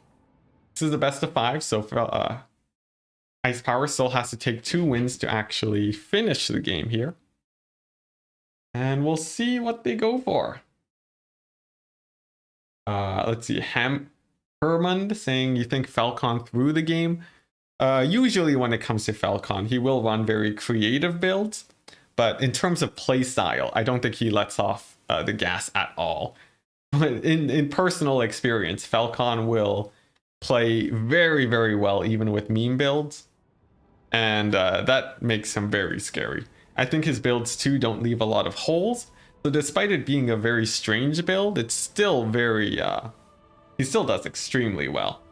So, that's sort of my thoughts on that front. But yes, it is going to be Beastmen versus Greenskins. Wah, indeed. Let's see, 4 broken chariots versus 4 broken chariots. Calling it now. Hadries, I think so. I think so. Knowing these two players, if they want to make a point, they will likely make it in tournament, and it is welcome. It is welcome because 4 chariots are allowed in this rule set. Whew. Let's see. You like the build? I think the 2 frost dragons, they did really well. The fact that he was able to shut down the horsemen was the big play there. And had the horsemen not routed off the first frost dragon, I think Falcon was in a fairly good state to win it there.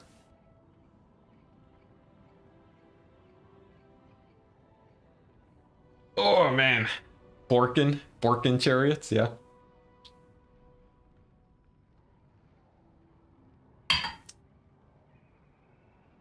So cool. Now this tournament has gone on for actually only 4 hours 30 minutes. Not the longest tournament I've ever done, but it's definitely dragged a little bit. Oh, whoops. Nice. Let's see. I'm pretty sure something might be a tiny bit illegal here. I'm just going to double check real quick. I think I just saw someone super chat too. I'll check that in just a second. Let's see here. Number 4 max. Wait, never mind. Whoops, accidentally spoiled something. Okay, as you were. As you were. All right, never mind. I accidentally spoiled something, but I think Ice Power and Falcon are on good terms, so it doesn't matter much. Now, Lyle Trial. Oh my gosh, thank you very much. Another, what's it? That one's Norwegian currency. Thank you very much. That is hugely appreciated. And he says, you cannot beat us greenskins. We'll just come back in larger numbers. Oh man, imagine greenskins being S tier in the meta again. Imagine the rage and the fury. But I think it's pretty hype because of a different playstyle for sure. And it is very greenskin-esque to constantly getting kicked and nerfed. Yet they still come back stronger than ever. Optimus Pine, you're saying you did some testing on the live build. Illyrian Reavers win versus Tuskor Chariots with 30% HP remaining. That's a very good test. If you manage to get a replay, I will gladly accept that too, so that we can look it over. Essentially, I'm just gathering all the data I can so that I can make the best rules for you guys. I know, Adobe, I spoiled everything. Absolutely everything. Yeah, so far it seems like the normal chariots are just very strong. But we'll have to see. If you compare them to Fanatics, let's say.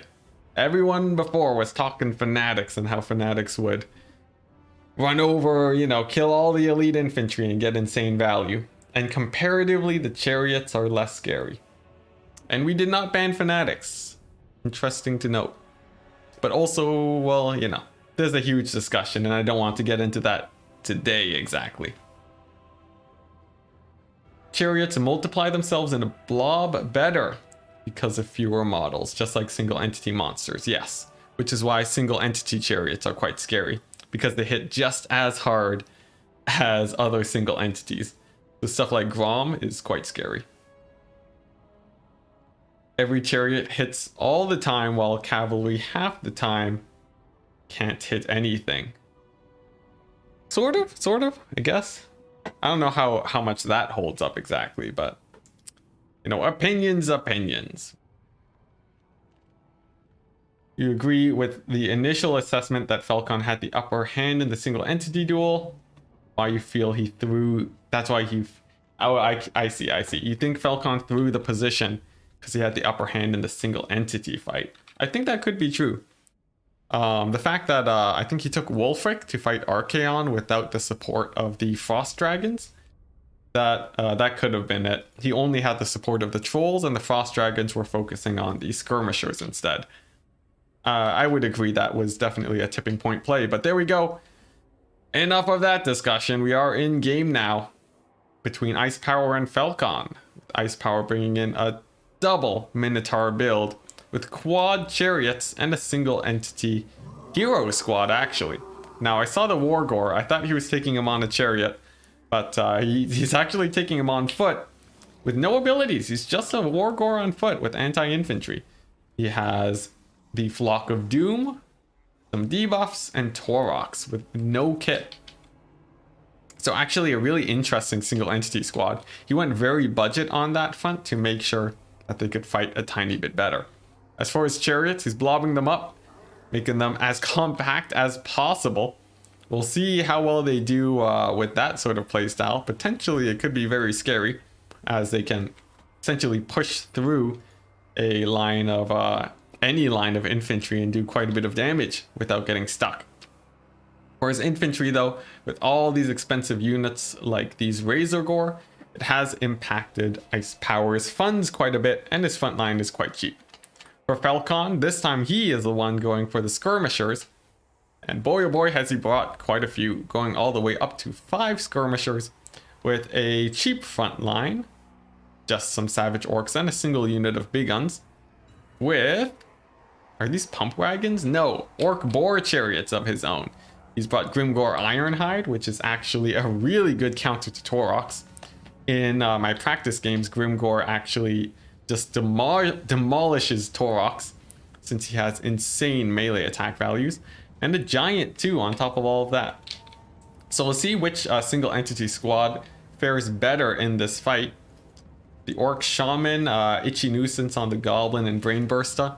Yeah, just a couple debuffs on both sides. Now, time for the actual game. So Chariot Micro, they do slam into some spears. It seems like they might not have braced, or maybe if they did, the chariots got their damage in nonetheless. The skirmishers are getting in poking damage versus Taurox, but some nice dodging avoids most of the shots there. And we'll see the actual main engagement begin. Falcon taking his position on the high ground to get a little bit of an advantage. This will mean that the Beastmen, they will have to fight uphill if they want to do well, but a nice pull away on one section on the Ungor Spearmen to get a little bit more of a high ground advantage. Now, more importantly, the main fight here, both sides trying to use the chariots to win in the single entity fight. It's a huge blob. They just dive right on into each other, but Ice Power instead pulls away with his chariots to instead slam into the infantry. Instead, these orc boar chariots are instead still fairly stuck in the blob. And now for the actual main fight, Taurox versus Grimgore and a giant. Now there is a ton going on here, but this blob will more or less continue with likely Grimgore coming out on top, I think. And we'll focus instead on this left flank, which has been severely destroyed by the chariots of Ice Power. Some flanking of the Minotaurs too, and his infantry means that he'll likely begin pushing through on that front.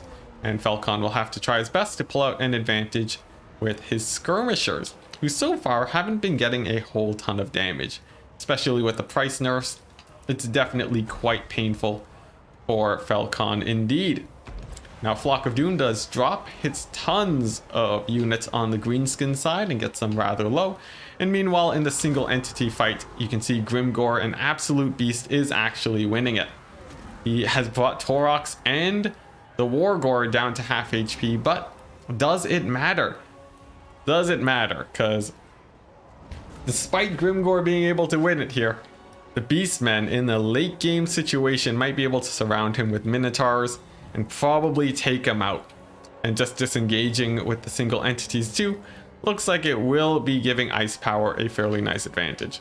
Now in the back here, big old chariot fight, we got the Minotaurs finally diving on in, and they will be providing quite a bit of damage to the forces here. The Tuskor chariots do have a lot of armor, so I doubt the skirmishers are getting a ton of value, and they're actually mostly being ignored by Ice Power. Flock of Doom does drop, hits the skirmishers for some light poking damage, but now we are seeing the greenskin line collapse. And Grimgore and the Giant, despite being an extremely strong combo to deal with Beastmen's single entities, the fact that the rest of the army is breaking and routing is going to be very rough for the greenskins. As for the Giant, he's very close to routing now. It looks like he will be out off the battlefield very soon. Minotaur's charging in on top of him.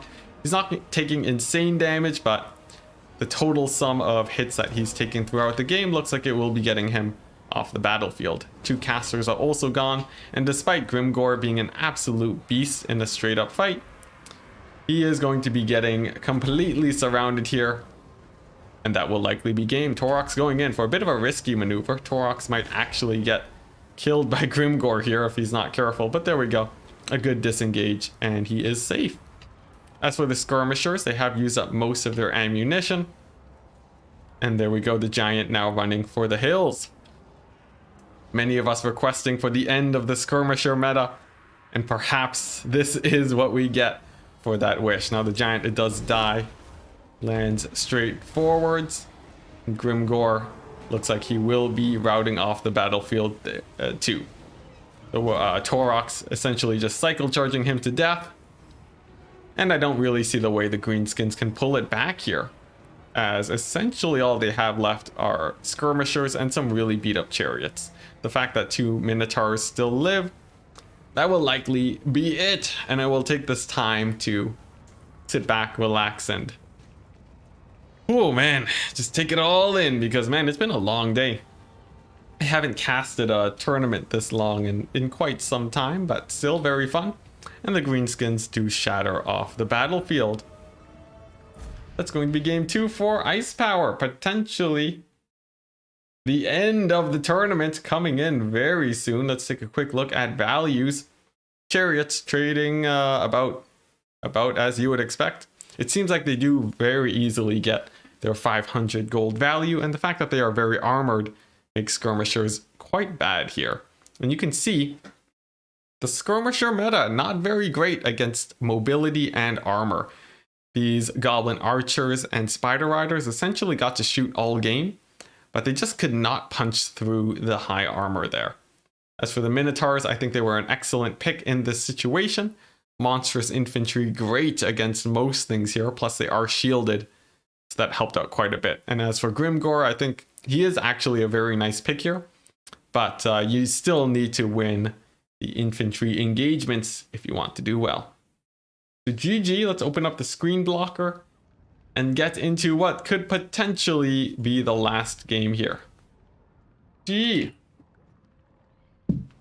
A very fun fun meme game though. Both of them just going hard on the chariots. I'm wondering what would have happened if one tried to counter with a bit of mass, perhaps some trolls, but we may never know.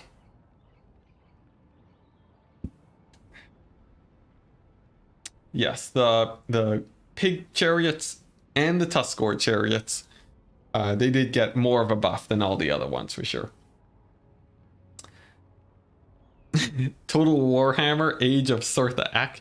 Imagine if Surtha Ek was the free LC for the update and then chariots were so broken. That would have been amazing.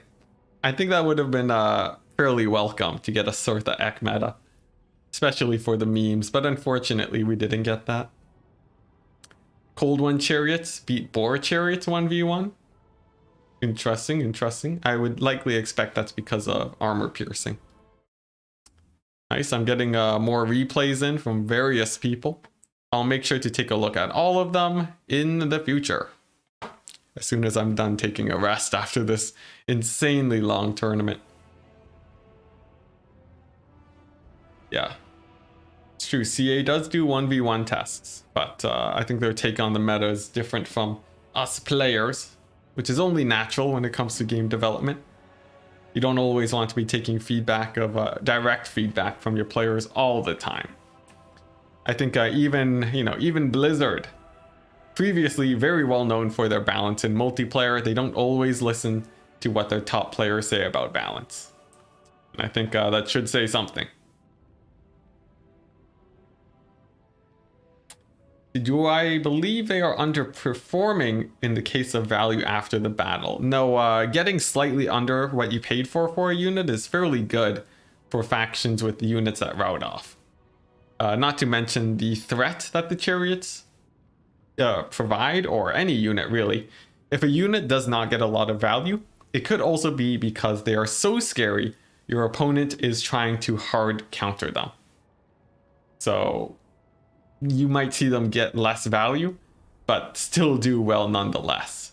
You can see stuff like this with Fey Enchantress, for example, where usually she's a priority, and you're trying to avoid getting mortised down by her ability, and she'll still do quite well nonetheless. So, always very important to pay attention to.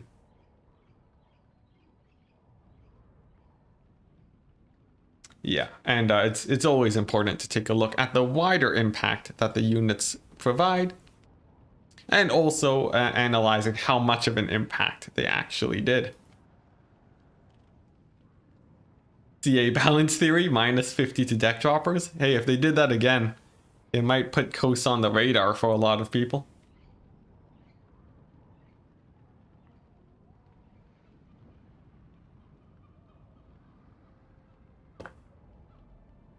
yes, 75% value on what you paid is generally pretty good. Generally quite good, especially with low leadership factions like the Beastmen and the Greenskins. Of course, yeah, well, anyways, I think I've more or less, you know, talked about this subject to death, so let's not keep diving into it and talk about the matchup that we see before us. Ice Power going for what appears to be the Dark Elves against the Greenskins, a matchup that he usually stays away from at all costs. So I'm wondering what he has in store here. The Marathi combo is obviously a lot stronger than before, since Soul Stealer has a much larger hit area. And yeah, I'm really wondering what Ice Power decides to go for. But there we go. Falcon actually opting for High Elves now, and it seems like they were just discussing which matchup to play. This one being quite even, as both factions are quite similar to each other. Although we'll see how the recent Dark Elf changes to AoEs actually affect them, as Dark Elves have more AoEs than the High Elves do. So it could have a pretty big effect, for sure.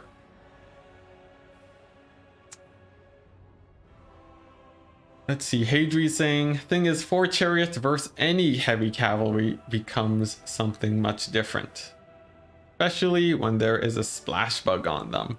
Yes, most predominantly seen with Wargors. For sure, for sure. But, you know, this will all be covered later while we still figure out which rule system we even go with in the future.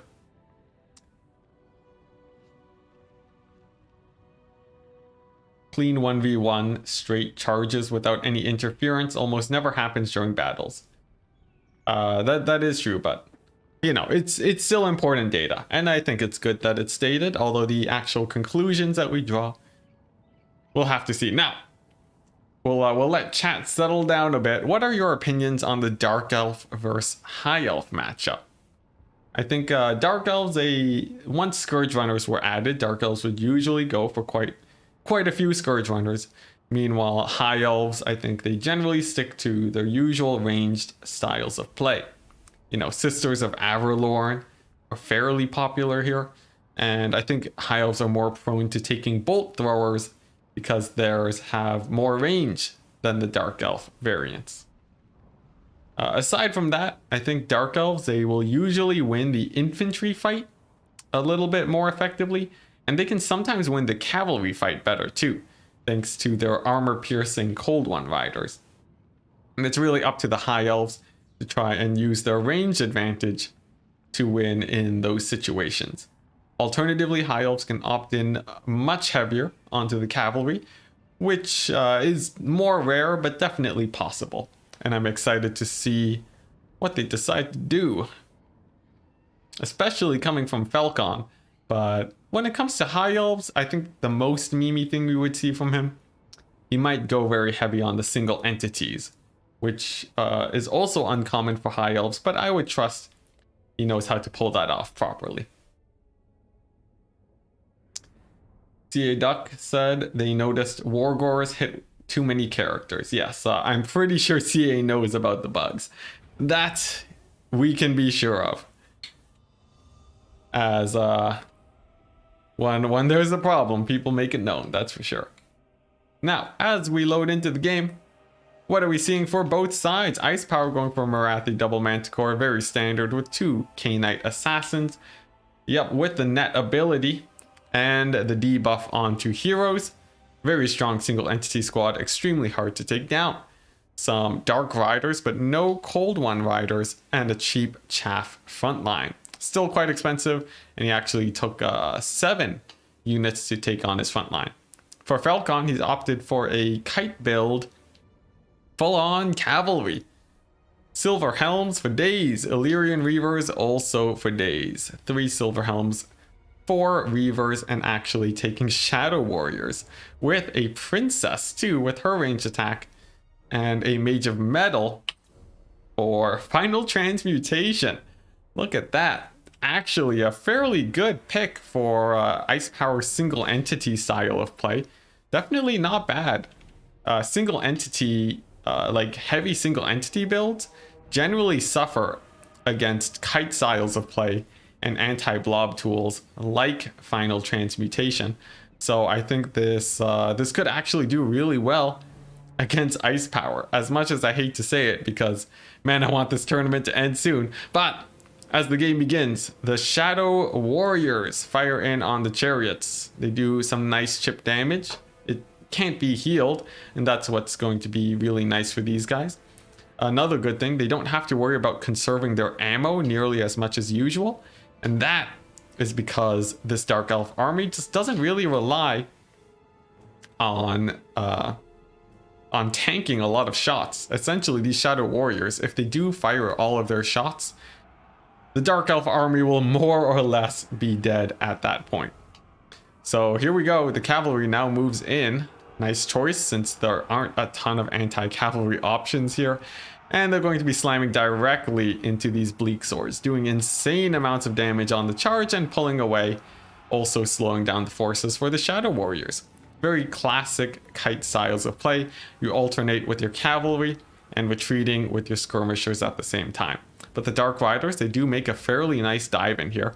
Falcon getting a few of his Shadow Warriors dived in on, but perhaps a little bit of a bait, since his cavalry can easily countercharge in this situation. Ice Powers reacting to that, does pull away, draws in one of the silver helms, and that silver helm has to disengage too. So all in all, just a little bit of a back and forth here with the cavalry, but it does go in the favor of Ice Power. I mean, Falcon, since his skirmishers can retreat.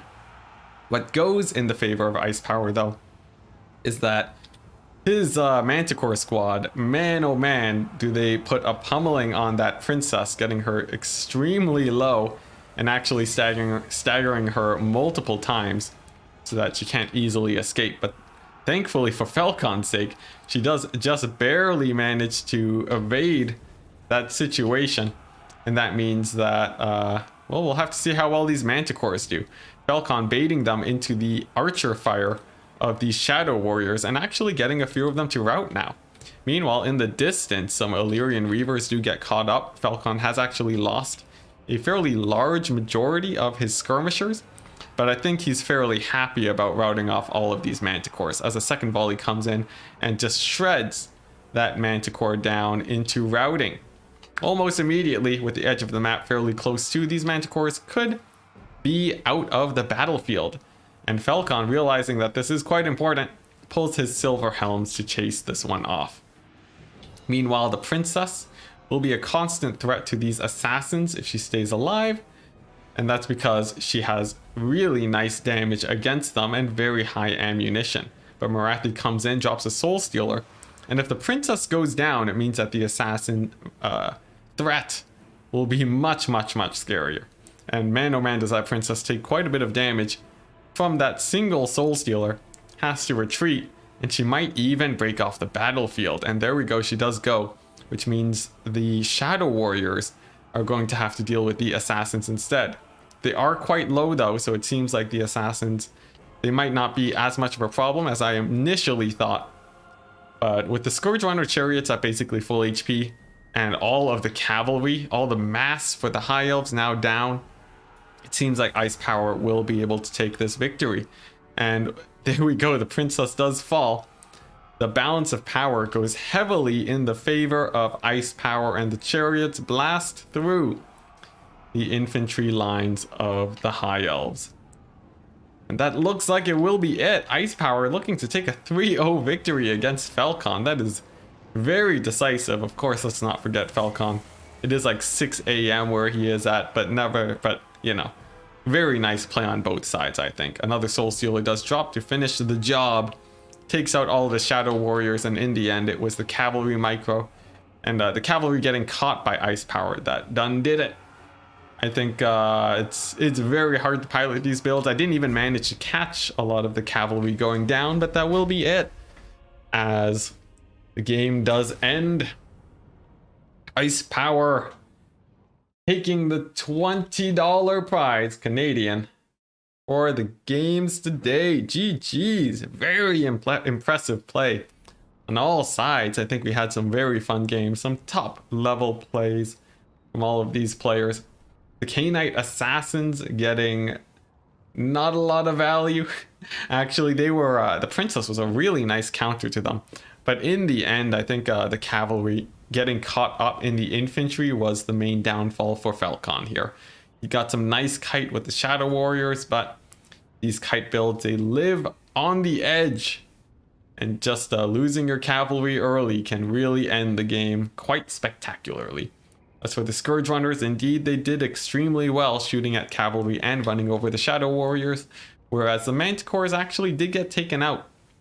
So some really interesting tech pieces and styles of play to shut down the single entities here. And I think that was quite informative. GG. And that will be it for today. Hermund saying a great stream. Love the energy. Thank you very much. I am exhausted now, so I will be taking a nice long break. And I hope you guys have a wonderful day, a wonderful week too, and perhaps I may host another one of these tournaments later in the week. For now though, you guys have some training games to look forward to that I played against Razel. And with all that out of the way, we simply wait for the stream to catch up and I shall close it out. 2, 3.